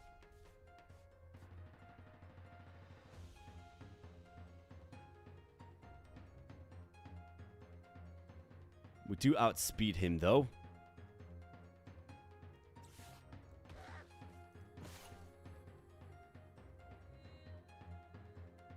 Adjacent creatures have.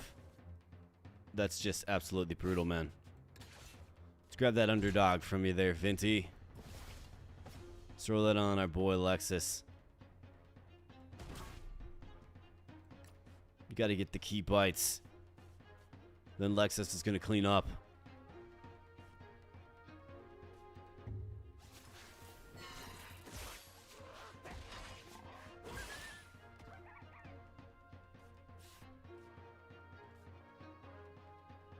Alright, Tongue Wiggle for the kill.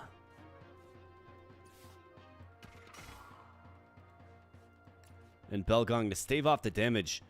But man, is this, like, this lane was tough, man.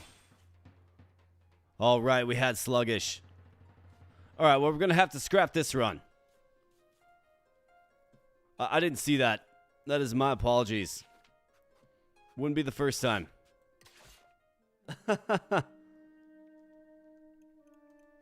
See, that's why you don't want to just go for it in this game.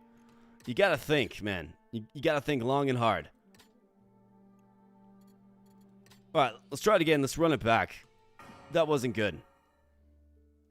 We have Glowtongue here again. Otherwise, perhaps you guys want to see another creature. We got Carlos Monroy in the house. What's up, Carlos Monroy? Is her barely starting? Oh yeah, man, happens to the best of us.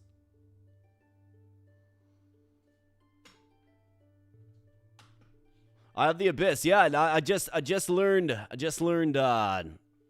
today that you can actually get it. We got to run this back. A Glowtongue named Lexus. I mean, I think the Bell Rat is what we have to do. Gotta go Gong Show. We're just gonna act like that didn't even happen. Alright, the Charming Hippopotamus with Regurgitate. Hey, how about this? He's got Regurgitate. Ability Duplicator.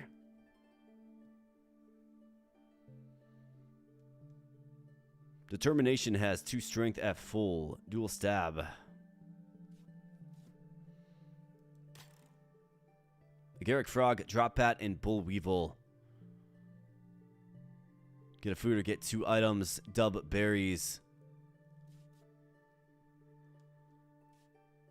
Vampirism.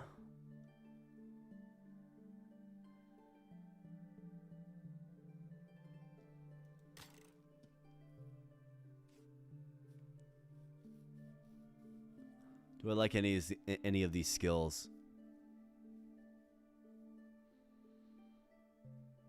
Choose an ability, extract 2 copies of it. I mean, what ability? Maybe like keratin on you would be decent.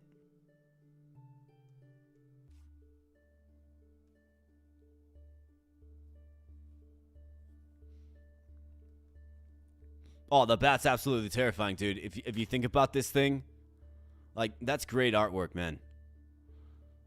I'm going to see that thing landing directly on your head, right? Vampirism is good to keep the units nice and healthy, though. But I think the ability duplicator is probably the way to go.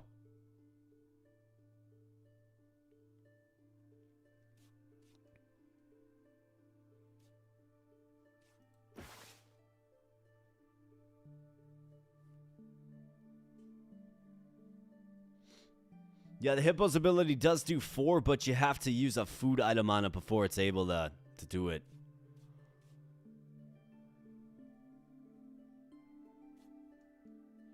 What would I do if we had...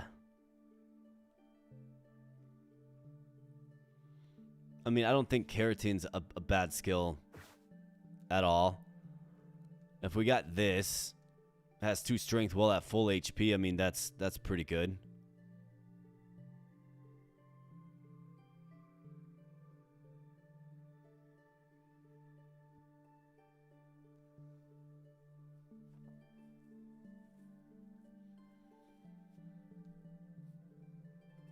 Dual stab is pretty good. Except for it doesn't target the enemy directly across from you.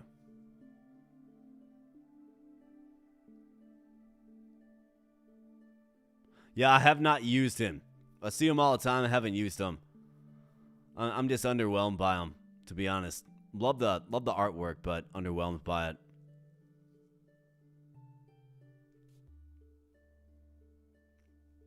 I don't think I've really used any of these guys, to be honest.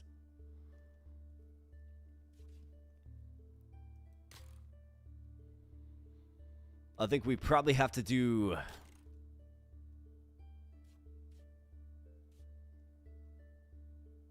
Otherwise, we do have vampirism here. Now, it's only 1 HP. There are better options to heal. If I was going to duplicate an ability, keratin or belgong, these are the options that I see. Throw it on our boy Lexus.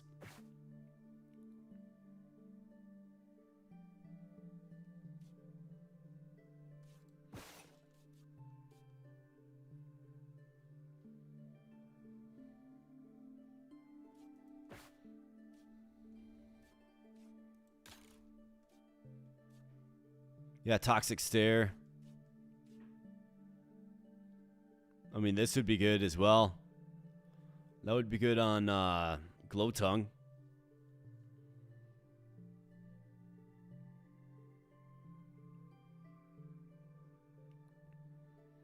Acid spray is a pretty good skill.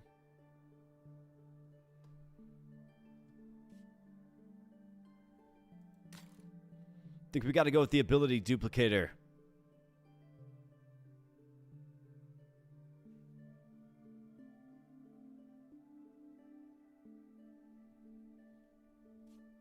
Yeah, that would be a good one. I'm thinking about recruiting this guy. I mean, he's only got 3 HP, though.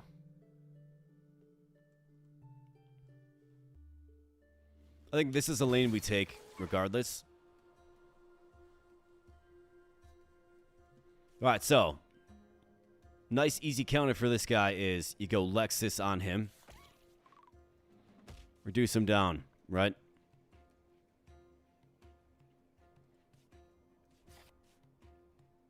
Hydro Slab hitting all lanes. Well, let's get the Glow Lick. Let's go with you. And let's do Belgong.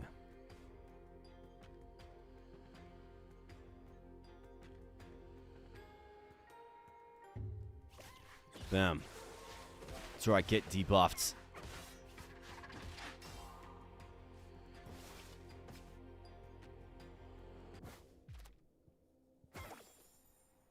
Water wary. He's disfigured. Wait, I didn't see what that did. Doesn't sound very good. That's for sure. Alright, so Hippopotamus. The charming Hippopotamus. Get wrecked, man.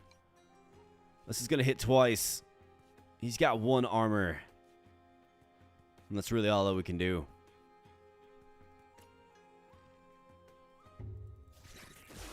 That's right, get wrecked, Hippopotamus. And you're trying to be all...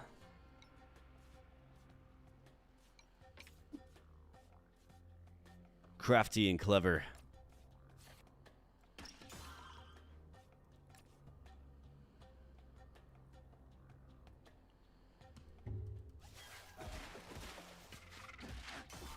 Bam. Alright, good job, Alexis. Adjacent creatures have weakness. Ugh.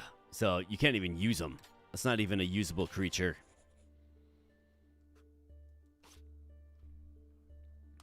Right, determination I think is great. We can simply just take it.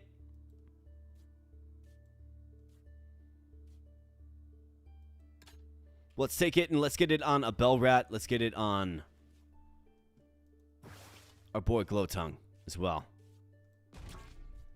Let's get it on Gong Show. We'll have to find a way to get him healed up, though. So, Snooze, this is good. That's a great one. Trade a creature with another one for the same danger level. Or special foraging. We've got the Killamaro here. Guy's pretty good. He's a good one.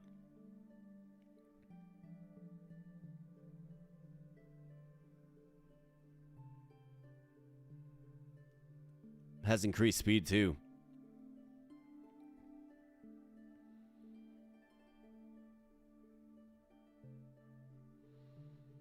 Resilience always has sturdy. I mean, that's a good one.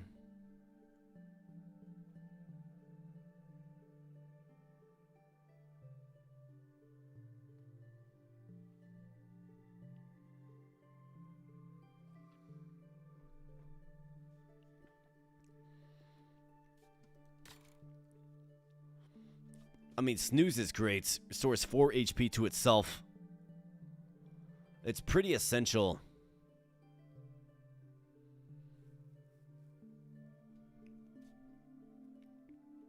This guy's, what, 5 speed? I guess we do have the Water Wary that we can sack. Another determined Water Wary here as well. I think you probably go for Snooze. Although passing up this Killamaro is pretty hard. But of course it's going to be cursed. So we got to go really all in on Glowtongue. So Trap Beak and Dual Stab.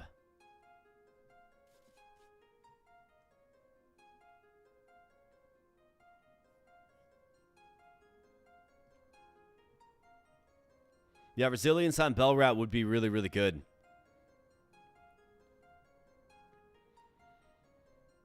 I mean, we'll see how this this cursed run goes, right? It's definitely definitely a challenge, man. It already kind of feels tight. All right, Dual Stab, so he's going to hit this lane.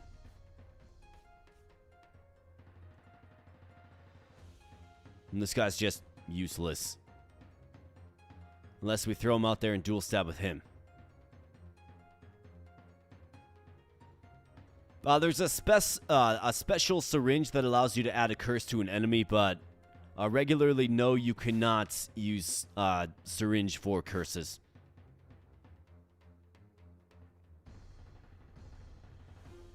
You read on Steam reviews this isn't a deck builder, is that right? I mean, the way I look at it is we are building a deck. I mean, that's deck building.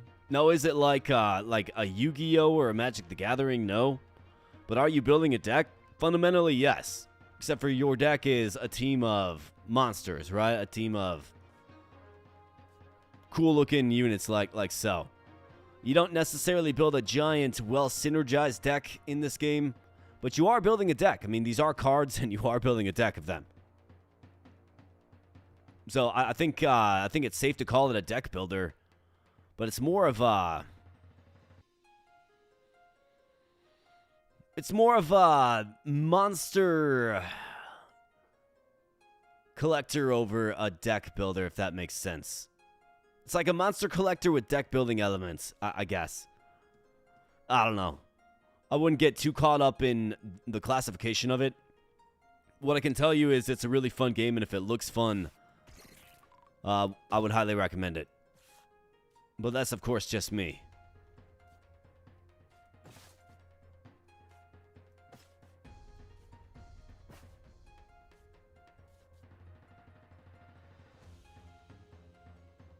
One extra damage if the target is slower.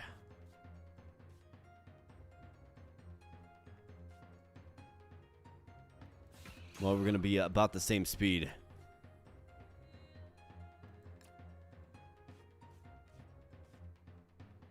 So you're going to get hit from here and here. We do have Belgong coming down. You're going to get hit for 2. It's not a great hit, but it has to be done.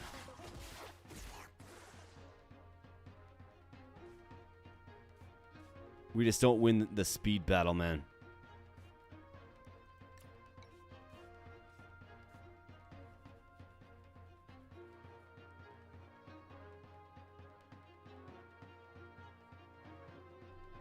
Of course, man.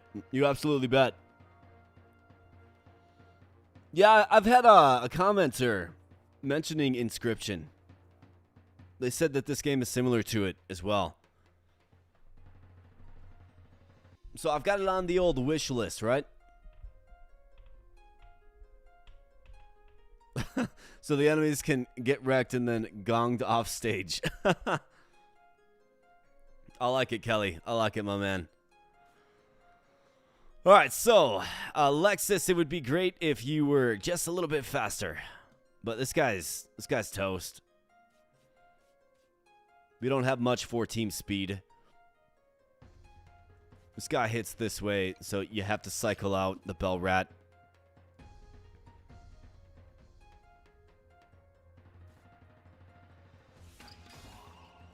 He's got 4 HP. He's gonna have 5. But our ranks do whittle just a little bit, man.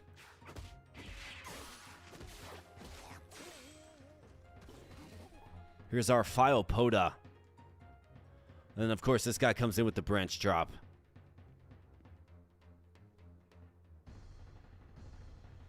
Not much I can do about that. He outspeeds me.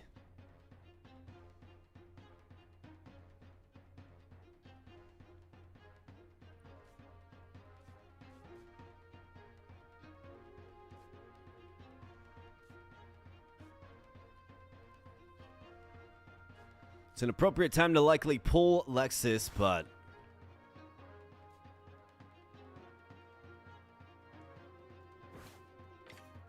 let's pull him for sure. Probably get in this water wary.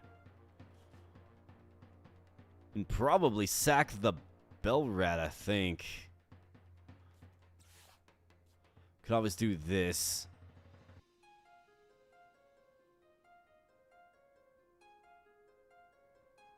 I mean, he's just like 5 speed, 3 damage, early game. Not a good combination.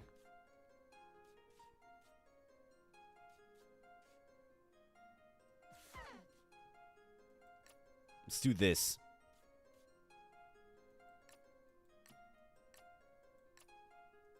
And it doesn't really matter.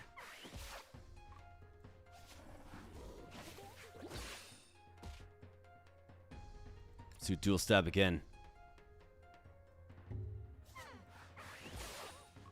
Try to get wrecked, man. Alright, Water Wary comes down and gets taken out. We need Snooze, and I need it on Lexus. I need it bad.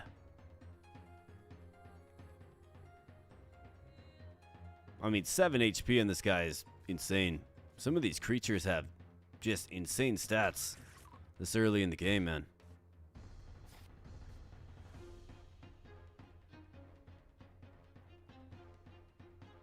So I could Glow Lick, get 2 vulnerable on him, so hit him for 1, reduce him to 5.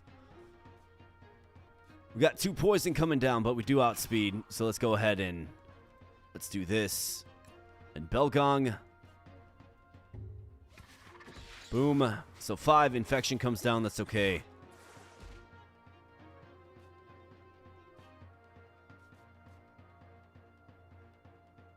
So he's going to take 4 damage from that. Let's go Bell Gong.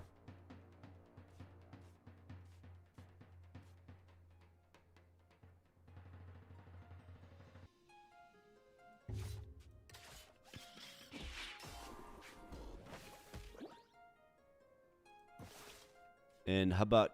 Oh, we don't have a berry. Oh, no.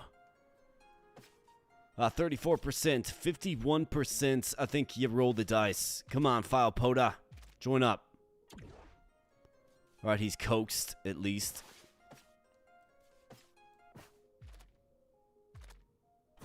Alright, there we go.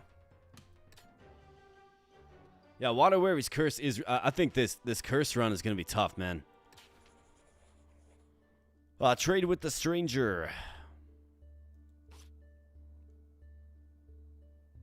I mean, we save Gong Show. I'm going to get something just garbage watch.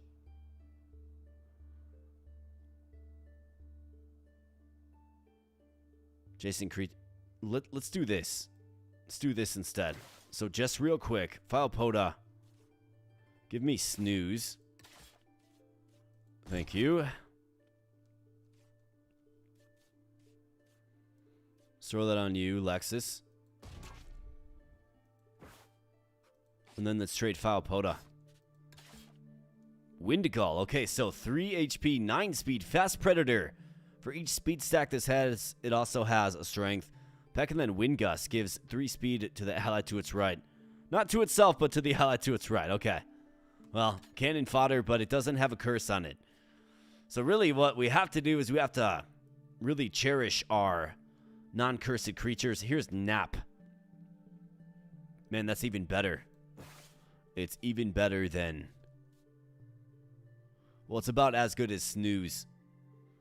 So maybe you give Nap to Gong Show. I'm really tempted, and we also got the Master Ball here. Otherwise, cloning flowers, duplicated creature, the copy gets a curse.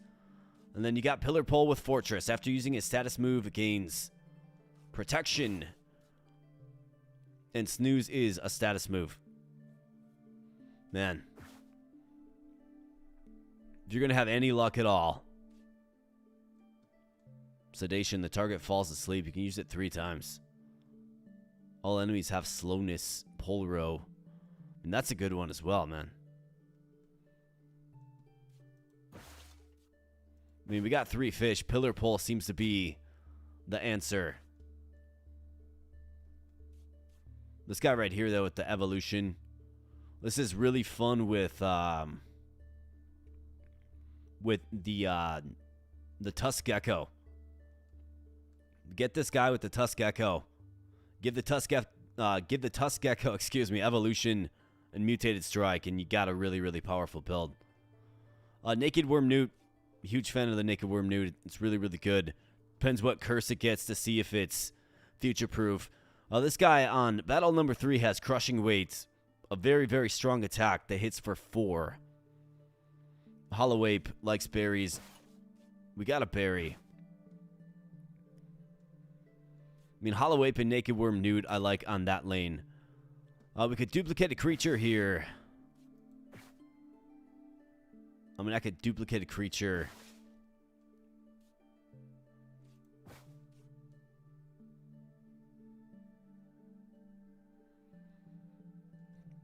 I could grab Pillar Pole. We could duplicate Pillar Pole. And then extract Fortress off him. Off both of them, actually. And put one on Lexus and one on Gong Show.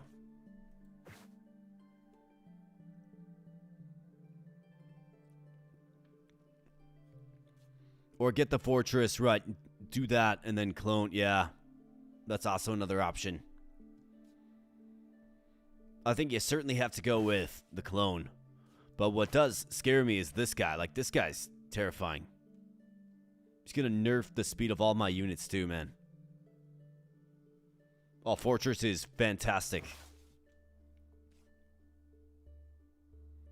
Snooze is pretty good too.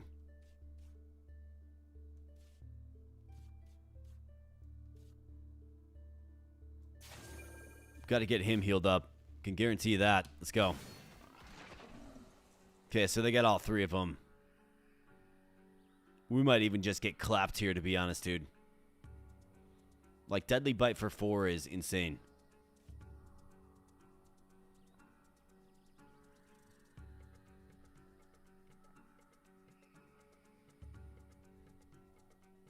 Inflicts 2 speed debuff to creatures adjacent to the target. So actually I can get in on this guy real quick. Pillar Pole likes fish.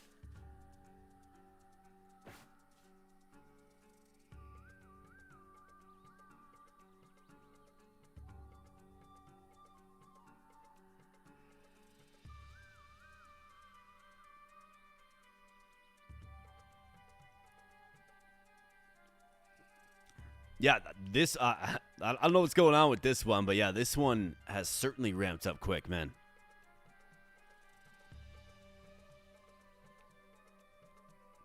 Well, you got some weak sting coming.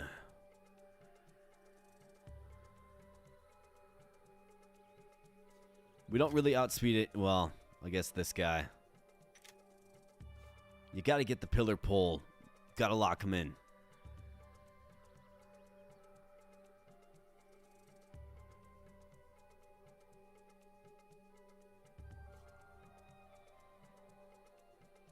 So if I have him at full HP...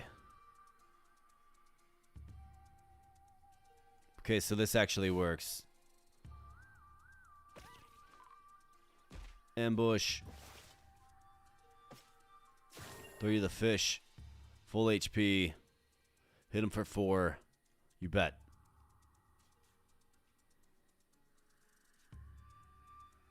Gong Show. I mean, the problem is you don't outspeed him, pal. That's the problem.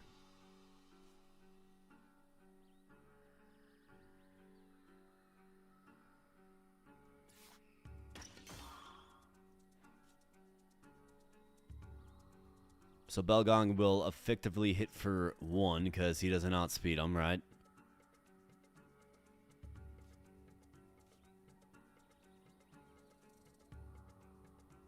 Belgong, Hammertail. 2 damage is pretty easy to offset. And then you got Snowplow coming through. That hurts a lot. Not to mention the guy's got 6 HP too, so...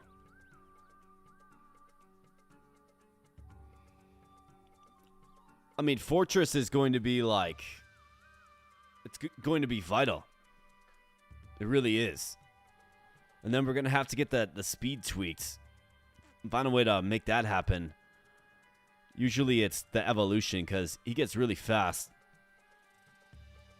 So I've got Wind Gull. He's got 3 HP but 9 speed. I mean, 9 speed is ridiculous. And then we got these guys coming down with Keratin. They don't outspeed.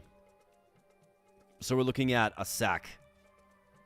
Just a straight up sack with no even damage dealt, which is rough.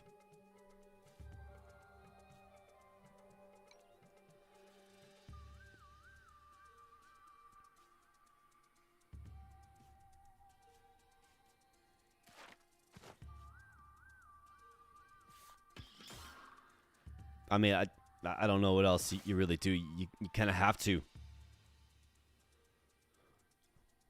I could heal him, I suppose.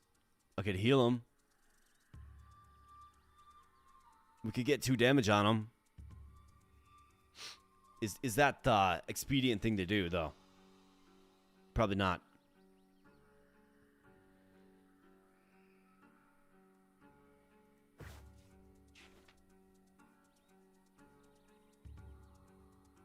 Oh, we got a berry and a fish.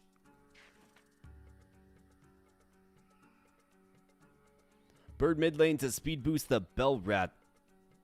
That's a brilliant idea, man.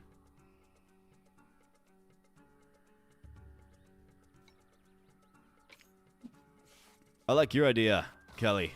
It's a great idea. So we'll do that. Wind Gust. Over here, this guy can Hammer Tail.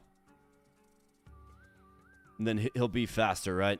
Yeah, that's a really good idea.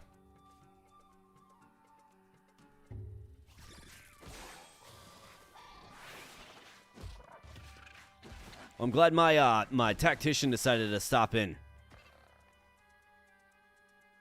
We're better as a result.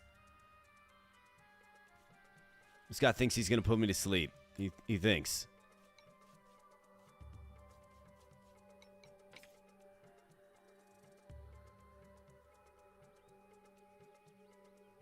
Blunt hits. I can just snooze.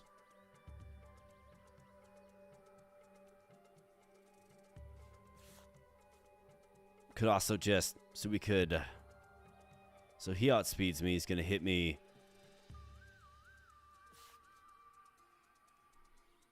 It's gonna cause torpidity.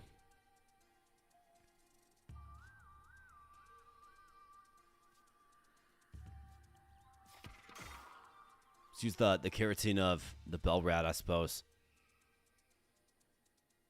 Let's get a bell gong and then get a hammer tail here too.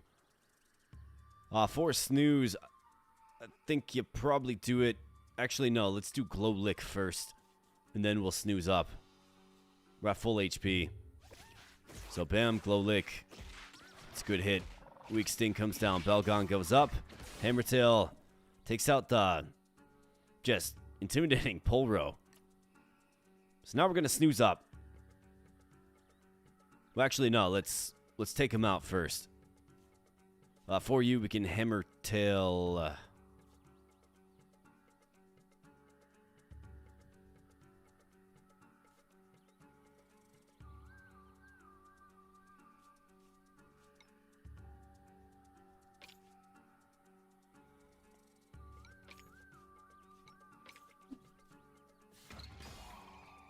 Let's go bell gong, tongue wiggle. Take this guy out. Bam. Weak sting comes down. Bell gong. Bell gong.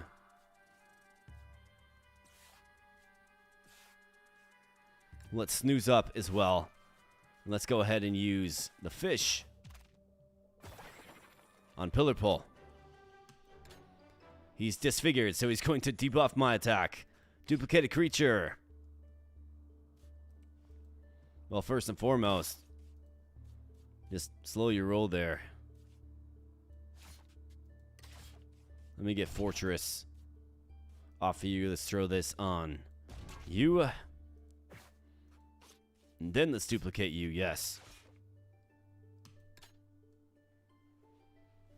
All right, not half bad. Inversion, we got Swordbird.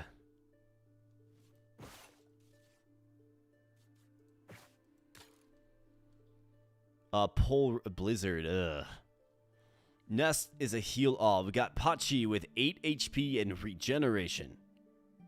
When place restores 1 use to the limited moves. I mean, regeneration is pretty insane. Find of Quetzi. Man, my favorite starter. It's tough to say. I do like the Shellcat quite a bit. Shellcat's super useful. I like the Lantern Dog. That's a good one. I don't mind Glowtongue. I think Glowtongue's pretty good. Oh yeah, the ancient one, the human. Yeah, that's a good one too. Adjacent creatures have, like, why does it gotta be that? Why can't it just be like he takes more damage? Why does it gotta debuff adjacent creatures, man?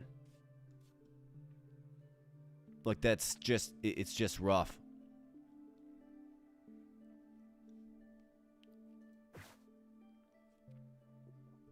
Furbol's good. I think the nest is probably what we want. You can hatch the creature. You can also use it for a full heal. So this ally on the board has swiftness. You got body slam, toxic rush. I mean, this guy's he's got 8 HP on battle 4. That's crazy, dude. But regen is another just enticing one to get.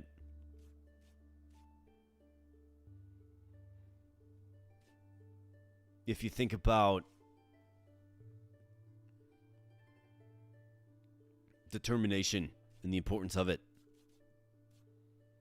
Like get regen on Gong Show, maybe?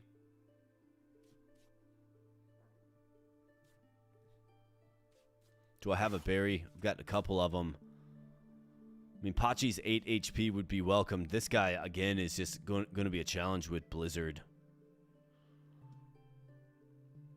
This is a lane you take because I'll probably use that egg.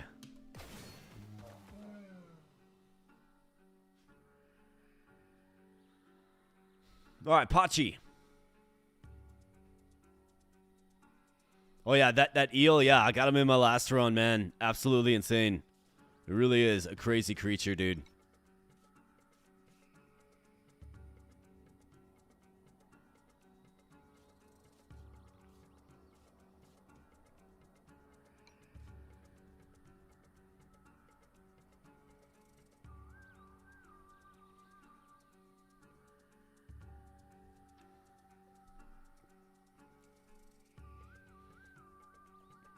Probably do want to add Pachi.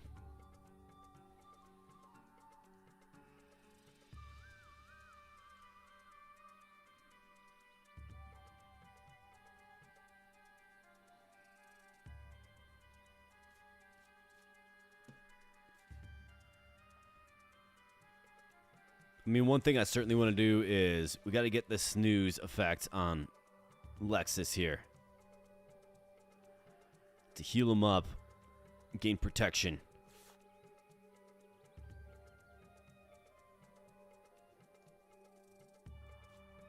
But I feel like Pachi, I think we can probably just keep him around for now.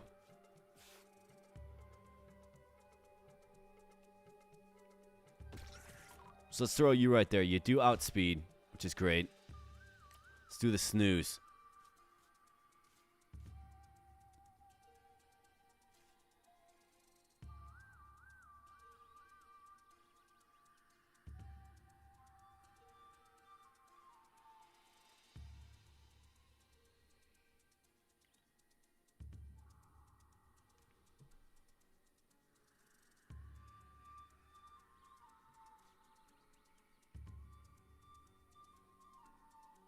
Bellrat can stave this off. So we'll do that. Again, just hitting for 2. Gonna kind of be a slow roll and fight here, but it's what has to happen.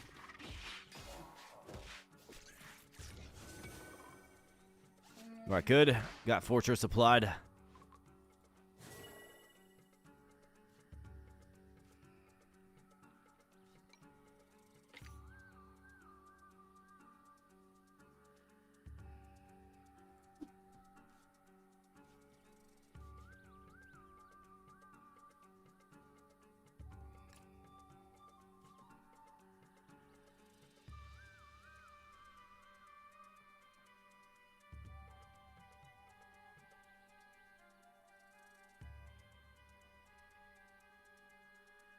We got Loose Moose in here. Says, yo, first off, what's up, Loose Moose? Not staying around, just wanted to pop in and say hi. Big thanks to both you and Big Al for the free giveaway. Good birthday present for me. Well, shoot, man, I didn't realize that it was your birthday. Happy birthday, my man. Yeah, join the Discord server. There's a pinned comment. Check it out there. There's a link right there. Tons of cool people there for sure. Like Quetzal because I love my chill and it's based on a deity. Yeah. The Quetzalcoatl or whatever. Yeah, for sure.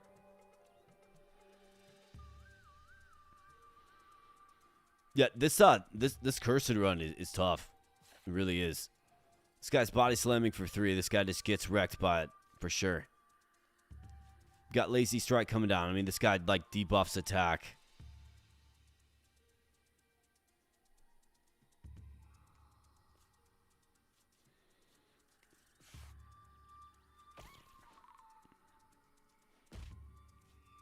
I mean, that certainly does help. The ambush. This guy's going to hit me for 3 because we're permanently debuffed. We do have snooze, though. So I can tongue wiggle him twice and take him out. And then, of course, there was the Bell Rat, who will get wrecked. not much you can really do about it.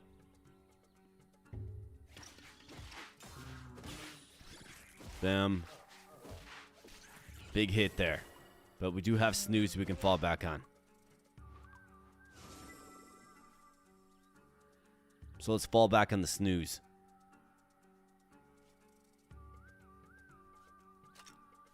This guy's 9 speed.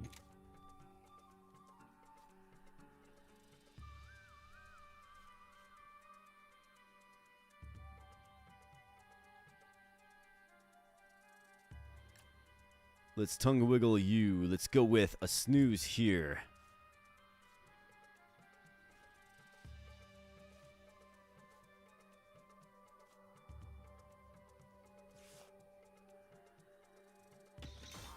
Let's get out the gong show. Let's go bell gong. I mean, I think we just want to kind of stall that lane. I don't know. It's tough. There's no great solutions.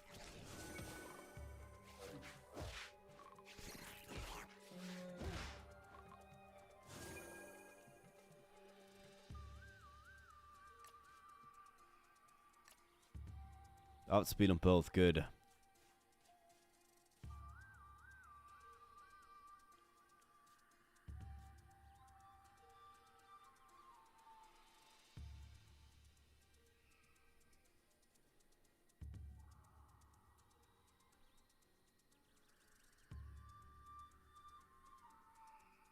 This guy's regen is real intense, man.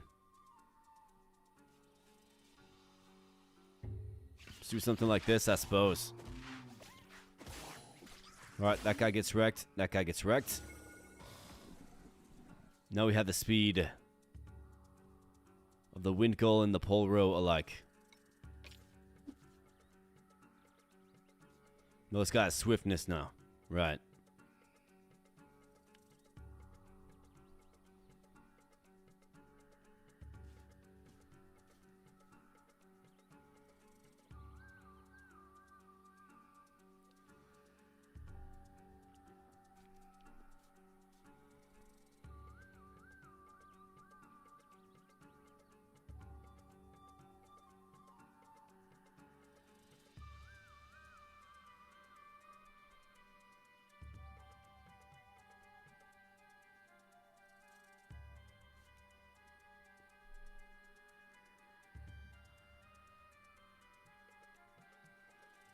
I mean, we match speed with them.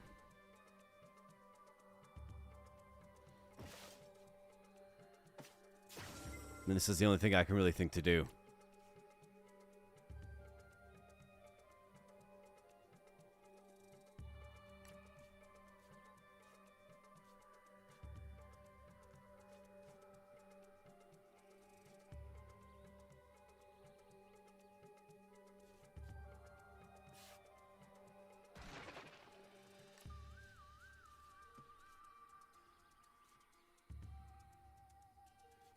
Let's do that.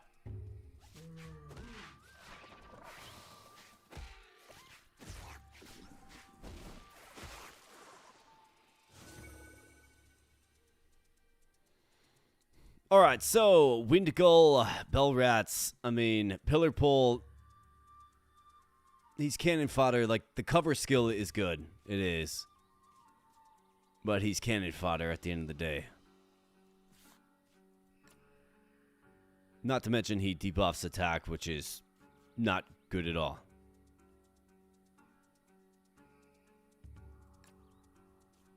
Let's snooze up there.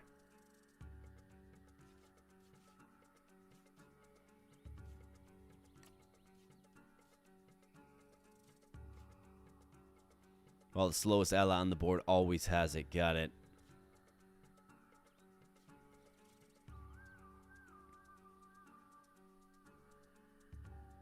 Well, his tongue wiggle hits him for 3, but guess we'll get hit for 3. Got the cover coming over, but this guy actually gets taken out. So therefore, yeah, we need to... Well, no. Cancel that, like, completely. And this guy goes first. Yeah, man.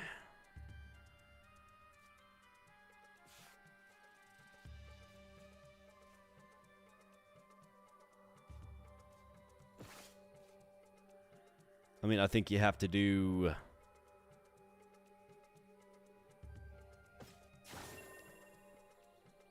Yeah, I think this particular run kind of running out of steam, man. It just is, like... It's hard to explain exactly what's so difficult about it. I just feel like... Well, obviously, like, every unit you recruit is pretty much useless, right? Like, let's be honest, pretty much useless. Especially with curses that debuff adjacent allies. That's just so rough, man.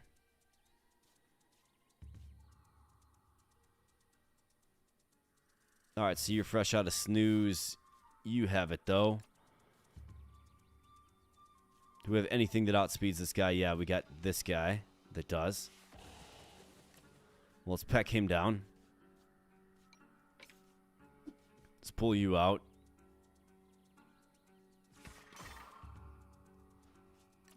And we can at least stall with Belgong, I guess. Alright, good job. Snooze. Not bad.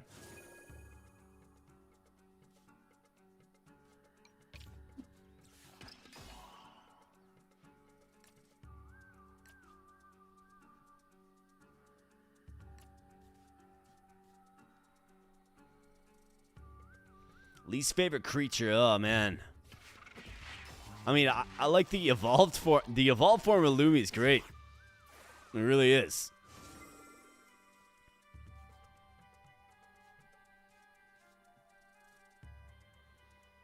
I am a fan of the evolved form of Lumi, but it's got to be the evolved form, right? But yeah, as far as a starter goes, like, just a basic starter. I mean, Lumi's obviously the worst because you can't even really use it. But its evolved form is probably one of the best, right? I'd say its evolved form is what? It's got to be top 5 best creatures in the game. It's got to be. And then I wanted to see if maybe we could get Pachi.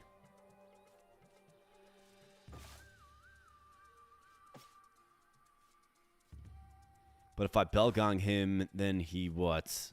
What happens then? He is weakened so much that he will die. We'll take 3.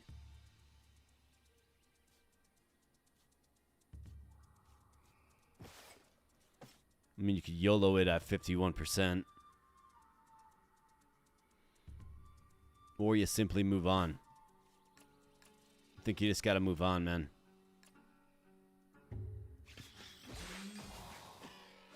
Would have been nice to get Pachi there, but what do you do? I'll take the egg, yes. Danger level 1 creature.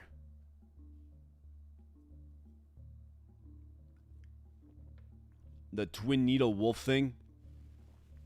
Twin Needle Wolf thing.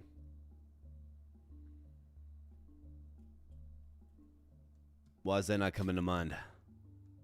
Hey, Cogniville. Pure learning. And a Golden Beetle as well. When an ally gains an effect, gain it too. That's crazy for, like, protection, man.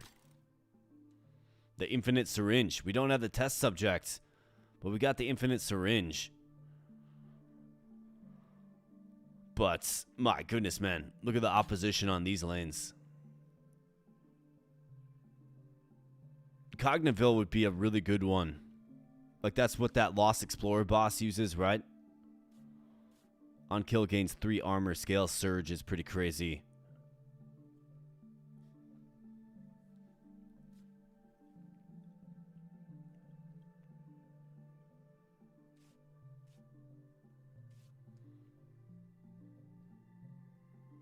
This kills the target.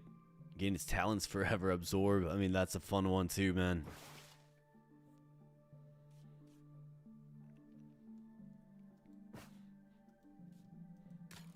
I mean, it's Golden Beetle. We got to take Golden Beetle. Infinite Syringe is not in play. We don't have test subject and don't have enough HP. In fact, it doesn't even feel like we're going to make it through this. But we'll certainly try. We'll certainly try. But before I do that, I'm going to run to the restroom quick. So I'll be right back. I'll let you guys check out some game sounds.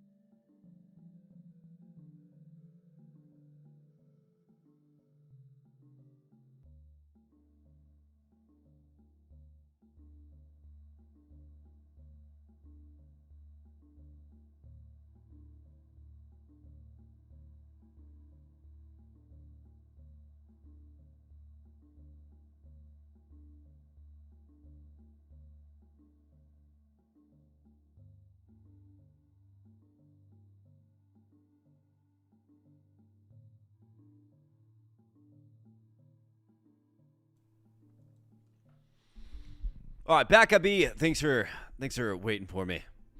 You know, you get to the point, I don't know if you guys wear contacts, but I wear contacts, and you get to the point where you've had them in so long, they just start sticking to your eyeballs, right? And it's pretty uncomfortable. Compromises the vision as well. So we had a little bit of that going on, but you usually patch it right up with some contact solution, right? Just spray that right in the eye. The tricaudal hyena. Okay, that's what you were thinking of. I actually don't mind it. It's a tough creature to face, actually, because of Giga Sting.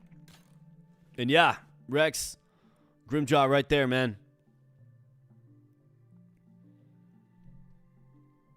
But I got to go with this route because the Golden Beetle, like the way I see it, our only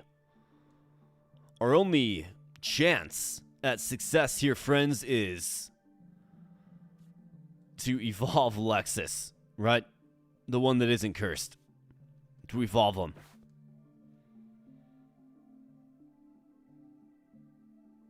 When an ally gains an effect, gain it too. So that's positive or negative.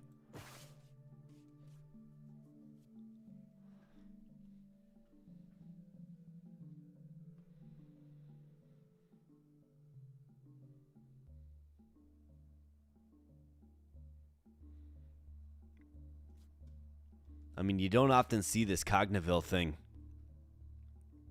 It's got Absorb. I mean, it's one I would consider recruiting if possible. I think the Scaly Dragon would be a good addition to the team, too.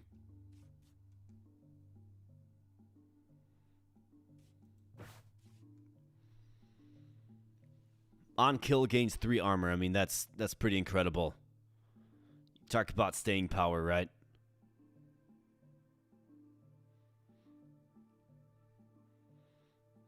Oh, dude, Grimjaw is the stuff of nightmares. Look at this thing. Reminds me of something from like Resident Evil or something. You know what I mean? Terrifying.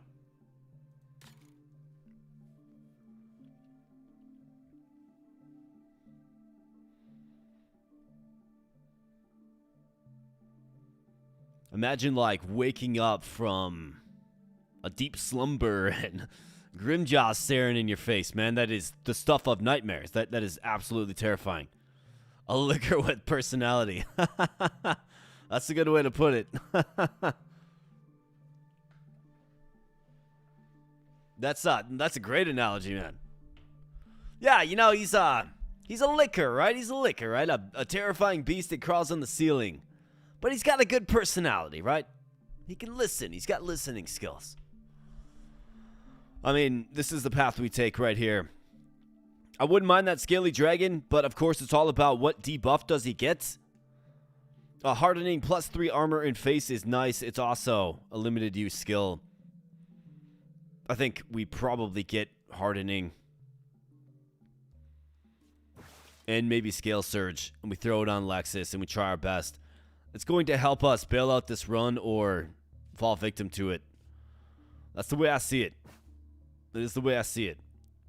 Probably use this egg for healing because this guy's going to be coming out swinging, of course. So let's go. Yeah, plate slam. Coming in, breaking plates, man. 5 HP for you, though.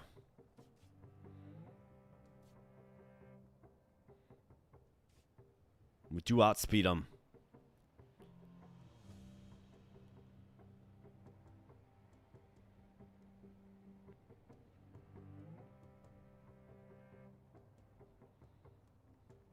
If I glow look him, though he's going to use momentum to gain speed.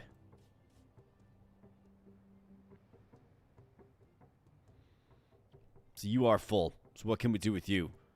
That'll do 4. That will do 3. Then apply 2 debuff. Guess we can always outspeed him with this wind gull after we get the initial hit on him. So that's what we'll do.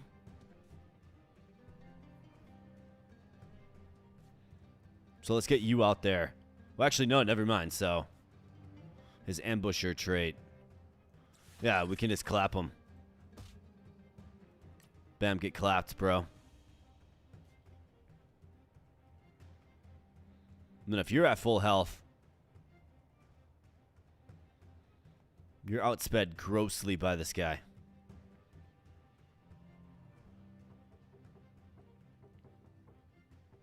First thing that comes to mind is stars. Yeah, like the special secret agent team.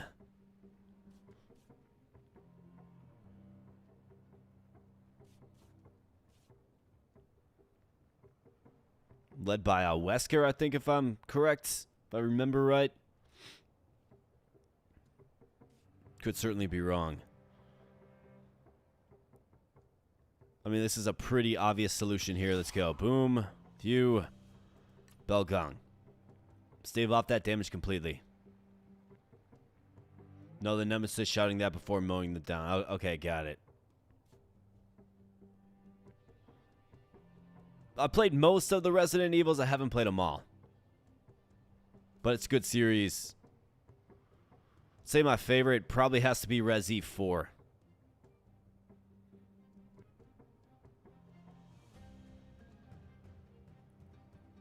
So plate slam coming down. I think you got to get the glow lick on him. So he'll get hit for 1. He'll have 2 vulnerable on him. This guy's going to have to get up to full HP. Right, so get hit for 1. Got to use the egg on you. Desperate times, desperate measures here, friends. Alright, so he's not going to get his buff. So this will do 2. Reduce him down to 2. That's what we gotta do.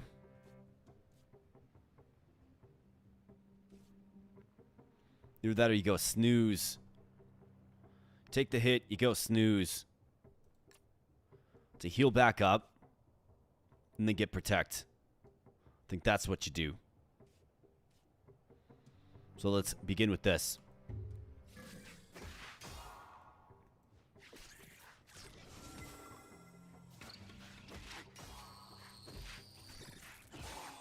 All right, good hit. All right, we got Cuckoo. Hitting for 4. That's a big hit. 7 HP.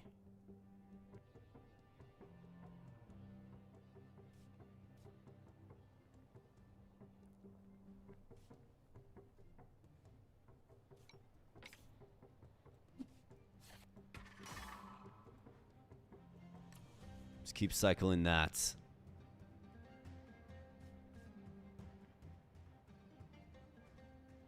Let's do this. Glow lick.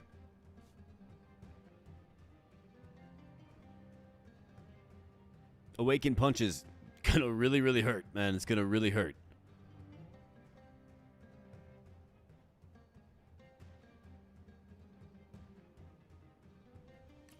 But I think you gotta do it.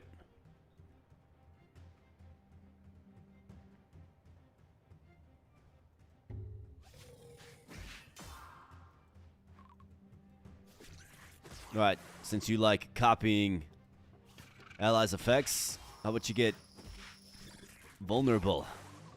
That's right. Awaken punch, it hurts a lot. This guy thinks he's gonna absorb me, really.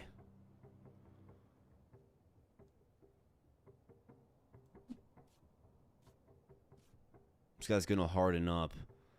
Tongue wiggle is gonna hit him for 4, but he will harden up. That, of course, gives this guy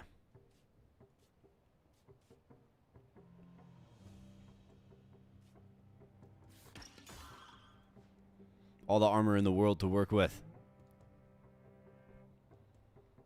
This guy's going to try to concuss me, but he's struggling.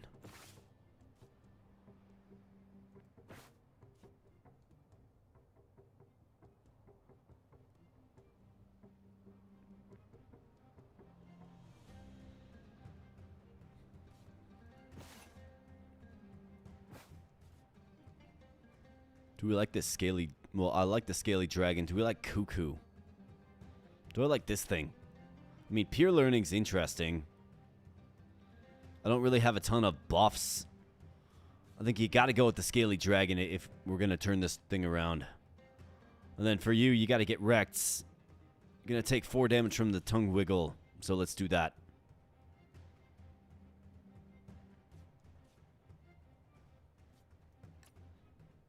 This guy's going to harden. Let's get some more vulnerable stacks on him.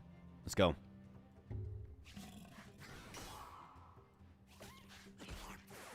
That's right. Get vulnerable, man. Bam.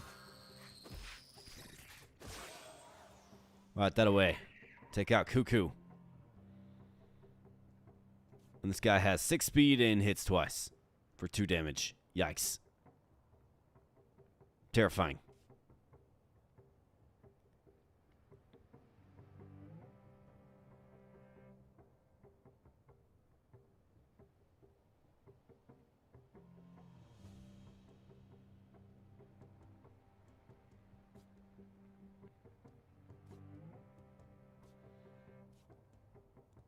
Plate slam, we cannot tank it. And he's faster.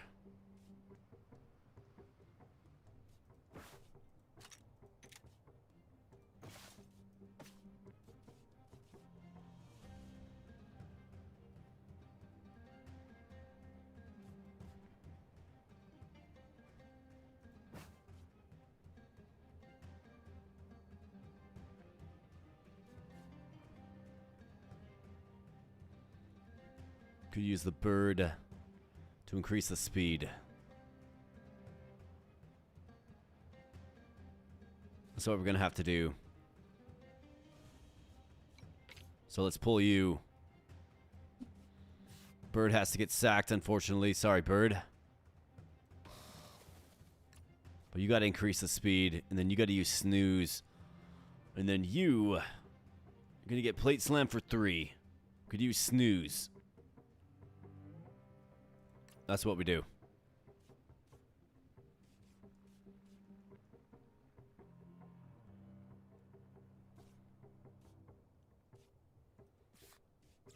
It's actually got to be like this.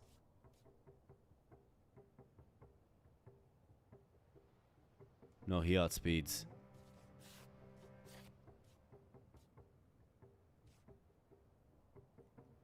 He's going to take 4 damage from this. He's got 4.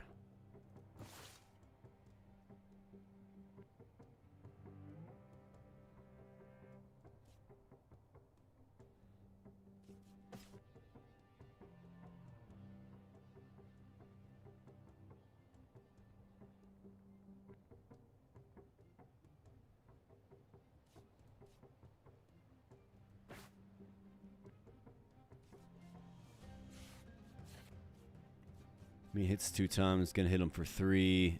He will outspeed and get the snooze. So this is what has to happen. We gotta go fish with you, I think. For 4, you'll get reduced to 1. That's what has to happen. Let's go.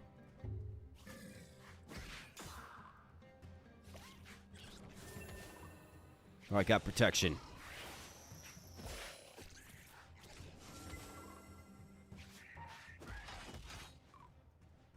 It hurts. Man, it hurts so bad. But we finally have the speed advantage. No more snooze, though, of course.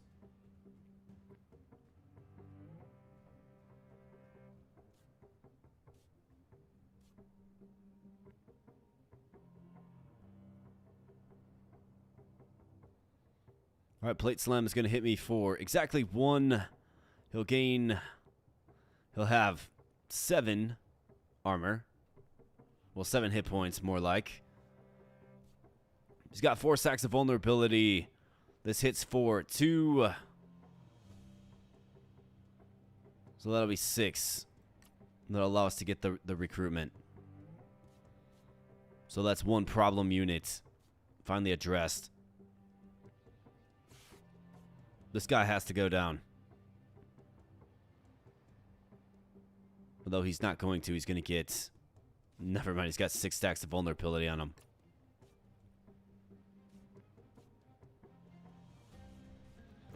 I don't dislike... We've got 2 syringes left. I think hardening is probably a pretty obvious one.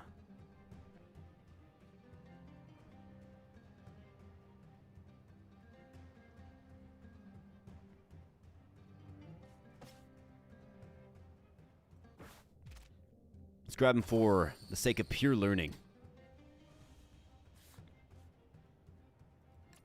Then let's use Glow Lick on this guy.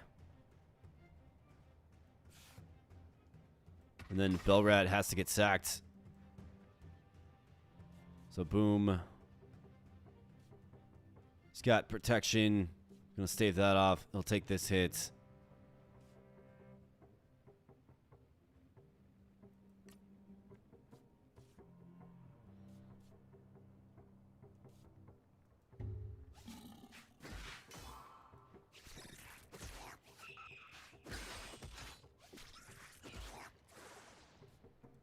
Alright, skilled dragon. Let's get it.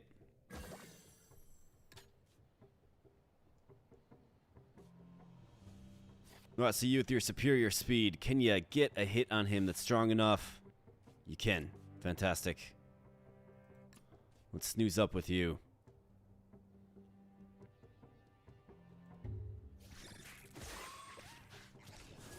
Man, that was a tough fight. Adjacent creatures have -2 speed. Disfigured adjacent wow. Man, so it's all like the absolute worst debuffs is a cursed run. Well, I guess at least we got Arachno Tongue.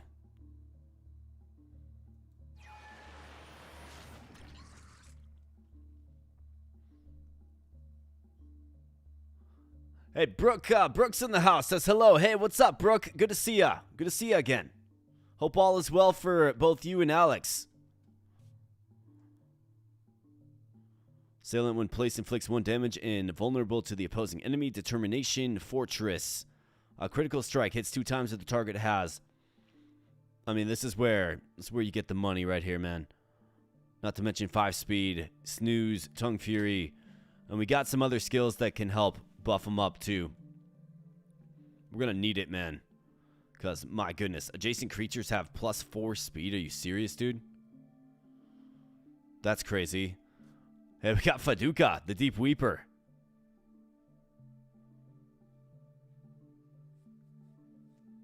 Can you use that syringe on a curse? No, you cannot. No, you cannot. So wait, that tree debuffs allies, then copies that debuff. The tree copies any buffs or debuffs that the ally has. Yes. So it's good and bad, right? Good and bad. Yeah, I know. It'd be nice to just simply take off a curse, wouldn't it? We got the former human right here. Now, I don't see a Tadwell, right? We just don't have it. So we're not going to get evolution. Silver Beetle. We got the Gold Beetle instead. So what are we going to do? What kind of magery are we going to do here? I think you throw a hardening on this guy. So he has an armor option. Along with Snooze. It's going to give him a lot more staying power. On kill, gain 3 armor. I mean, I like that. Pure Learning is another kind of interesting one.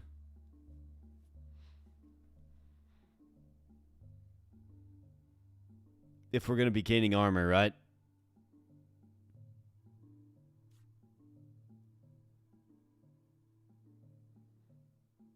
Wish I had another syringe, if I'm being completely honest.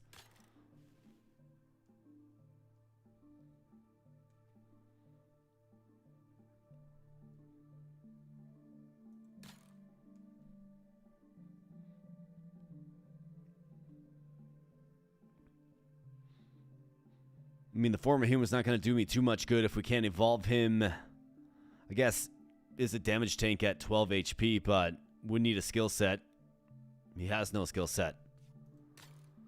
This is a syringe that can allow us to swipe an ability. It's useful, but this path is really, really frightening. Tricala Hyena. This guy that disables enemy talents. Not to mention high speed. Deep Weeper has high speed. This guy's got a lot of HP, and not to mention is going to make everybody just way faster than me. And we got Sudan in here. What's up, Sudan? Good to see you, man. Seeing you in the comments section. Thanks for being in here. Cheers.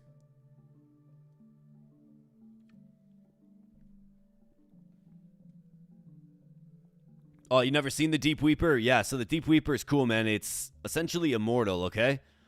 So the Burden of Life. So when it dies, it adds Deep Weeper corpse to your inventory. And then effectively what it does is after 4 turns, it's going to resurrect and come right back into your hand, okay? But you also have the choice of using the Deep Weeper corpse in your inventory to extract its hearts. And then you can feed its heart to one of your creatures for a full heal. Which does, of course, eliminate, you know, the unit from your team permanently. But I did my endless run, and we used a lot of these guys. Really, really good. Don't be fooled by the 2 HP. They are very good, man. Highly recommended.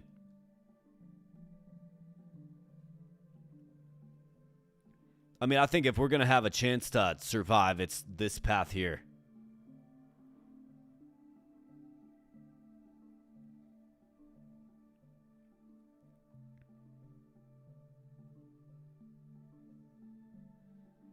I mean, Apex Predator would be great as well on Arachno Tongue. We're looking real thin these days.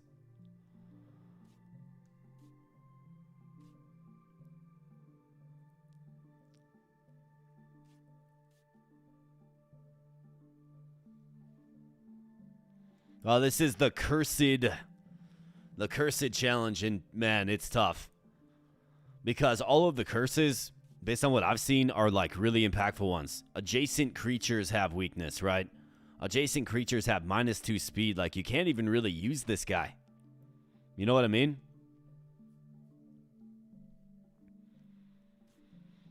So I'm kind of torn between Pure Learning and Scale Surge.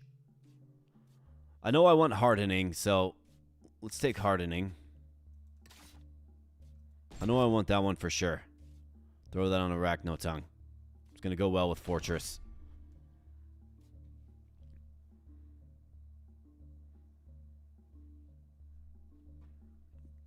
On kill gains 3 armor. I mean, it's a way to keep him alive. We have this one here as well with pure learning. You know, you throw them both out on the field, pure learning. This guy uses hardening, then this guy's going to get 3 armor. Right, this guy uses... Well, he gets 3 armor and Fortress. I think you gotta go pure learning. I think you have to. And we gotta heal up this guy. We gotta give him pure learning. Needs to happen. Jacob Fenster, what's up, Jacob? This game is called Decktamer. It's a good one, man. Highly recommended. Check it out on Steam. Just released in full like a month and a half ago or so.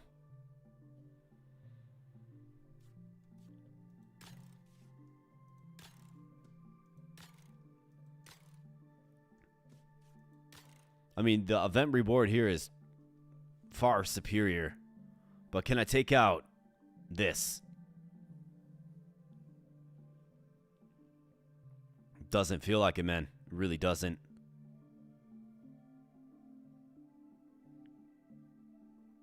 Event creatures do not get cursed, no.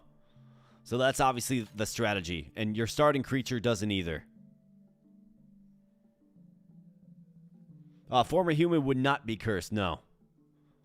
But the problem with the former human is he doesn't have any abilities unless we load him up, right? So that is where, when you're out of syringes, right? It does certainly work against you.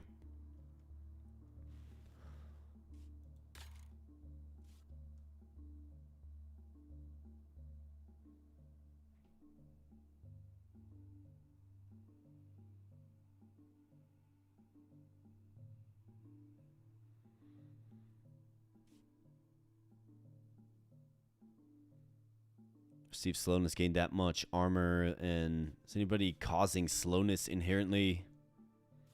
No. When attacked, inflicts poison to the attacker.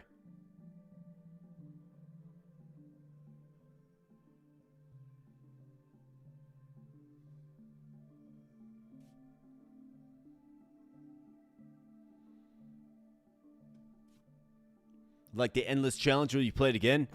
Yeah, we can definitely do another endless challenge, sure. I had fun with that one. That was a lot of fun.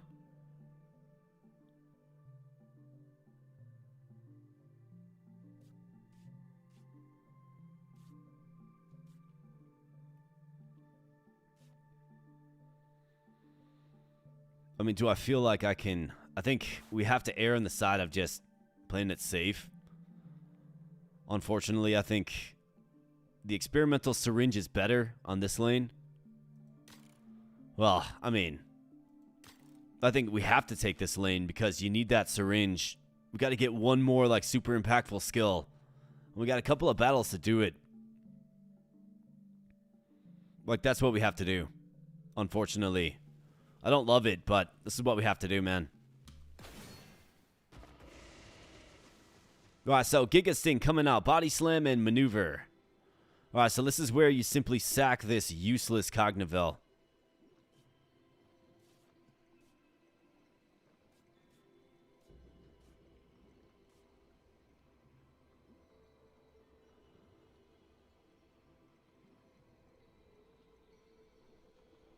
Could also go Scaly Dragon too, I suppose.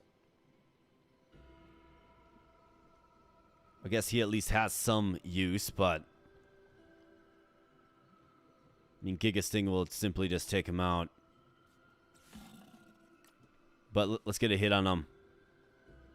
Gotta sack him.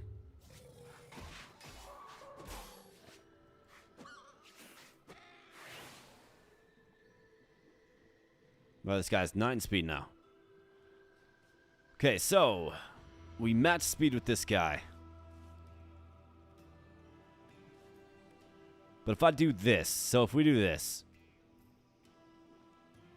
so he's going to needle tail down, right? We match speed with him. We do not, we outspeed this guy. So if I do, for instance, hardening with him, we get this guy out here to glow lick, okay?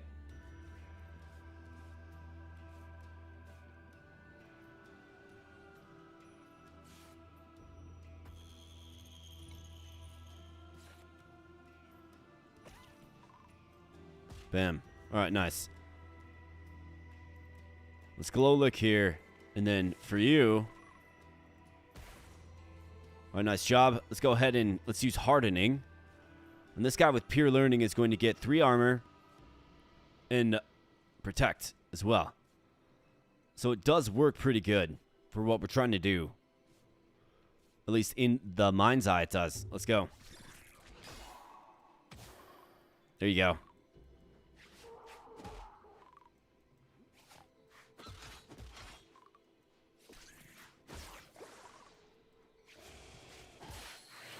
Although double bite hurts, man.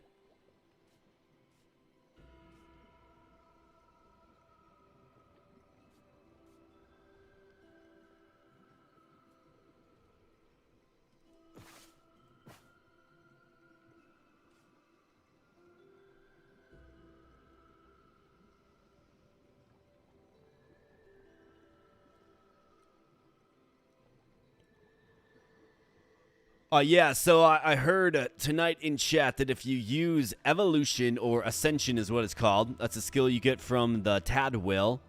If you take that skill from the Tadwell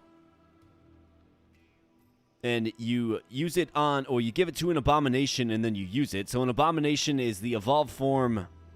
Well, it's a unit that uses Ascension that does not have an evolved form, turns into an Abomination. Okay?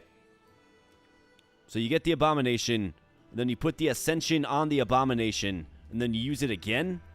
So you effectively use Ascension twice. Then you do get the Eye of the Abyss. That's what an individual said in chat. No, I would like to try that. That sounds fun. But how feasible is it? I mean, in this run, it's not going to happen. But it certainly does seem fun. Body Slam for 3. I mean, we got to get... This guy's just way outspeeds everything.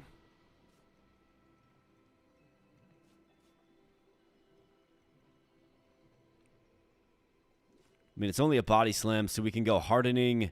You'll get 3 armor and protection again. Protection will do really, really good things for us. Let's go tongue wiggle.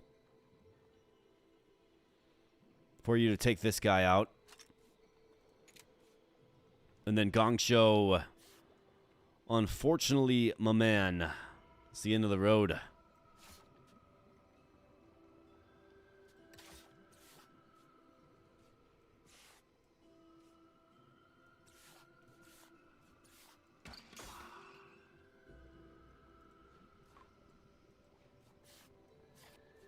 So we're going to get real whittled down here.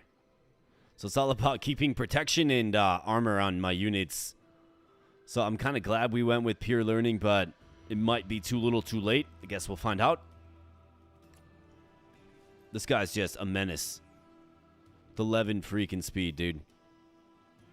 But we're going to take out the hyena and the buffalion in this turn. So let's go. Actually, excuse me, we're not taking out the hyena. Buffalion, though, is going to find out. And armor, of course, stacks up, which is really, really nice. All right, this guy comes in and heals.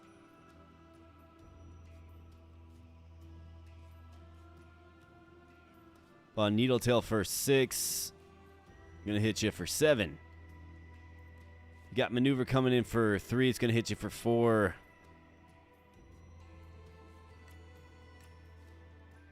You got to use snooze, my man.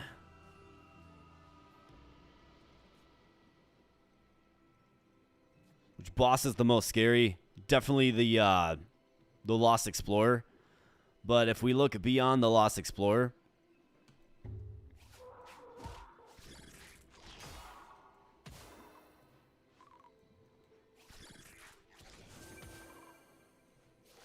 All right, yeah. You got all the speed, right.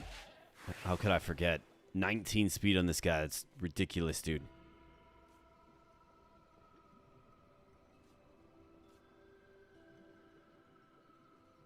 If we look beyond the Lost Explorer,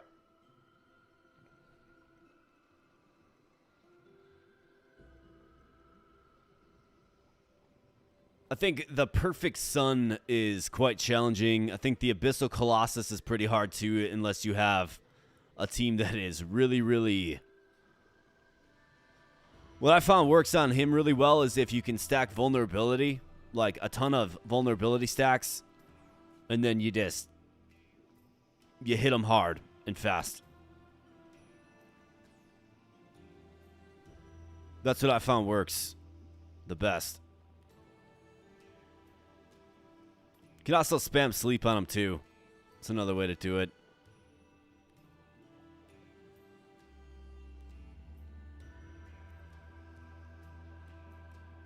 So we could do Tongue Fury.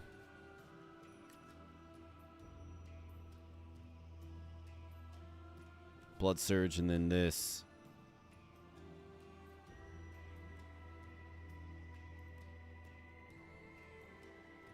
Let's go Tongue Wiggle, I suppose. Or actually, let's do Glow Lick. I mean, that's a huge hit. We do have Snooze, luckily, but my goodness, man.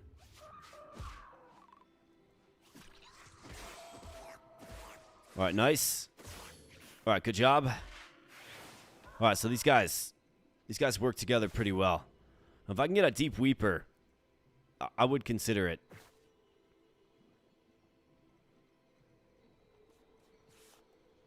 So he's going to claw for 3.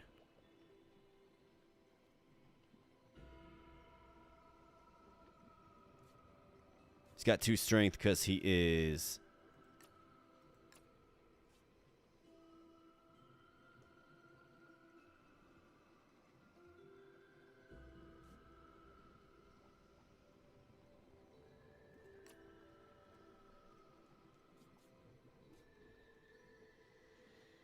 I think we should probably try to add the Deep Weeper, man. I think we probably should.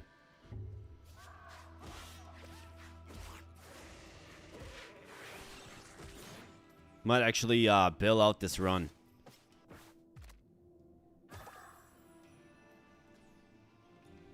And the Deep Weeper is always Faduka, man. Alright, so you. Let's get a little snooze action. You as well. So he's going to hit you first for 3. But you're going to refill HP and face. That away.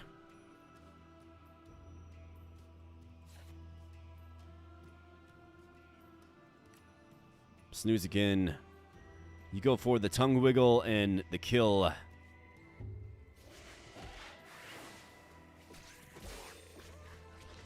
All right, it's getting tight here, friends, but we're doing the best we can, man. Prime Meat and Poison Bug. All right, we took the more difficult path and we got the experimental syringe. I want the one that's... You can swipe an ability. Yes. Although, of course, we're going to get it to where there's no level 3s left. Yeah. So there's no level 3s left.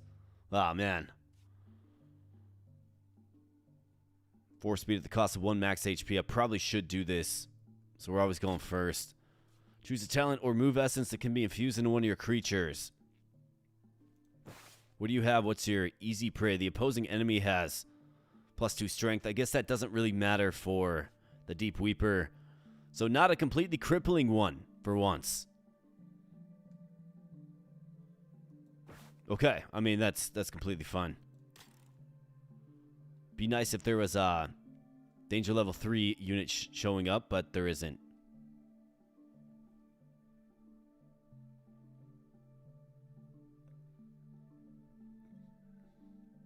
Nocturnal Demon, so this guy has the Nocturnal Demon. 10 damage is insane. A Vitamized Nectar is good for healing. Rock to deal 2 damage. Got a fish and a meat here, syringe box for a talent.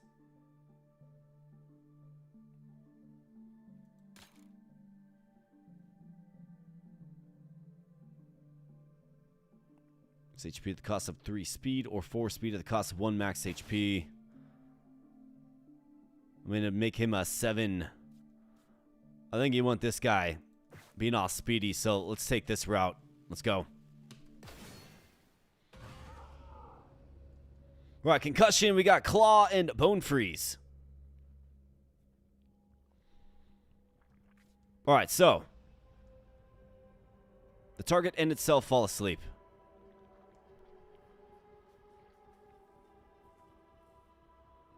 So I actually outspeed this thing. I think we can come out swinging on this guy. Gives him vulnerability. We can critically strike to kill him and then move over. Otherwise, we could do 3 and just keep applying, right? Hit this guy with it. He does have 7 speed and bone freeze, which hits for 4. So I think you go Faduka right here.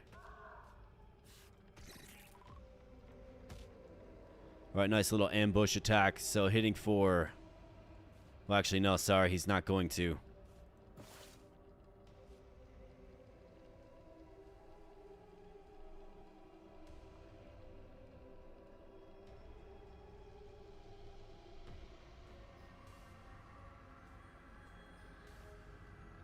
So, let's see.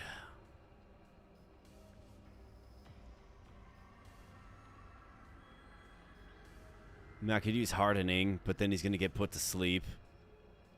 Don't love that too much. I don't outspeed the White Reaper.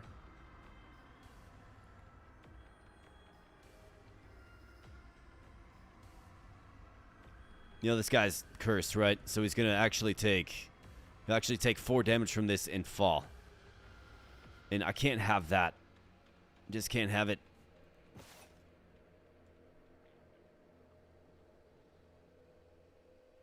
So I've got to use prime meat on him, unfortunately.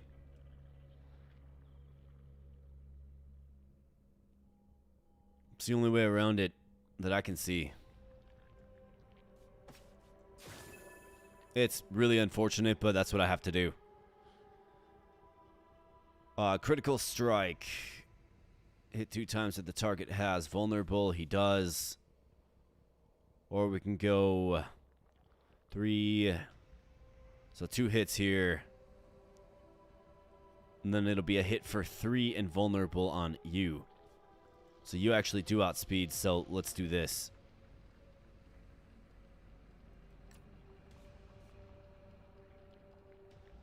Then you're going to get hits.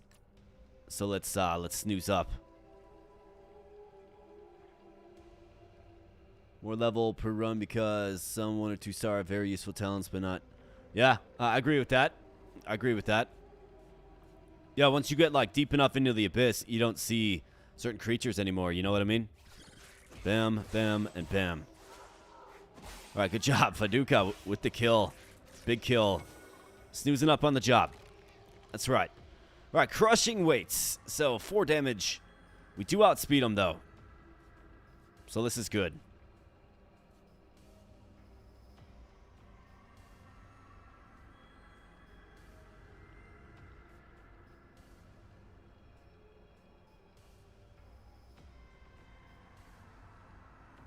So I think you go start building up armor stacks with hardening. And of course protect. I think that's good. These guys can claw each other and take each other out. And then you can go for the glow lick. Let's do it.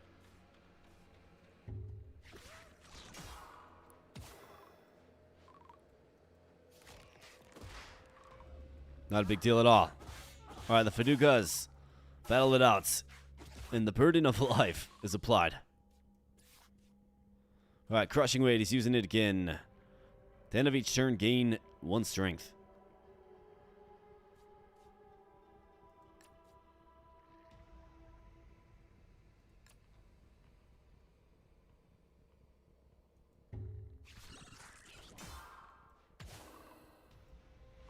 Man, armor and protect is just so strong. It really is. Really is good. Yeah, welcome back, Faduka.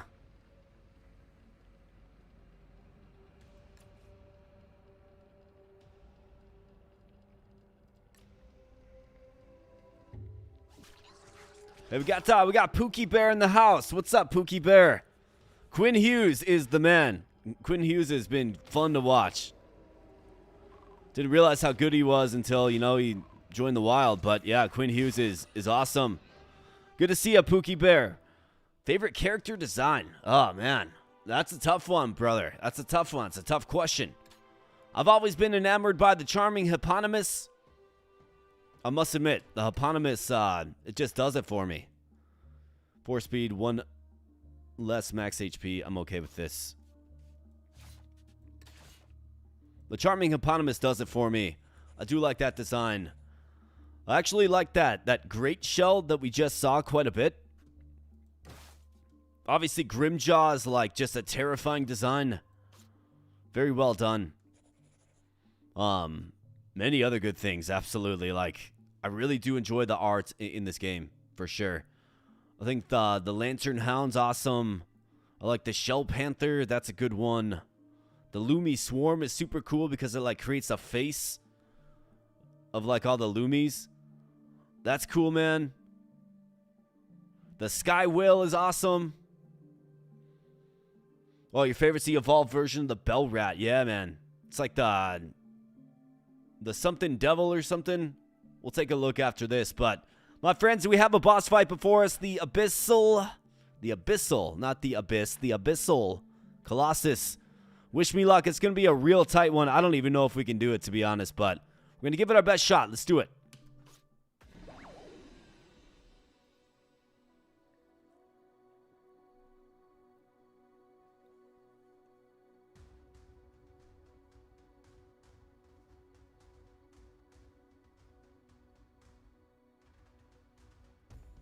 Oh, dude, Zeev Boyum, you got yourself a really good player. Like, he's super young, man. He's super young. He'll probably be your... I mean, he might not be as good as Quinn Hughes, but... Like, you got yourself a real good player in Zeev Boyum. Like, we didn't want to give him up. I was like, why did we trade him, right? But you got Quinn Hughes, so it makes sense. But you got yourself a real good player. Rossi is he's a good center, too. He's a little undersized, but he's a good center as well. He was pretty darn good for us. Like, he scored a lot of points. All right, so hits all lanes, repeats this move for each empty enemy slots. Subjugation, primal, rage, extermination targets. The enemy with the highest... I mean, what we have to do is we have to get vulnerability on him and just beat him down. That's what we have to do, simply put.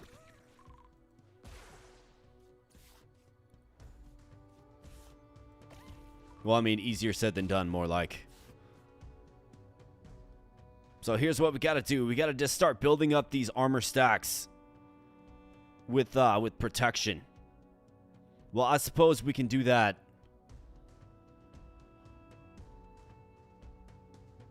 Should probably take the opportunity to get a Tongue Fury on him.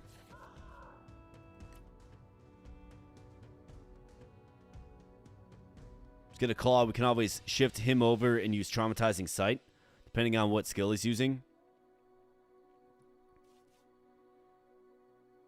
Then let's go Glow Lick. Let's just... I mean, we just got to keep stacking up the vulnerability.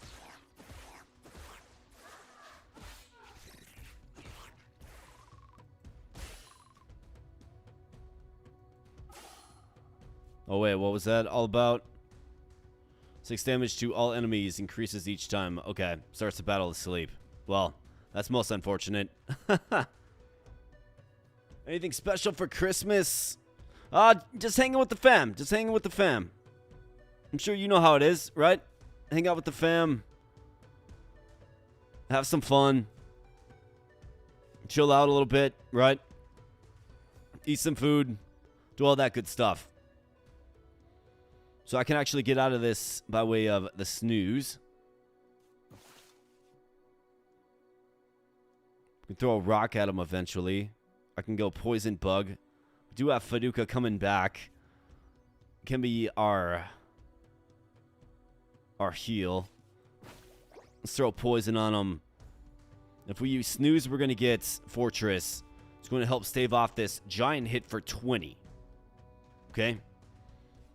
So let's do that. And then Faduka's coming back. Can always debuff attack when he comes back.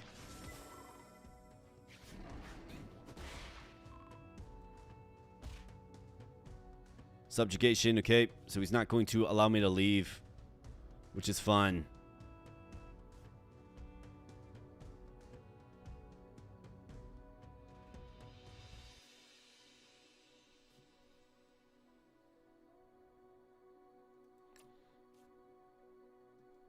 So this is certainly what we have to do. Good hits. Hits all lanes, repeats this move for each empty enemy slot for 5. This is not ideal. So let's see. So 5. So he's gonna hit me, what, 3 times? Is that it? Well, we can get protection, we can get armor. Actually, might just be short here. Maybe. I think you certainly have to throw this on. And then I have to use hardening to get protects. And then 3 armor as well.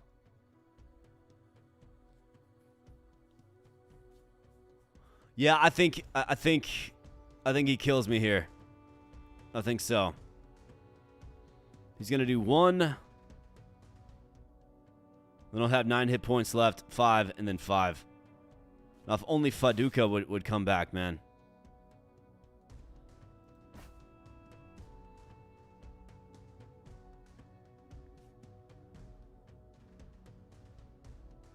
I think he takes me out here. I'm pretty sure.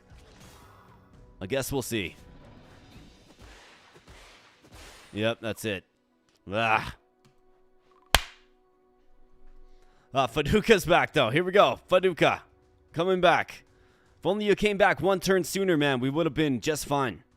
We really would have been just fine.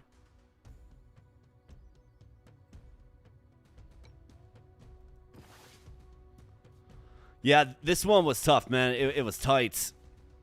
It was tight the whole time.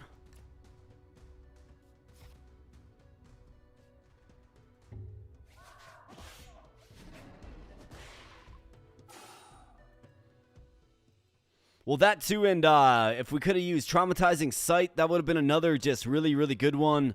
That was another just kind of get out of jail free. I wish I could try that fight again, to be honest. I didn't realize, well, I overlooked the fact that when he wakes up, he's going to do broad area damage. So we shouldn't have led so strongly in that one. Many have opportunities that do a little bit better. But obviously you need all your lanes full. So that attack doesn't do as much damage as it does. And honestly, we were just 1 hit point shy. Like, that's what it was. We were 1 hit point shy. And then we would have been cooking again with Faduka in our Arachno Tongue.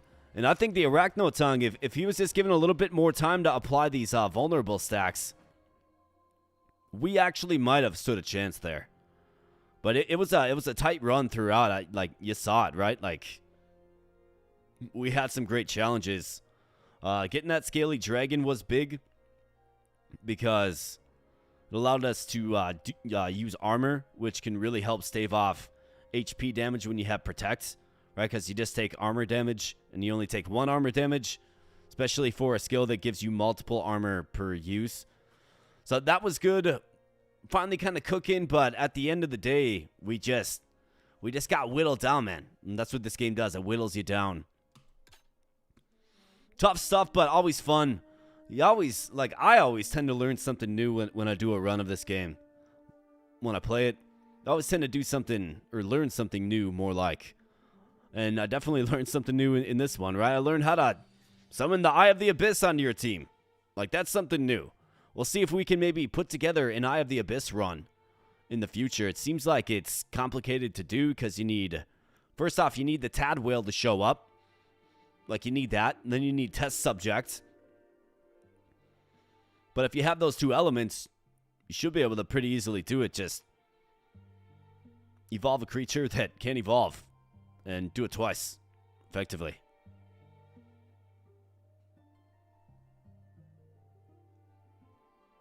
Did you find the evolved version of the starting creatures like the hell rats? So let's take a peek. These would be what, special specimen? Yeah, the Rocky Devil. So that is the Bell Rat. That's a really good one. It's all about armor, and it does damage.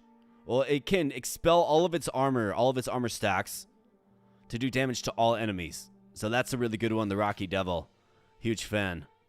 Sky Whale, obviously, you guys know my feelings about the Sky Whale. What else do we have? Lake Poseidon. That's one of my favorite ones. Not sure why he has his eyes closed, though. When I did the thumbnail for it, I had to manually draw in an eye for him. Just didn't look right. Fun fact, it doesn't get along very well with Tide Weavers. Lantern Hound, I love this one. If you ever get a chance to do a Lantern Dog run, would highly recommend it. Get the Lantern Hound. You will appreciate the Lantern Hound. Gargoro, that's a strong one. That's the Kilamaro's upgraded form.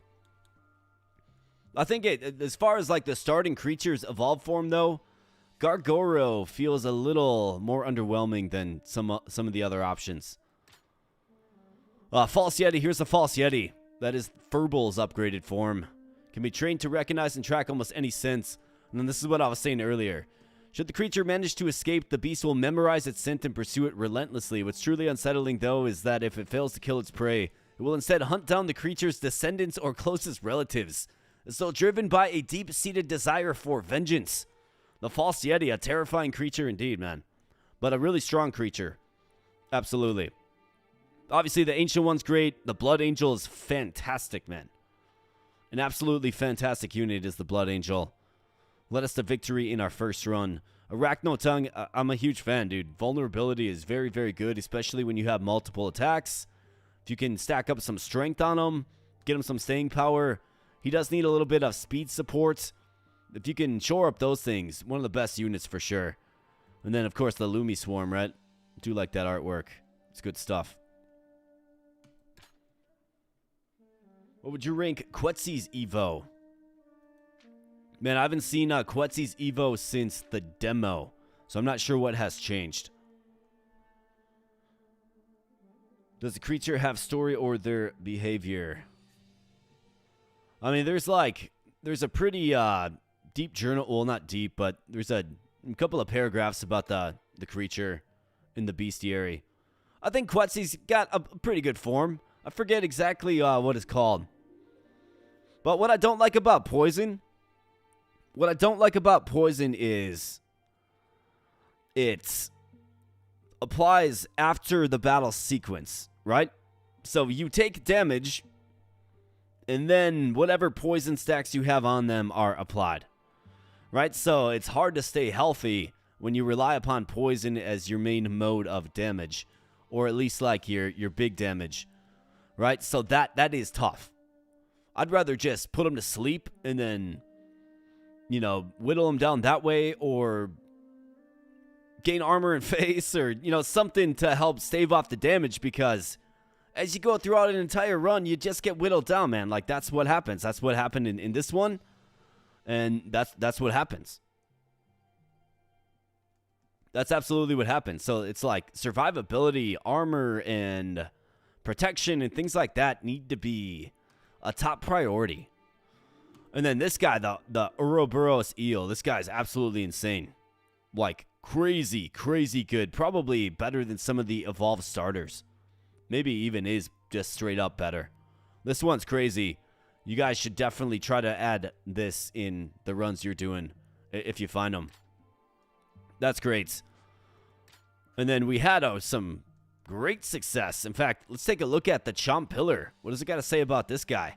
Fun fact, although its entire existence revolves around eating it is, remarkably inept at finding or securing food. Faint glow in this voracious larva's belly comes from an extremely potent digestive organ. which seems to let it metabolize almost anything into raw strength and resilience. In theory, a Chompillar's potential is nearly infinite, limited only by the amount of food it can obtain. So I just keep forcing it food, right? On another note, it can often be seen waving its arms frantically at other species. While this may look like a greeting, my observations have led me to conclude that it is, in fact, trying to appear menacing. Interesting. This guy's just chilling there. The hollow ape's just like, huh? Right? Good stuff. Yeah, there are some that I haven't found yet. Yep, correct. I don't play Decktamer off stream. I play it on stream or on video. You guys have seen every single Decktamer run that I've done. You've watched this profile here uncover every creature. So that has all been done on video. I think we got, what, 14, 15 Decktamer runs now. And not to mention 5 live streams or so. 5, 6 live streams or so. So yeah, everything that has been collected in the bestiary has been done on video. So we all did it together, right? We did it all together. Cool, even danger level 1 creatures can make it against the level 4s. It's so balanced at building. Yeah, I mean, really, it's all about skill set, man. It's all about skill set. There are certain traits or talents. I mean, the level 1 skills aren't often that good, like the attack skills and things like that. Aren't often the best. They're outclassed later on. But the traits or talents are not. Like, if you can get a real good one, you can lock that in. Like, it's phenomenal. Like, what do we get? Pillar Pole at level 3 in this? Pillar Pole is what? A danger level 2 creature?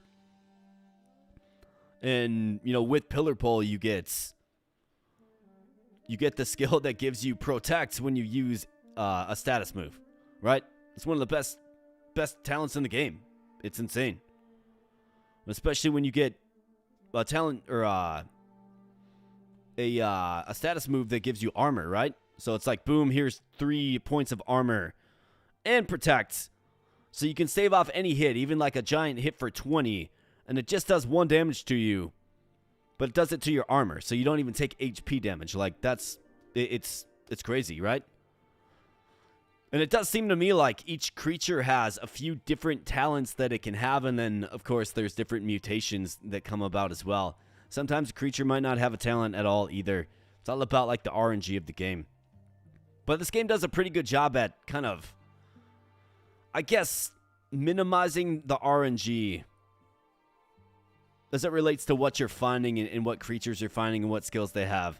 It does a pretty good job at minimizing that, but it still does exist, for sure. Yeah, it depends on what you're building. Right, yeah. What does your team need? Sometimes getting a new addition to your team or a new skill to your team that heals, that's what you need, right? That's the best. Sometimes it's armor. Sometimes it's defense. I mean, maybe you need like just a key, a high-damaging skill. Maybe you need something that scales up strength stacks. I mean, there are a lot of different skills in this game, and it's probably the reason I keep coming back to it. It's so much fun to play. Let's kind of see what we can put together here, right? Think about our first run. We just kind of stumbled into that. I saw that the Chompillar. I learned more about the Chompillar, and then we found a way to really make the Chompillar work for us. So that's good. And that's the one I'll be making a VOD of. I don't think the second run where we fell short at the very end, that we still had fun, we did fall short at the very end. I don't think that's VOD worthy, but our first run, I'll make a VOD of that. I'll cut it down. I'll cut out all the hammer curls and the breaks and stuff like that. Make it a nice and condensed video for you guys. Inscription. Yes, Inscription is on the wish list, my man. It's on the wish list. Haven't had a chance to check it out yet. I've got plenty of games that are on my agenda for the moment. But yeah, Inscription, man. It's on the wish list. In fact, it's been mentioned several times in this chat tonight. So, good stuff. But anyways, my friends, we're at about the 6-hour mark. I've done 2 runs. My contacts are sticking to my eyeballs, so I think it's probably a fitting time to call this one a stream. But, you know, before I go, I want to say thanks to everybody for stopping in. I really do appreciate it. I mean, you can bank on a stream next Friday as well. We'll be doing a stream. I think I'm going to mix it up just a little bit. I think I'll do something a little bit different. I do enjoy our Decktamer Friday streams. We've been doing them for the past, month and a half now, but I think I want to mix it up a little bit. Some of the folks in the community have requested some more variety, so I think maybe we'll target a couple of different games with similar vibes, and we'll play them live here. So you can expect that next Friday. Now, we do have a milestone that we're about to reach. That is the 10,000 subscriber mark, right? So 10,000 subscribers, we're about to reach it. We should in the next, before year end, which is the goal. And once we get that 10,000 mark, we're going to do a 12-hour marathon stream. I'm going to get that scheduled, all right? So as soon as we hit 10,000, I'm going to look at my calendar, and I'm going to get it scheduled. I'll give you guys plenty of time. I'll give you like a week and a half's notice or something like that. And it'll be a 12-hour marathon stream. We're going to be gaming all day. And obviously everybody's invited. Love to see all you guys in there. Stop on in, say hi. Check out what games we're playing. I'm going to feature things that, we have played right here on the channel since its existence, right? Since I first started it 2 years ago. So definitely come on in, have some fun. We're going to be ordering in some food. We're going to have some drinks. We're going to chill. We're going to play some games.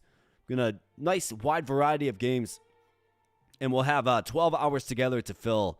That is going to be the reward for 10,000 subscribers. It's you guys that helped me get there, of course. I'm fumbling over my words. I can't talk anymore.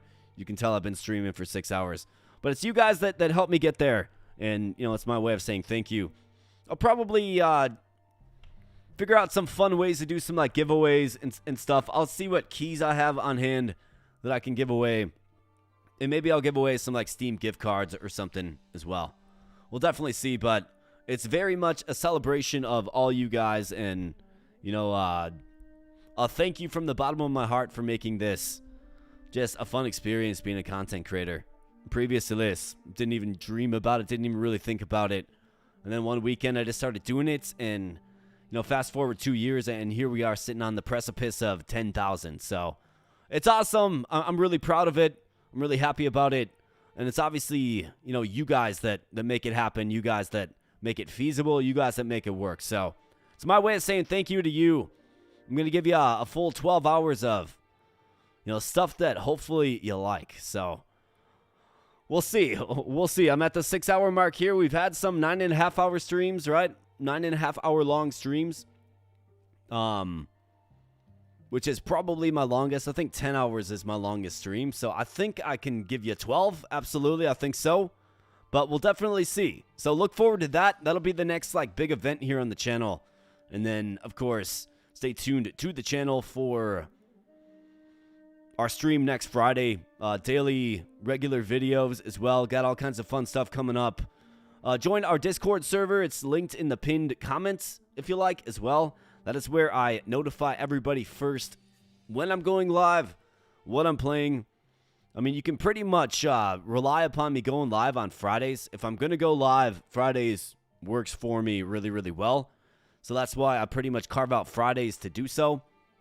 But the time does vary a little bit here and there. It's usually 6 to 7 p.m. Central Standard Time. So if you want to stay updated on when I'm going live, join our server, because that's where the notification goes out first. And then, of course, I'll throw it on the YouTube channel as well as a post. But I think sometimes those are hard to see, right? It depends on what device you're using. And I don't know, like sometimes I don't see community posts, right? Unless I'm using my phone to scroll YouTube, which I don't often do. So plenty of ways to stay connected, though, my friends. Plenty of ways. Definitely look for the 10,000 subscriber special. It's going to be fun. It's going to be lit. And yeah, we'll probably see you guys next Friday as well for yet another stream. I'll figure out what we're going to do, and I will send out the announcement. So I think with that said, my friends, your boy's going to peel these contacts that are sticking to my eyeballs off of them for some much-needed comfort, of course. And I'm going to get the timestamps added to this Decktamer live stream. I'm going to get the VOD cut down and probably have that ready to go tomorrow. Maybe the next day, tomorrow. we'll definitely see, but look for the Decktamer VOD of what we did here tonight. The first run, the exciting first run. Look for that on the channel soon. So I think with that said, my friends, I'm going to get on out of here. But thanks again for, of course, hanging out. I do appreciate it. Hope everybody has a good Friday, a good weekend, of course. Merry Christmas to all if I don't talk to you. Stay tuned to the channel. Smash the like button if you enjoyed yourself here tonight. Of course, that does help out. Let me know in the comment section below your thoughts if you're watching later. Subscribe if you are new here. Help us get to that 10,000 milestone. And I'll be catching you in the next video, live stream, or wherever we cross paths. So thanks again, my friends. I do appreciate it. Have a fantastic evening or morning, and I'll catch you in the next one. Thanks a lot.